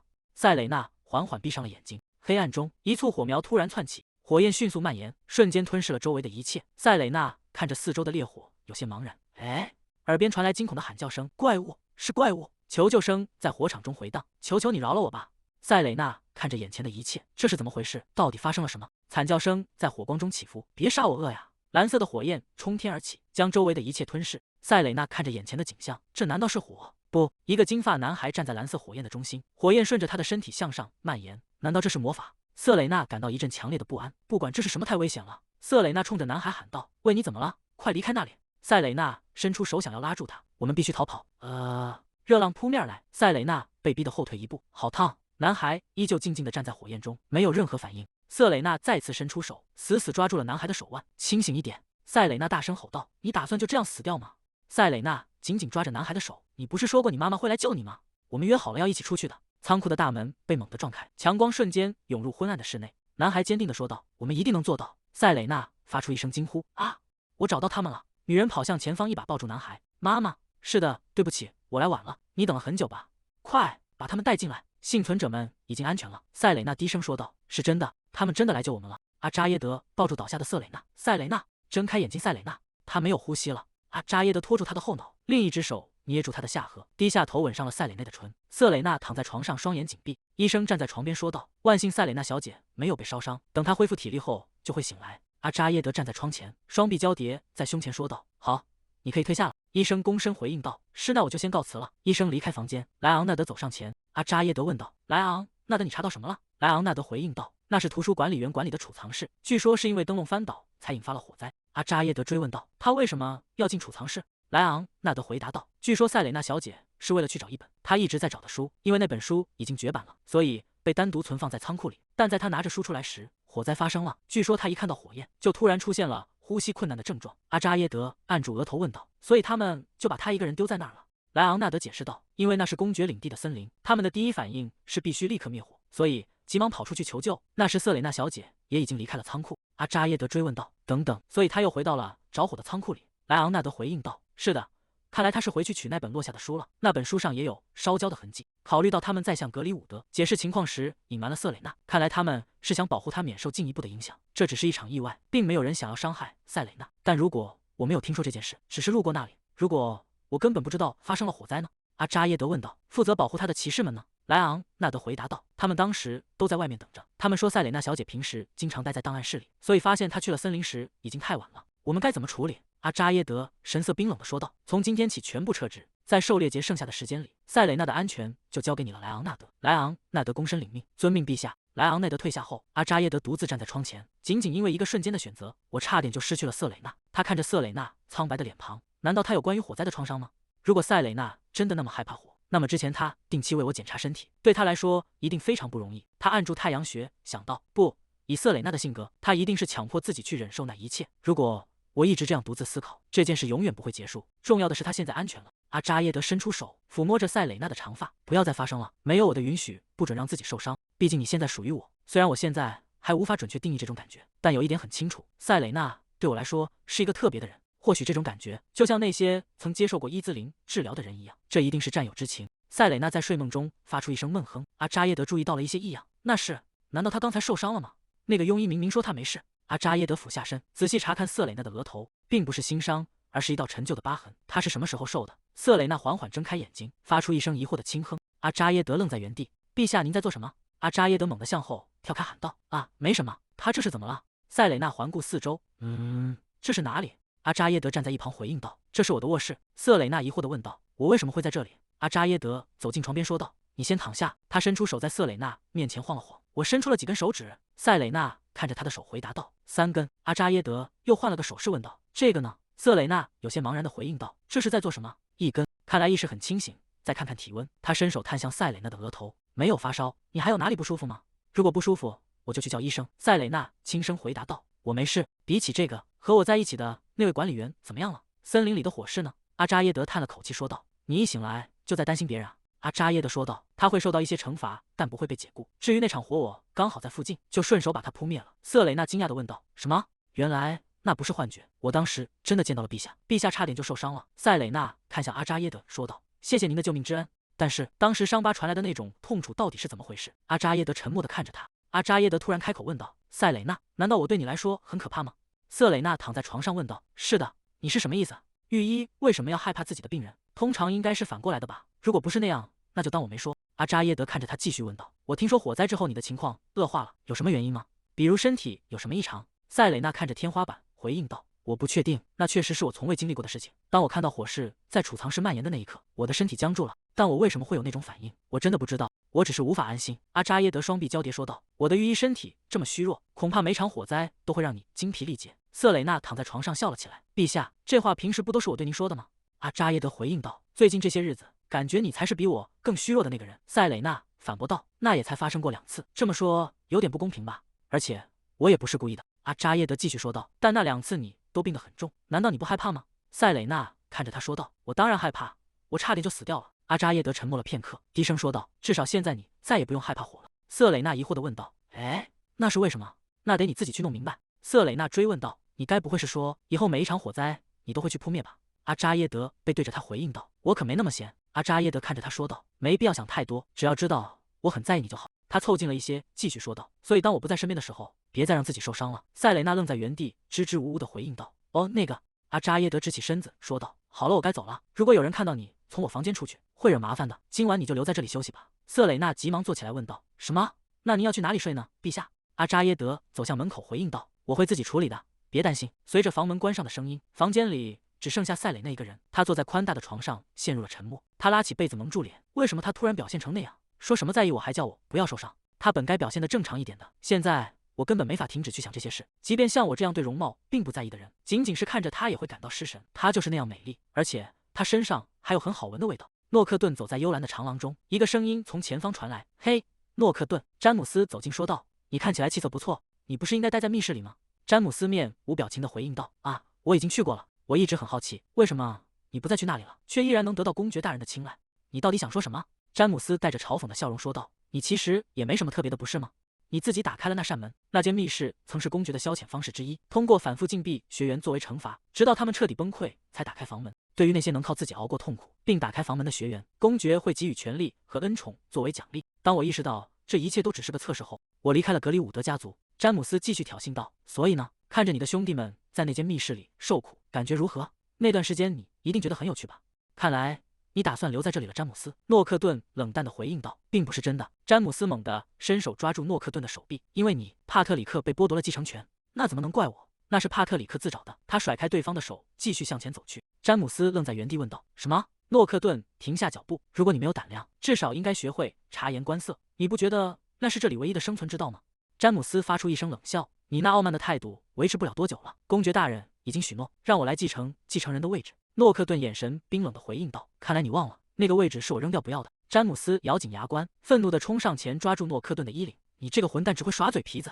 诺克顿抬起手，指尖燃起一簇幽蓝的火焰。詹姆斯发出一声惨叫，整个人瘫倒在地上。诺克顿俯视着他说道：“唯一能站在我之上的人，只有皇帝陛下。你真的以为像你这样的人能爬到那个位置吗？别以为成了继承人就可以这么嚣张，只要他想，随时都能找人取代你。”诺克顿没有理会，径直走向长廊深处。他突然停下脚步，看向前方，奥菲利亚正站在不远处，惊讶地看着他。偏偏在这个时候，遇到了最不想见到的人。“出来散步吗，妹妹？”奥菲利亚停下脚步，冷冷地回应道：“你在做什么？让开！”詹姆斯在我身后，他不可能这么快就从密室里被放出来。看来他运气不错，通过了测试。父亲真的会选择一个曾威胁过我的人作为他的继任者吗？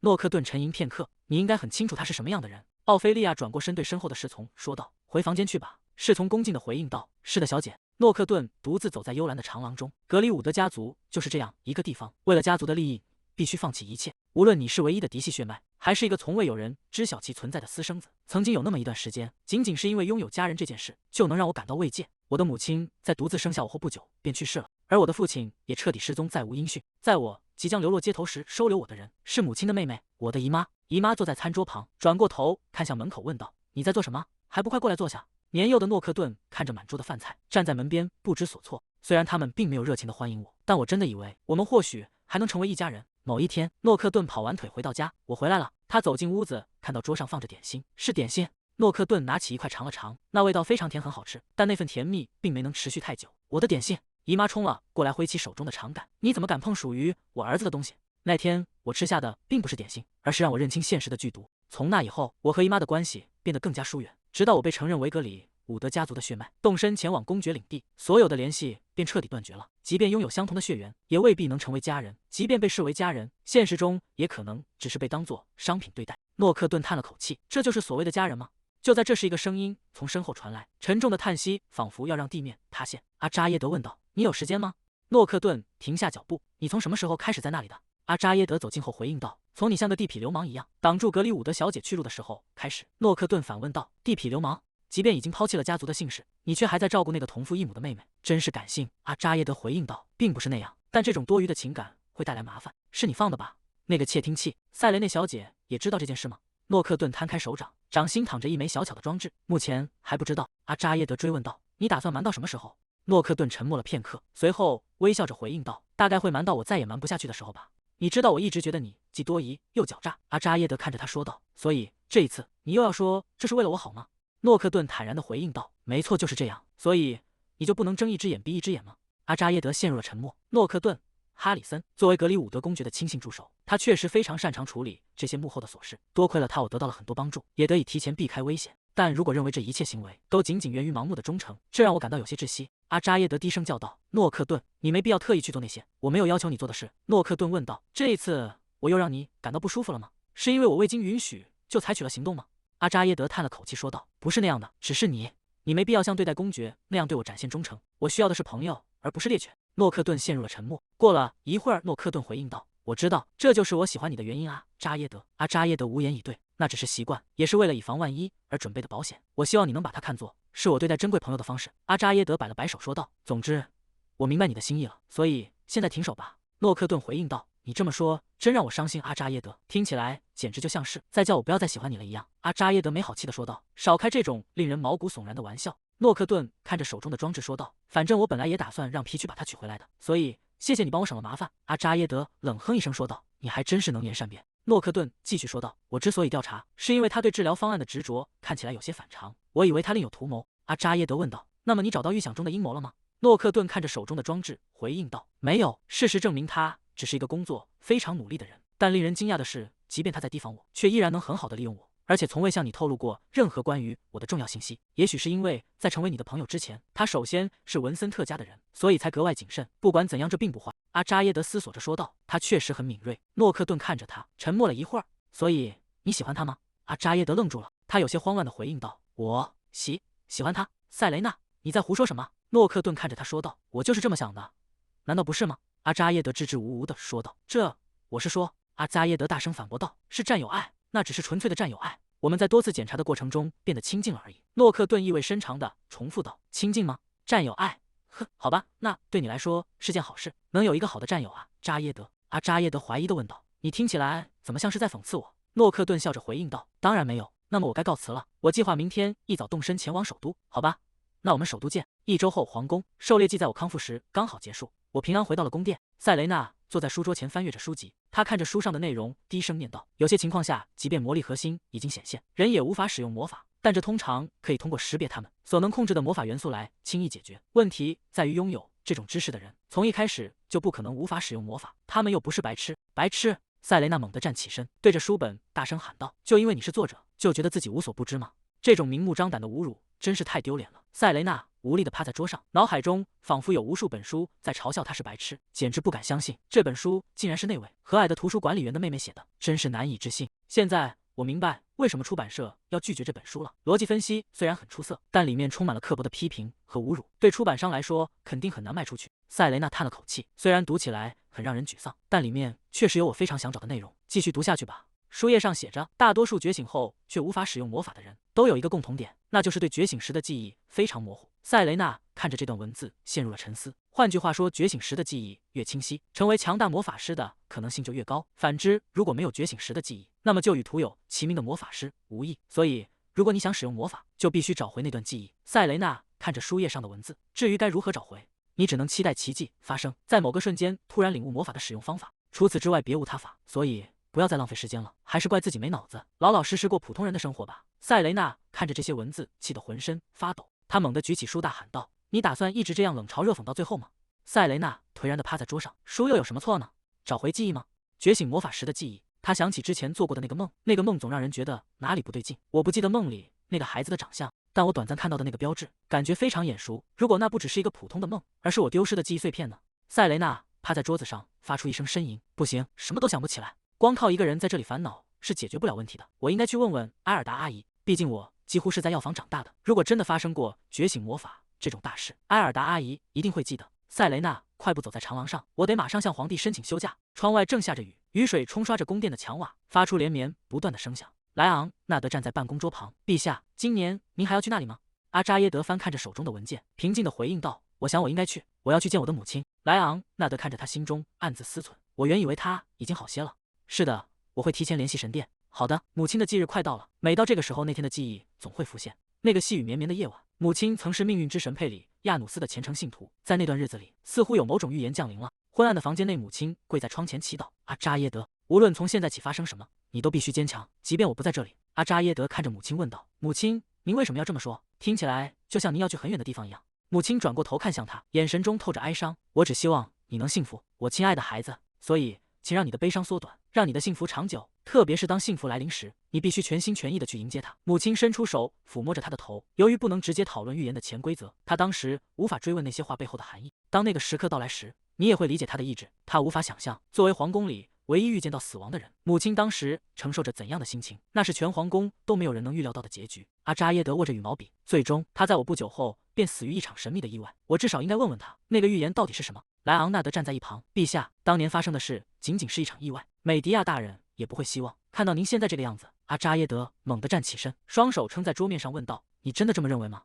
母亲似乎知道那天会发生什么，现在回想起来真的很奇怪。那天她抚摸我时手颤抖得很厉害。莱昂纳德跟在他身后回应道：“即便美迪亚大人预见到了未来，他也无法违抗神圣的预言。这大概就是他对你隐瞒的原因。那场意外是神的旨意，而不是陛下的疏忽。”阿扎耶德看着窗外，低声重复：“神的旨意吗？我很好奇那个所谓的神之预言到底对母亲说了什么。也许今年他终于也会告诉我了。每到母亲的忌日，阿扎耶德总是独自在佩里亚努斯神殿待上一整天。莱昂纳德看着阿扎耶德的背影，心中满是担忧。祭礼的进行没有问题，但每到这个时候，宫里的每个人都能看出陛下的身体有多虚弱，真是令人担心。莱昂纳德微微躬身说道：“我先告退了。”莱昂纳德走出办公室，他独自走在长廊上，长长的叹了一口气。塞蕾娜正迎面走来。啊，你好，莱昂内的爵士。莱昂纳德停下脚步回应道：“啊，瑟蕾娜小姐。”莱昂奈德说道：“好久不见了，你是来见陛下的吗？”塞蕾娜点头回应道：“是的，我有些事情需要得到陛下的许可。”莱昂纳德听后陷入了沉默，他看着塞蕾娜半晌没有说话。瑟蕾娜有些困惑地看着他：“那个莱昂内德爵士，你有什么话想对我说吗？”莱昂奈德神情显得有些困扰：“我在想，现在应不应该让你进去？实际上，现在快到陛下母亲美迪亚大人的忌日了。”瑟蕾娜惊讶地回应道：“啊，已经到那个时候了吗？”莱昂纳德转过身，低声提醒道：“每年这个时候，陛下的情绪都会变得非常敏感，最好还是避开这段时间。但最近，陛下和你在一起时似乎更放松一些。塞蕾娜小姐，我在想，也许和你聊聊会对陛下有帮助，所以我刚才犹豫了一下。”瑟蕾娜有些不好意思地回应道：“啊，我明白了，这真让人有点难为情。连陛下最亲近的助手莱昂奈德爵士都觉得我和陛下走得很近了吗？”莱昂奈德提议道：“也许换个时间再来会更好。”塞蕾娜连忙摆手说道：“啊，不。作为王室医生，照顾陛下的心理健康也是我的职责。”他充满自信地看向莱昂纳德：“就交给我吧，塞蕾娜小姐。”瑟蕾娜微笑着回应道：“别担心，请先去忙吧，莱昂内德爵士。”莱昂纳德点头说道：“好吧，那就交给你了。”瑟蕾娜站在走廊里，心中暗自盘算：根据前世的经验，越接近忌日，陛下的情绪就会越敏感。如果我想获得外出的许可，今天就是最好的机会。况且作为他的医生，我不能无视一个情绪低落的病人。塞蕾娜深吸一口气，走到办公室门前，抬手敲了敲门：“陛下，我是瑟蕾娜。”门内一片寂静，没有任何回应。他没说不让我进去，那应该没关系吧？他再次轻声唤道：“陛下，我进来了。”他探头看向办公室内，发现阿扎耶德正独自坐在窗台上，他看起来真的很伤心。塞蕾娜走近说道：“原来您在这里吹风啊？”阿扎耶德问道：“你来这里有什么事吗？”瑟蕾娜笑着看向阿扎耶德说道：“我来见您还需要理由吗？您甚至给了我这枚戒指，这可是能随时私下觐见皇帝的特权。”阿扎耶德坐在窗台上，转过头淡淡的回应道：“可你以前总是只有在有事的时候才会来找我。”塞蕾娜听后调侃道：“哎呀，听起来您好像有点委屈呢。”我真的表现的那样吗？他低下头，声音变得有些低沉。也许我确实有点。瑟蕾娜心中一惊，她今天的表现和往常太不一样了。塞蕾娜连忙挥动双手说道：“那我以后会经常来转转的，这样您就不会有那种感觉了。但是您之后可不能抱怨我太烦人哦，好吗？”阿扎耶德看着瑟蕾娜手舞足蹈的样子，忍不住轻笑出声：“好吧，好吧。顺便说一句，你今天又把头发扎起来了。”瑟蕾娜摸了摸头发，回应道：“啊，是的，工作的时候头发垂下来会很碍事，所以我就把它竖起来了。为什么？您是想让我换个发型吗？”阿扎耶德注视着瑟蕾娜，今天的她感觉无论我说什么她都会答应。倒也不是，只是你总是保持着同一种发型。塞蕾娜回应道：“我想我只是习惯了这样。其实我也觉得挺对不起我的女仆玛丽，她总想在我头上尝试不同的发型，但我总是拒绝她。”阿扎耶德伸出手，指尖划过瑟蕾娜垂下的发丝，问道：“为什么？为什么不让她试试？我觉得你换个发型也会很好看。”塞蕾娜看向他问道：“您真的这么想吗？既然陛下都这么说了，也许我下次可以尝试一下不同的风格。”阿扎耶德微笑着说道：“肯定会很适合你的。别看我这样，我对这些东西的眼光可是很准的。”塞蕾娜看着阿扎耶德的神情，心中感到一阵欣慰。谢天谢地，他的眼睛里终于又有了神采。好吧，那我就相信陛下的品味了。阿扎耶德收回手问道：“那么你今天过来的理由是什么？”瑟蕾娜有些局促地回答道：“我打算出宫一趟。”阿扎耶德追问道：“去哪里？”塞蕾娜回答道：“去戈登商会和药店，我需要去戈登那里取一些订购的医疗器械，顺便再去药剂师那里买些草药。”阿扎耶德看着他回应道：“好吧，随你高兴。还有陛下。”他伸出手向阿扎耶德发出邀请：“您愿意去散散步吗？雨刚停，稍微散散步可能会让您的心情好一些。”阿扎耶德看着瑟蕾娜伸出的手，嘴角露出一抹笑意：“你还真是坚持啊！我有哪次能反抗你的处方吗？”皇宫的花园里，雨后的空气格外清新，花瓣上还挂着晶莹的露珠。塞蕾娜走在阿扎耶德身后，总算把他带出来了。正如预料的那样，他一路上都没有说话。在母亲的忌日那天，陛下究竟会去哪里呢？在前世，我只能从比现在更遥远的地方注视着他，所以我从未知道他在这段时间去了哪里，也从未敢去打听。即便到了现在，我也只能猜测他要去的地方在皇宫之外。在我不在他身边的时候，他千万不能生病或者受伤啊！店主站在门口送客，欢迎下次再来。塞蕾娜走向店门，开口问道：“埃尔达最近过得好吗？”埃尔达转过头，惊讶地看向来人。塞蕾娜提着礼物，笑着打招呼。埃尔达惊喜地回应道：“哦，塞蕾娜，欢迎。”两人进入店内坐下。埃尔达一边忙碌一边问道：“是的，你刚才说有事想问我？”塞蕾娜看着面前的茶杯：“是的，其实不久前我在逃离失火的仓库时晕倒了，然后做了一个梦，在那个梦里，我小时候好像被绑架过。如果我把一切都告诉他，他可能会晕过去吧。塞蕾娜看着埃尔达问道：“在我小时候，有没有过连续几天没露面的时候，或者受了很明显的伤？”埃尔达陷入沉思，确实有那么一段时间，那个每天都来药房打卡的孩子突然消失了。埃尔达回忆着说道：“大概有10天左右。我当时非常担心，甚至去了文森特的宅邸。你妹妹出来说你出了远门。”瑟蕾娜追问道：“莉迪亚？”埃尔达点头回应道：“是的，甚至当我问起你什么时候回来时，他还大发雷霆，叫我赶快离开。几天后，你又回到了药房。当我问你去了哪里，你却什么都不知道，所以我也就没再多问。我出了远门，就算真的出门，他们也绝不会让我一个人去，肯定会带上我，让我继续侍奉他们。真相已经很清楚了，莉迪亚一定知道些什么。”瑟蕾娜低头沉思：“我应该尽快潜入文森特的宅邸吗？但我真的很不想去。怎么了？出什么事了吗？”埃尔达露出怀念的神情说道：“我只是突然想起了你小时候的事，感觉有些感伤。你那时突然剪短了头发，像个男孩子一样到处乱跑，我给你脸上涂药膏的样子，就像发生在昨天一样。你当时很讨厌，因为是女孩就被轻视。”瑟蕾娜有些惊讶：“你还记得那些事吗？剪短头发是因为莉迪亚？”瑟蕾娜试探着问道：“那么我有没有提到过一个和我年纪相仿的男孩？”埃尔达摇了摇头回应道：“你那时候话不多，我不记得你提过任何关于男孩的事。”瑟蕾娜垂下眼帘：“这样啊。”埃尔达像是突然想起了什么。对了，在那次争吵之后，你总是盯着我怀孕的肚子，一直向莱文道歉。瑟蕾娜愣住了。我向莱文道歉？埃尔达点头说道：“是的，你说你未经允许就使用了某种东西，只要有机会你就会黏着我道歉，简直烦死人了。我真的做过那种事吗？”瑟蕾娜完全没有这段记忆。为什么我一点都不记得了？难道我以前很笨吗？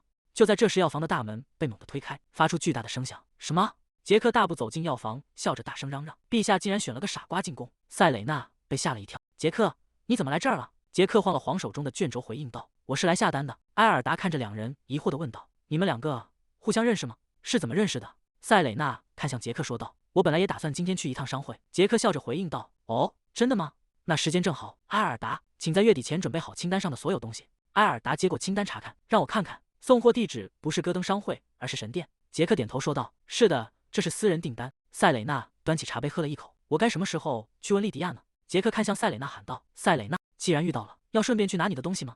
塞蕾娜问道：“现在？”杰克笑着回应道：“如果你忙的话，我们晚点在商会见也行。”塞蕾娜站起身说道：“不用了，既然都在这儿了，那就一起走吧。”杰克爽快地答应道：“没问题。”塞蕾娜向埃尔达告别：“那么下次再见，埃尔达阿姨，也请代我向叔叔和莱文问好。”埃尔达站在门口回应道：“好的，路上小心。”瑟蕾娜跟着杰克来到一处宅邸前，他看着眼前的建筑问道：“杰克，你确定没走错地方吗？这里看起来不像商会，更像是一间民宅。”杰克走上前，推门笑着回应道：“没错，这就是我家。商会是办公用的，这里是招待朋友的地方。”塞蕾娜看着屋内凌乱的景象：“这是你家？怎么乱成这样？”杰克一边摆弄门锁，一边解释道：“我大部分时间都住在商会，虽然有房子，但很少回来住。”哦，开了。塞蕾娜看着布满灰尘的屋子，这里看起来完全没有打理过，真的可以进去吗？里面不会突然跳出什么东西吧？杰克一边推开门一边解释道：“啊，顺便说一下，平时这里不是这样的，负责打扫的人回老家待几天，所以现在有点乱，别太惊讶。”塞蕾娜看着眼前的景象，回应道：“啊，好吧，也就是说，这里只用了几天就变成这富贵样子了。”房门发出沉重的吱呀声，屋内到处堆放着杂物，书架上的书籍和卷轴乱七八糟，地上摆满了大大小小的罐子。瑟蕾娜走进屋内说道：“这看起来可不只是有点乱吧？这里的东西确实比我想象中要多。”杰克笑着坐到桌边：“没关系的，只要有地方坐就行了。”杰克递出一个黑色的首饰盒，说道：“给，这是你要的东西。”塞蕾娜接过盒子，有些惊讶地说道：“哦，挺沉的。”杰克解释道：“我已经尽量缩小体积了，但这已经是极限了。”塞蕾娜打开盒子，里面静静躺着一个银白色的圆环。啊，你把它做成了手镯的形状？杰克问道。怎么样？内部构造完全是按照你的设计图做的。我想，如果你要随身携带的话，做成手镯会更方便，所以做了一些调整。外形倒是没问题，但真的太重了，感觉像个手铐一样。如果让陛下戴上，这个肯定会很麻烦。塞蕾娜放下圆环问道：“东西很好，但有没有办法让它变得轻一点？”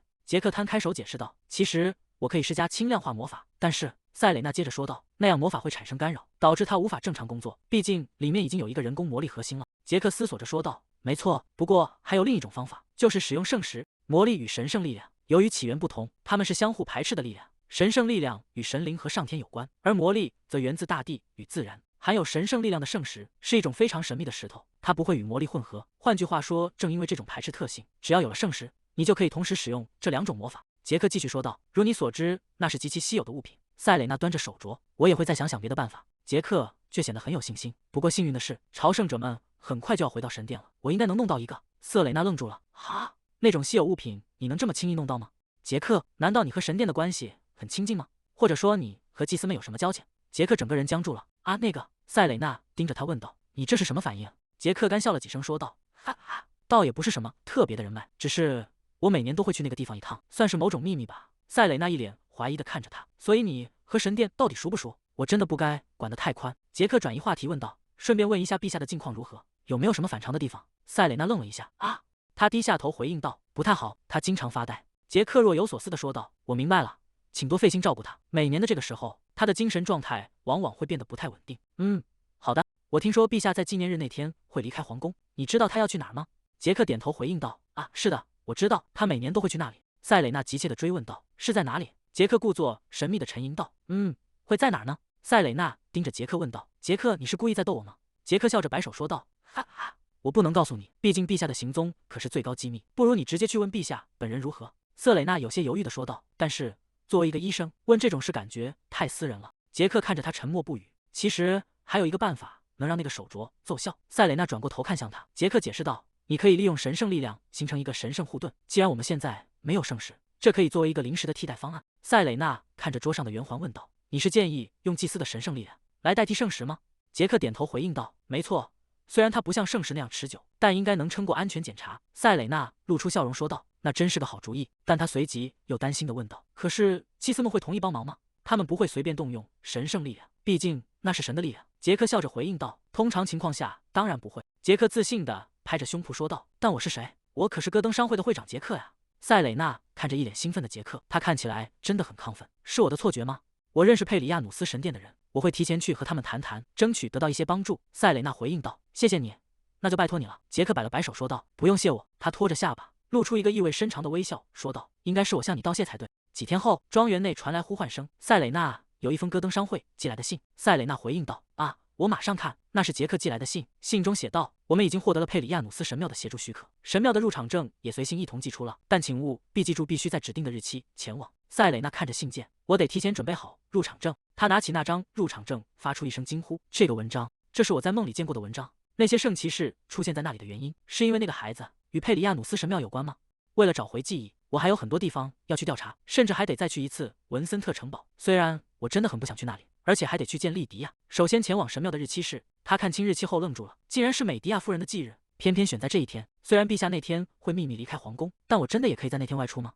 莉迪亚叹了口气，就只有一天而已，我得找个合适的借口瞒过陛下，然后出发去神庙。时间流逝，终于到了前往神庙的日子。塞蕾娜独自走在漫长而陡峭的朝圣之路上，她喘着粗气，一步步向上攀登。终于，佩里亚努斯神庙出现在眼前。塞蕾娜走上石阶，这条路比我想象中还要难走。如果陛下也跟来的话，他一定会吃不少苦头。幸好我是一个人来的。守卫拦住了塞蕾娜的去路。抱歉，神庙今天不对外开放。塞蕾娜停下脚步说道，请等一下，我有入场证。她从怀中取出证件递了过去，在这里。守卫接过入场证查看，随后恭敬地回应道，啊，原来您就是今天邀请的贵客，没能立刻认出您真是失礼了。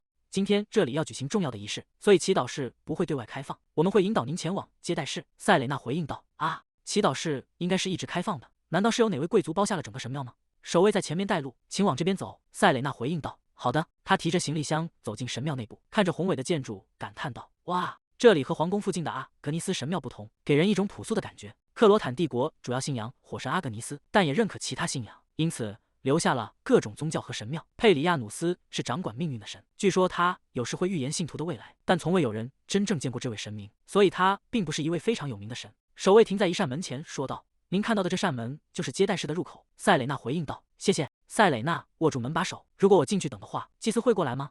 他已经在这里了。塞蕾娜看到屋内的身影，啊，祭司先到了。他有些慌张地说道，抱歉，我迟到了。拉斐尔转过身，微笑着回应道，哈哈，没关系，是我比约定的时间早到了一些。塞蕾娜愣在原地，祭司。拉斐尔看着他，啊，抱歉，我把你错认成别人了。他走上前自我介绍道，我是拉斐尔，佩里亚努斯的仆人。塞蕾娜握住他的手回应道，很高兴见到您，我是瑟蕾娜。塞蕾娜突然察觉到了什么，您的手上有好多伤痕，在成为祭司之前，您是不是经历过一段艰辛的过去？拉斐尔坐在桌前说道，所以你需要神圣力量。我听说这是戈登商会正在开发的产品。塞蕾娜回应道，是的，为了方便销售需要减轻重量，所以必须进行一些修改。杰克是用商会的名义才说服他们的，如果是个人请求，神庙恐怕不会这么轻易答应。拉斐尔接过盒子说道，施加神圣封印并不难，但需要一些时间，大约半天左右。塞蕾娜回应道，没关系，那就拜托您了。如果方便的话，在我等待的时候，可以参观一下神庙吗？反正我以后还会再来，想先熟悉一下这里的路。拉斐尔面露难色，我不确定，今天有一场重要的仪式，如果你一个人乱逛的话，可能会迷路。瑟蕾娜有些失望，果然，看来我只能下次再来了。如果您是担心安全问题，我会一直待在接待室里的。拉斐尔摆了摆手说道：“哦，不是那个意思，杰克已经为你做过担保了。既然如此，请务必小心，不要进入系有红绳的区域。”不远处的房间里，两名年轻祭司正蹲在地上，其中一人惊呼道：“啊，又断了！”另一人问道：“发生什么事了？”一名祭司无奈地说道：“爱那只流浪猫一直在捣乱，把系好的绳子弄得一团糟。我刚才才系好，现在又乱了。”另一名祭司回应道：“那又怎样？反正今天没有外人进来。”先前的祭司担忧地说道：“话虽如此，我还是担心主教发现后会责骂我们，不如把它系得高一点，这样猫就够不着了。”另一人点头说道：“好主意。”塞蕾娜独自走在神庙的庭院里，太好了，终于获得许可了。如果可能的话，我还想见见这里的圣骑士。突然，一个灰色的身影窜出，塞蕾娜吓了一跳。她定睛一看，愣在了原地。一只长毛猫正叼着一根红绳，悠闲地站在她面前。哎，派，你是派对吧？诺克顿大人的猫为什么会在这里？他指着猫，大声喊道：“你嘴里叼着什么？你从哪儿把这东西扯下来的？”猫猛地一窜，叼着红绳跑向走廊深处。瑟蕾娜惊呼道：“等一下，不快停下！”她看着猫消失的方向，心急如焚。该怎么办？如果就这样不管它，谁知道它接下来还会闯出什么祸来？这样不行，派，快回来！他迈开步子追了上去。塞蕾娜在草地上停下脚步，大口喘着粗气。这下糟了，我明明看到他往这边跑了，怎么找不到了？说起来，塞蕾娜停下脚步，看着眼前的一幕，真不敢相信神庙里竟然有这种地方。在一棵巨大的古树下，挂着一个简易的秋千，微风拂过草地，发出沙沙的声响。塞蕾娜走进秋千，给小孩子玩的吗？看起来已经很有年头了。这里的景色也相当迷人。塞蕾娜正沉浸在静谧的氛围中，身后突然传来脚步声。她猛地转过头，还没等她看清来人，整个人就被一股力量扑倒在草地上，头上的草帽也随之掉落。阿扎耶德将塞蕾娜压在身下，愤怒地呵斥道：“竟敢擅自闯入这里！”阿扎耶德看清了身下人的面容，瑟蕾娜，陛下，你怎么会在这里？他神色慌张地说道：“别说话，就这样待着别动。”瑟蕾娜疑惑地问道：“哎，这是怎么回事？”突然，瑟蕾娜感到脖子处传来一阵剧痛。阿扎耶德扶住她的肩膀：“别动，就这样待着。”瑟蕾娜有些不知所措。她抬起手，看到掌心满是鲜血。既然治疗已经结束了，那我就先告辞了，请您好好休息。两人并排坐在长椅上，气氛陷入沉默。阿扎耶德率先开口，打破僵局：“你的胆子真大，你到底是怎么进来的？”“我明明用红线封锁了这里。”瑟蕾娜疑惑地重复道。“红线？可是这附近根本没有什么线。”阿扎耶德回应道。“那不可能，是真的。我刚才只是发现了诺克顿的猫，追着派过来的。”此时派正叼着红线在远处玩耍。阿扎耶德无奈地说道：“看来又是派那个小家伙在捣乱了。不过，你今天不是应该去药剂店吗？怎么会出现在这里？我并不觉得你和佩里亚努斯神庙有什么特别的联系。”瑟蕾娜有些慌乱地解释道：“那个，首先我真的不知道陛下会在这里举行梅迪亚夫人的祭祀仪式。我真的很讨厌巧合这个词，但这真的只是个巧合。”阿扎耶德打断道：“够了，如果你再继续说下去，伤口又要裂开了。我并不是因为怀疑你才问的，所以你不需要详细解释。现在先在这里休息吧，我会让祭司送你出去。”他看起来比平时冷静得多。“那陛下您呢？”阿扎耶德站起身说道：“我现在该去准备祭典了。今天能像这样度过一段时间，简直像是一种奢侈，说来有些可笑。多亏了你，我刚才竟然有一瞬间忘掉了一切。”塞蕾娜沉默地看着他。阿扎耶德转过身准备离开，塞蕾娜突然伸手抓住了他的衣袖。阿扎耶德停下脚步。“塞蕾娜！”塞蕾娜愣住。“那个呀，这个是……”杰克猛地推开大门喊道：“阿扎耶德，你这混蛋又来了！”杰克看着眼前的两人，愣住。“什么？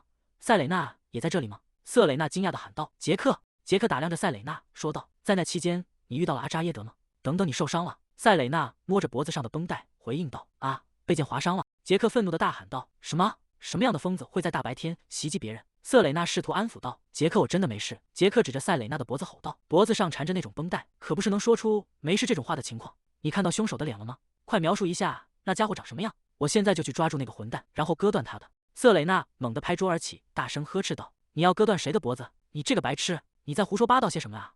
更重要的是，你难道没有什么要向我解释的吗？说什么没有圣使，那只是你的借口对吧？”杰克流着冷汗，支支吾吾地回应道：“啊，不是那样的，真的不是。”塞蕾娜愤怒地吐槽道：“还敢说不是？你这个骗子艺术家！如果你和拉斐尔主教关系那么亲近，轻而易举就能弄到圣石吧？”杰克急忙辩解道：“嘿，你知道我是为了谁才那样做的吗？”阿扎耶德打断道：“等等，这种局面难道只有我一个人不明白发生了什么吗？”杰克，别告诉我你是故意把塞蕾娜叫到神庙来的。杰克尴尬地摸着后颈回应道：“啊哈哈，那个，你看！”阿扎耶德愤怒地吼道：“我明确告诉过你，一个字都不要泄露出去。”杰克不甘示弱地反驳道：“那难道想让我坐视不管吗？所谓的挚友，每到他母亲的忌日，就会像疯子一样四处乱跑，最后带着一身伤回来。你觉得我该怎么做？杰克，咯噔。塞蕾娜低声说道：“等一下，我感觉自己刚才听到了非常危险的事情。”杰克和阿扎耶德同时将注看向塞蕾娜。瑟蕾娜追问答：“陛下到底都做了些什么？”阿扎耶德避开视线说道：“那是很久以前的事了。每到这一天，各种思绪就会涌上心头。”杰克在一旁咬牙拆穿道：“很久以前个头！你去年也做了同样的事。”瑟蕾娜彻底爆发：“杰克说的是真的吗？陛下，您是疯了吗？您到底知不知道自己的身体状况？”塞蕾娜攥紧裙摆，内心充满了自责。我最近真的太迟钝了，竟然连这种事都忽略了。如果不是杰克，我根本不会知道在忌日这天会发生什么。我费了那么大劲才保住他的命，如果陛下在我不在的时候死掉了怎么办？如果阿扎耶德真的出了什么意外，我又要回到那种像皇室走狗一样的日子了。阿扎耶德看着激动的瑟蕾娜说道：“塞蕾娜，你先冷静一下。”塞蕾娜大声反驳道：“您觉得我现在看起来像是能冷静下来的样子吗？”塞蕾娜突然发出一声闷哼，捂住脖子。阿扎耶德上前扶住瑟蕾娜：“塞蕾娜，请先克制一下情绪。”塞蕾娜一把抓住他的手：“陛下，您打算瞒着我到什么时候？除非您想让我每天都从头到脚检查一遍您的身体，否则就请把一切都告诉我，不准漏掉任何细节。每一天发生的事我都要知道，您必须把一切都告诉我。”我没料到他会这么生气。塞蕾娜继续说道：“别以为您可以轻描淡写的糊弄过去，如果您现在假装没事，以后再被我发现的话，我绝对不会善罢甘休的。然而奇怪的是，这种因为瑟蕾娜担心我而发火的情况，我并不讨厌。塞蕾娜越是关心我，我心中那些阴郁的情绪就越是消散。”塞蕾娜见阿扎耶德没有反应：“陛下，您在听我说话吗？您这样一直保持沉默是很成问题的。他为什么只是站在那里？”瑟蕾娜疑惑地问道：“怎么了？你是不是哪里不舒服？”阿扎耶德垂下眼帘说道：“塞蕾娜，受伤的人是你，你的脖子还带着伤。一个连自己的身体都照顾不好的医生，却比任何人都更担心别人，这难道不觉得有些荒谬吗？”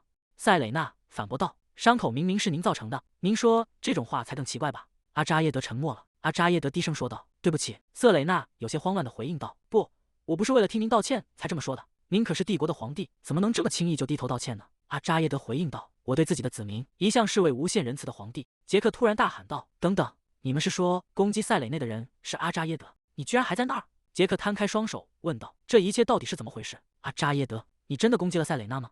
阿扎耶德看向杰克说道：“那是个意外，如果你能提前给我打个招呼，这种事就不会发生了。”杰克有些心虚的回应道：“我很抱歉。”阿扎耶德叹了口气：“塞蕾娜，看样子你是被杰克骗到这里来的，去准备一下回皇宫去吧。”塞蕾娜愣住：“什么？不？”阿扎耶德问道：“什么？”塞蕾娜回应道：“在得知了这么严重的事情后，我怎么可能就这样回去？陛下，您真的一点都不了解我。”阿扎耶德试图劝说道：“没有什么需要担心的。”塞蕾娜打断道：“没门！不管您怎么说，有没有需要担心的事，我都要亲眼确认才行。就请看着吧，无论您说什么，陛下，今天我都会整天待在您身边。”阿扎耶德看着塞蕾娜问道：“一整天？你该不会是认真的吧？难道你还打算跟着我进卧室吗？”瑟蕾娜笑着回应道：“那是当然了。”阿扎耶德愣在原地，脸上泛起红晕。什么？惊叫声在神庙上空回荡，惊起了远处的飞鸟。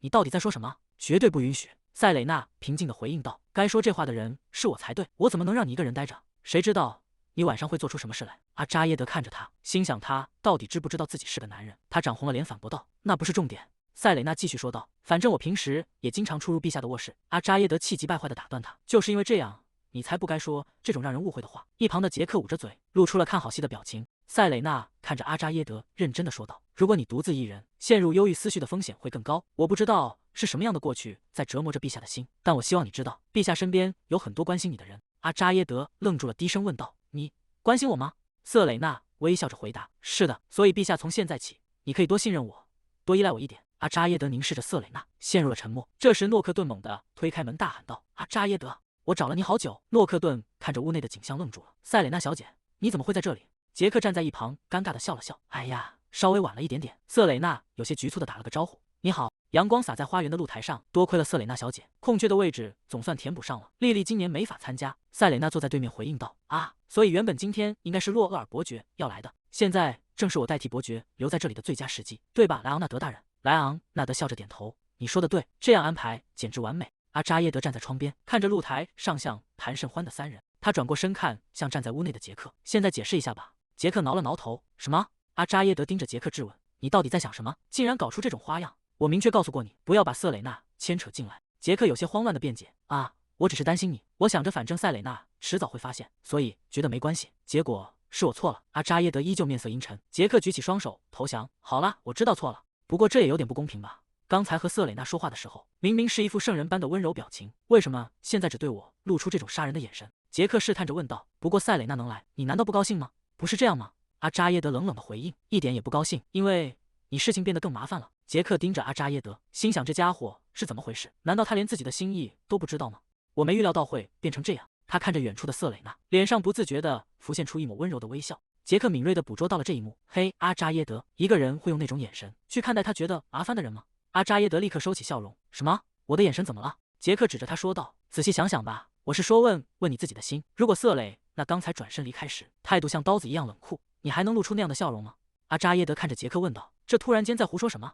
杰克继续假设道。如果塞蕾娜听了你的情况后，只是冷冰冰地丢下一句工作时间以外我有私事要处理，然后就这样头也不回地离开，你觉得你会是什么心情？阿扎耶德陷入了沉默。过了许久，阿扎耶德才开口说道。那个我可能会有点难过吧，毕竟如果被当成朋友的人冷酷对待，谁的心情都不会好受。杰克惊讶地叫出声。哦呀，你既然说你们只是朋友，嘿，老实交代，当莉莉也做出同样举动的时候，你也会感到失望吗？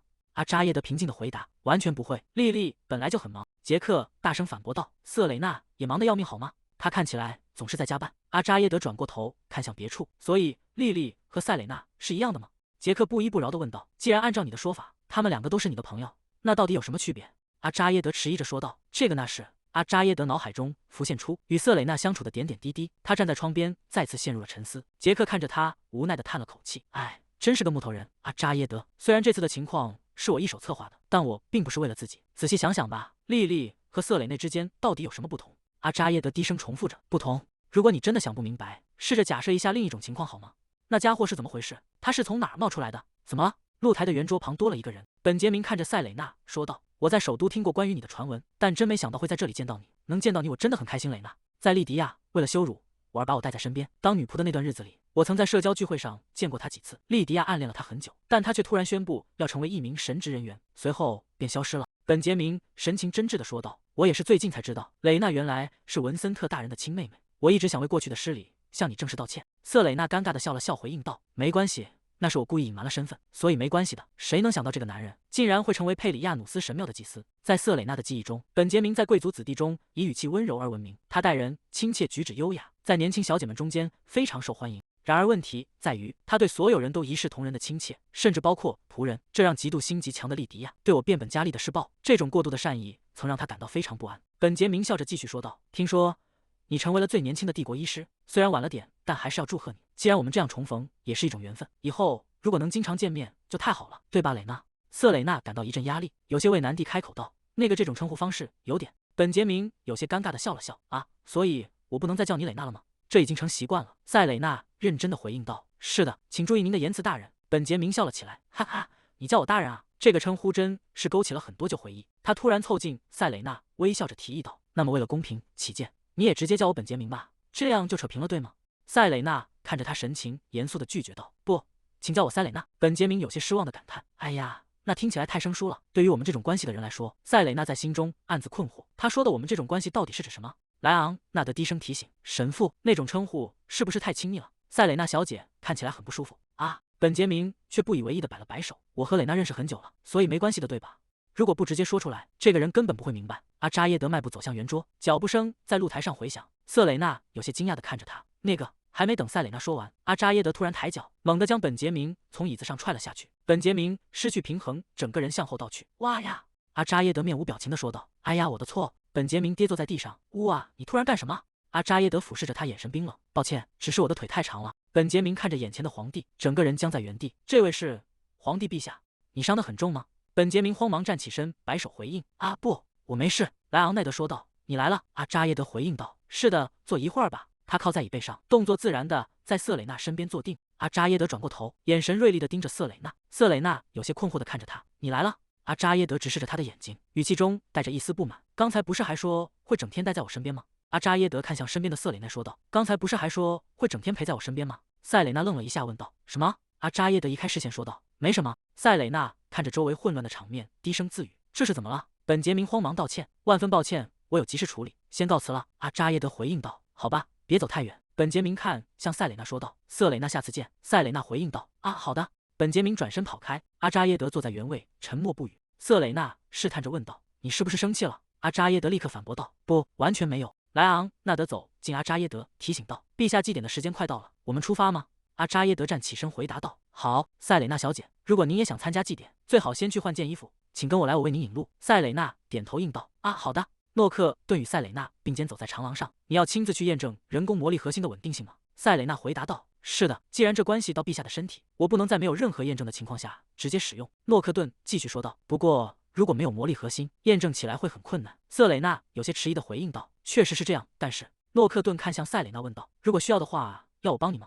塞蕾娜愣了一下，不知道该如何开口。认识诺克顿已经好几个月了，一直以来都受到他的帮助，向他隐瞒自己拥有魔力核心这件事，让他感到良心不安。塞蕾娜停下脚步，诺克顿也停了下来，疑惑地看着他。塞蕾娜低声说道：“诺克顿大人，其实有一件事我一直没告诉你。”塞蕾娜正要继续说下去，诺克顿身上的通讯设备响了起来。“啊，是通讯，抱歉，失陪一下。”诺克顿接起通讯，神色变得凝重。塞蕾娜看着他的背影，感到有些不对劲，或许关于魔力核心的事，下次再说比较好。塞蕾娜问道：“出什么事了吗？”诺克顿回答道：“只是出了一点小状况。”塞蕾娜看着他说道：“看起来挺严重的，你直接告诉我位置吧，我自己过去就行。”诺克顿确认道：“你自己一个人没问题吗？”塞蕾娜回应道：“没问题，我很擅长找路。”诺克顿指引道：“那么一直往前走，然后在第3个房间右转，我会让莱昂奈德去祭典现场接你。”塞蕾娜点头应道：“好的，明白了。”诺克顿大人，您现在要回实验室吗？诺克顿回答道：“不，我也会去参加祭典，晚点见。”诺克顿转身走向长廊深处，脚步声在空旷的大厅里回荡。“告诉你的朋友们，别再惹麻烦了，保持安静，不要再碍事。”诺克顿拿着通讯设备问道：“詹姆斯，你突然在说什么？”詹姆斯冷冷地回应道：“正如我所说，如果他不想失去剩下的一只眼睛，你最好告诉他谨言慎行，明白了吗？”诺克顿想起曾经的对话：“杰克，你的眼睛是怎么回事？”杰克有些尴尬地回答道：“出了点小意外。”詹姆斯的声音继续从通讯器中传来：“你也一直待在公爵身边，所以你应该很清楚，在事情变得无法挽回之前，阻止你的朋友们继续深挖下去。”詹姆斯表现得如此肆无忌惮，看来他也已经察觉到了公爵的秘密。这么说，杰克当年失去眼睛，也是因为公爵做的那些事。诺克顿走到一扇门前，推门而入。房间内，莱昂纳德正和杰克站在一起。杰克看到进门的诺克顿，问道：“哦，你来了，塞蕾娜呢？”诺克顿一言不发地走向杰克，伸手抓住了杰克的衣领。“你打算隐瞒到什么时候？”杰克看着他回应道：“你在说什么？说清楚点。”诺克顿盯着他说道：“你的眼睛，那根本不是什么意外，是公爵干的，对吧？”莱昂纳德试图安抚道：“冷静点，诺克顿，我会解释清楚的。”诺克顿愤怒地反问：“解释？在杰克失去眼睛的时候，你就该解释了。你们打算一直保持沉默，直到我发现为止，不是吗？”杰克解释道：“我们隐瞒并不是因为不信任你，只是担心你会担心，所以才淡化了伤势。”莱昂纳德打断道：“不，老实说，我们没告诉你，是因为知道你会是这种反应。”杰克喊道：“莱昂纳德！”莱昂纳德看着诺克顿，继续说道：“看看你现在的样子，只要涉及公爵的事，你就会不计后果的感情用事。”莱昂纳德看向诺克顿说道：“你平时总是那么理性，但只要牵扯到公爵，你就会变得如此情绪化。我们怎么敢告诉你？”杰克在一旁劝阻道：“嘿嘿，你说的太过分了。”莱昂纳德叹了口气说道：“总之，既然你已经发现了，大家先冷静下来，晚点再谈。我非常冷静，所以现在就解释清楚。莱昂纳德，你到底在计划什么？”莱昂纳德冷哼一声说道：“一个非常冷静的人会在仪式开始前红着眼冲过来吵架吗？你甚至把瑟蕾娜小姐一个人丢在了那里。”诺克顿低下头，伸手按住额头。“关于那件事，我很抱歉，是詹姆斯挑起了事端。”莱昂纳德疑惑地问道：“詹姆斯？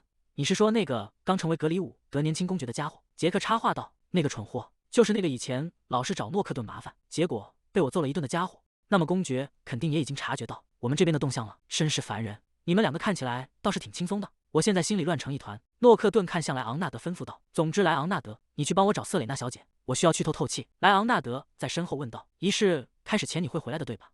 诺克顿没有回答，沉默着走出了房间。房门被关上的声音清脆回响。杰克看着紧闭的房门说道：“他会回来的。”莱昂纳德叹了口气。杰克继续说道：“那家伙，我就知道肯定有问题，他绝对有把柄落在公爵手里，但他自己什么都不肯说。”杰克神情严肃地回应道：“也许是他根本没法开口。从一开始，我们调查公爵的事情，就是因为担心诺克顿。”莱昂纳德沉默片刻说道：“确实如此，我先去看看瑟蕾娜小姐，我们在祭典现场会合。”杰克点头应允。阳光穿过繁茂的枝叶，洒在宏伟的祭典建筑上，整座宫殿在余晖中显得庄严肃穆。阿扎耶德独自站在祭坛前，火盆中的木材发出噼啪声，火焰在静谧的空气中跳动。他凝视着跳跃的火光，神情显得有些落寞。本杰明微笑着对瑟蕾娜说道：“塞蕾娜，下次见。”阿扎耶德越想越气，刚才真该踢那家伙一脚，而不是去踢椅子。沉重的脚步声在空旷的祭坛回荡。陛下，阿扎耶德停下脚步，转过身看向来人：“你来了，拉斐尔。您的气色看起来比去年还要好。”阿扎耶德回应道：“是吗？可您看起来似乎又老了一些。”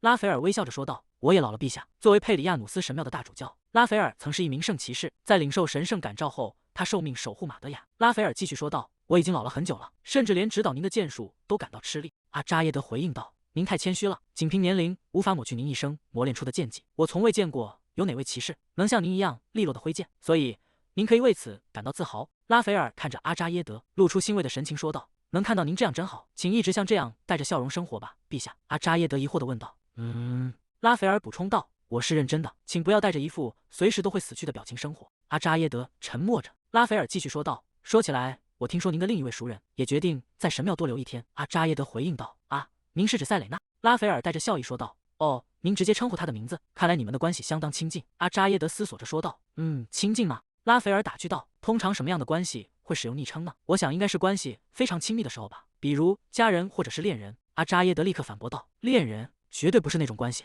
拉斐尔有些困惑地问道：“哎，那么？”阿扎耶德停下脚步，看向前方说道：“啊，看来其他人也到了。”塞蕾娜穿着华丽的礼服出现，她看向阿扎耶德，露出了灿烂的笑容：“陛下，您已经在那边了。”拉斐尔陷入了回忆，谁能想到当年那个孩子竟然会成为改变陛下的天才御医？这些蓝色的火焰难道是……阿扎耶德觉醒了吗？拉斐尔立刻对身边的圣骑士下令：“快把他们两个护送到安全的地方。”圣骑士回应道：“遵命。”拉斐尔看着被火焰包围的现场，心中充满了担忧。如果皇室发现这件事，阿扎耶德就会陷入危险。圣骑士走向倒在地上的身影，突然停住了脚步。在阿扎耶德身旁还躺着另一个孩子，竟然还有一个目击者，当时和他在一起的人。年幼的塞蕾娜倒在地上。拉斐尔，就像你一直以来所做的那样，你可以按照自己的信念去行动。拉斐尔问道：“如果我做出了错误的选择呢？”马德雅坐在床边，看着年幼的阿扎耶德，继续说道：“即使你的选择是错误的，最终你依然会抵达注定的命运，因为没有人能用双手遮住天空。这两个本该被我斩断联系的人，竟然再次相遇了。”拉斐尔站在两人中间，心中充满了不安。如果我当年的选择将他们引向了错误的道路，我该怎么办？马德雅大人，拉斐尔站在神庙前宣布：“既然大家都到齐了，仪式现在开始。”夜幕降临，拉斐尔看向众人说道：“为了这次仪式，各位都辛苦了，希望今晚大家能好好休息。”塞蕾娜回应道：“今天无意中给您添了不少麻烦，感谢您的仁慈，大主教。”拉斐尔微笑着说道：“幸好今天是谢绝外客的日子，神庙里还有空余的房间供各位留宿。”塞蕾娜摆了摆手说道：“啊，不需要特意准备房间，我打算今晚住在陛下的寝宫里。”拉斐尔愣在原地。什么？塞蕾娜解释道：“因为一些特殊情况，仅限今天，我必须那样待着。”陛下，阿扎耶德转过身说道：“我记得我说过，我不允许。”塞蕾娜坚持道：“反正房间很宽敞，不是吗？我会安静地待在沙发或椅子上等着的。”莱昂纳德无奈地看着两人说道：“那个塞蕾娜小姐，其实没必要这么勉强自己，我们会轮流守卫的。”塞蕾娜摇了摇头说道：“不，如果明天要回宫的话，大家今晚都需要好好休息。我其实更习惯熬夜照顾病人，反正我在黎明前也睡不着，而且如果不是今天，我可能就没机会观察陛下那些反常的行为了。”阿扎耶德沉默不语。难道是因为我现在的身份是病人，所以他绝对不会把我当成恋爱对象来看待吗？阿扎耶德开口问道：“那我的意见呢？”塞蕾娜看向他反问答：“陛下，您不是同意过要尊重我作为医生的专业意见吗？”他展示出手指上的戒指，继续说道：“陛下，您都把这枚戒指给我了，难道还要亲口反悔吗？”阿扎耶德有些急躁地回应道：“你也要考虑一下场合和地点啊，同住一间房绝对不行。”瑟蕾娜只是静静地看着他。一旁的杰克拍了一下手说道：“好啦，那就这么办吧，我们大家干脆都住进同一个房间里。”阿扎耶德愤怒地喊道：“太荒谬了！我怎么能和塞蕾娜住在同一个房间？那不如让你住进我的房间里，如何？”塞蕾娜露出灿烂的笑容问道：“这么说，您现在是同意了吗？”阿扎耶德惊呼道：“什么？”塞蕾娜一把抓住阿扎耶德的手臂，说道：“你已经答应了哦。”阿扎耶德挣扎着喊道：“不！”塞蕾娜拉着阿扎耶德向前走去，笑着说道：“哇，感觉真清爽，快点走吧，陛下。”阿扎耶德被拖着离开。喂，夜深了，阿扎耶德独自坐在寝宫的椅子上。算了，总比让塞蕾娜留在那些狼崽子身边要好。房门被推开，塞蕾娜的声音从门口传来：“陛下，我洗好了。”“好，辛苦了。”他下意识地转过头，却突然愣住了。哇，感觉整个人都焕然一新了。塞蕾娜换上了宽大的睡袍，整个人显得十分松弛。她看向阿扎耶德，问道：“陛下，您不去洗漱吗？我现在就去。”随着一声沉重的关门声，阿扎耶德消失在门后。塞蕾娜看着紧闭的房门，她看起来似乎很着急。塞蕾娜独自留在寝宫内，环视着四周。这里确实和普通的客房不一样，到处都能感受到长期生活留下的痕迹和温度。她走到窗边，这里后面也有空间吗？我以为窗帘后面就是墙壁。他伸手拉开帘幕走了进去，在隐秘的空间里挂着一幅巨大的画像，是一幅肖像画吗？难道是和神庙有关的人？画中的女子神情温柔，怀中抱着一束花。塞蕾娜注视着画中人的面容，感到一种莫名的违和感。真是奇怪，这个人为什么看起来如此眼熟？塞蕾娜苦苦思索着，我肯定在什么地方见过他，难怪外面那么安静。你刚才在看这个？瑟蕾娜惊呼出声。哇，这是什么？阿扎耶德站在一旁问道。你是怎么找到这里的？瑟蕾娜有些局促地回应道。那个，我只是在房间里随便转转，这幅画太美了，我不自觉就看入了神。他偷偷看向阿扎耶德，心想看到他现在的样子，终于明白为什么大家见到陛下都会脸红了。说起来，画像里的人长得和陛下有点像。阿扎耶德伸手拉住帘子，说道：“你甚至不知道那是谁？”瑟蕾娜好奇地问道：“是您认识的人吗？”阿扎耶德沉默片刻，低声回应道：“我的母亲。”塞蕾娜恍然大悟，难怪，我就说怎么看着这么眼熟，原来是因为她和陛下长得一模一样。他看向被遮挡的画像，问道：“既然是您母亲的画像，为什么要把它藏在帘子后面？”阿扎耶德看着画像回答道：“因为看着它会勾起太多回忆。”塞蕾娜看着阿扎耶德问道：“如果把它藏起来，是为了更容易忘记吗？”阿扎耶德低声回应道：“不。”塞蕾娜看着他伸出手，附在阿扎耶德按在帘子的手背上。塞蕾娜继续说道：“如果即便不去看，他也总是浮现在你脑海中，那不就意味着他在你心里占据了非常重要的位置吗？”阿扎耶德垂下眼帘说道：“可是看得越多就越痛苦。”塞蕾娜回应道：“就算不看，也一样会痛苦吧？”阿扎耶德沉默不语。塞蕾娜看着他说道：“或许正是因为你如此努力的不去直视，才会觉得更加痛苦。我对自己的母亲并没有多少美好的回忆，所以可能无法完全理解你的痛苦。我的母亲是一个神秘的人，贫穷会让人变得病态，她的一生都在与饥饿做斗争，所以她感到精疲力竭也并不奇怪。”年幼的塞蕾娜拉住母亲的衣角喊道：“妈妈，我独自抚养孩子，我的母亲无法逃脱贫困的枷锁，最终把我留给了那个生物学上的父亲。他作为一个成年人，大概有他自己的理由吧。即便如此，他偶尔还是会主动联系我，这就是为什么我无法真正恨他的原因。”阿扎耶德沉默地听着。“你思念他吗？”“我不确定，如果我思念他，我早就会去寻找他了。”塞蕾娜握住阿扎耶德的手说道，静静地面对他，反而让我自然而然地放下了那些情感。陛下，你也应该打破心中的堤坝，让一切都流淌出来。阿扎耶德看着他问道：“如果我还是放不下呢？”塞蕾娜轻轻揉捏着他的手背，回应道：“那就继续尝试，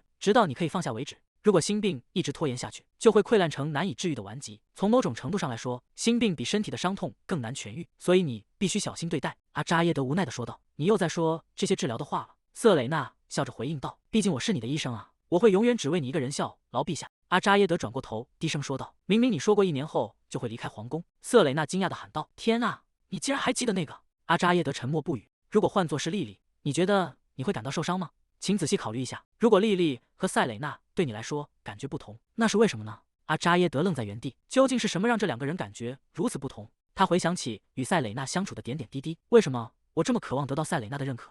我关注着塞蕾娜的一言一行，为什么看到其他男人在她身边转悠，会让我如此心烦意乱？为什么？到底是为什么？为什么我总是想见到塞蕾娜？阿扎耶德猛地意识到什么，整个人僵住了。瑟蕾娜笑着说道：“陛下，我是不是该离开了？”阿扎耶德看着他发出一声轻叹：“啊，我已经爱上塞蕾娜了。”塞蕾娜见他没有反应，继续说道：“陛下，你没有回答我。最近我确实给你添了不少麻烦，但如果你这么快就想把我赶走，我还是会觉得有点难过。”阿扎耶德愣在原地，什么？瑟蕾娜刚才在说什么？塞蕾娜自顾自地说道：“我也是人，当然希望能用让你更健康、更舒服的方式来照顾你，但我担心如果不这样做，你又会陷入危险之中。”阿扎耶德看着他，突然伸手将塞蕾娜拉入怀中。瑟蕾娜惊呼出声：“哦！”他靠在阿扎耶德胸前，有些不知所措。陛下，阿扎耶德紧紧抱着他。“如果我错过了呢？”瑟蕾娜愣住了。“什么？”阿扎耶德注视着怀里的瑟蕾娜说道：“如果我一点也不讨厌你的唠叨呢？不，如果我其实很喜欢听呢？”瑟蕾娜愣住了。“如果是这样，你愿意留在我的身边吗？”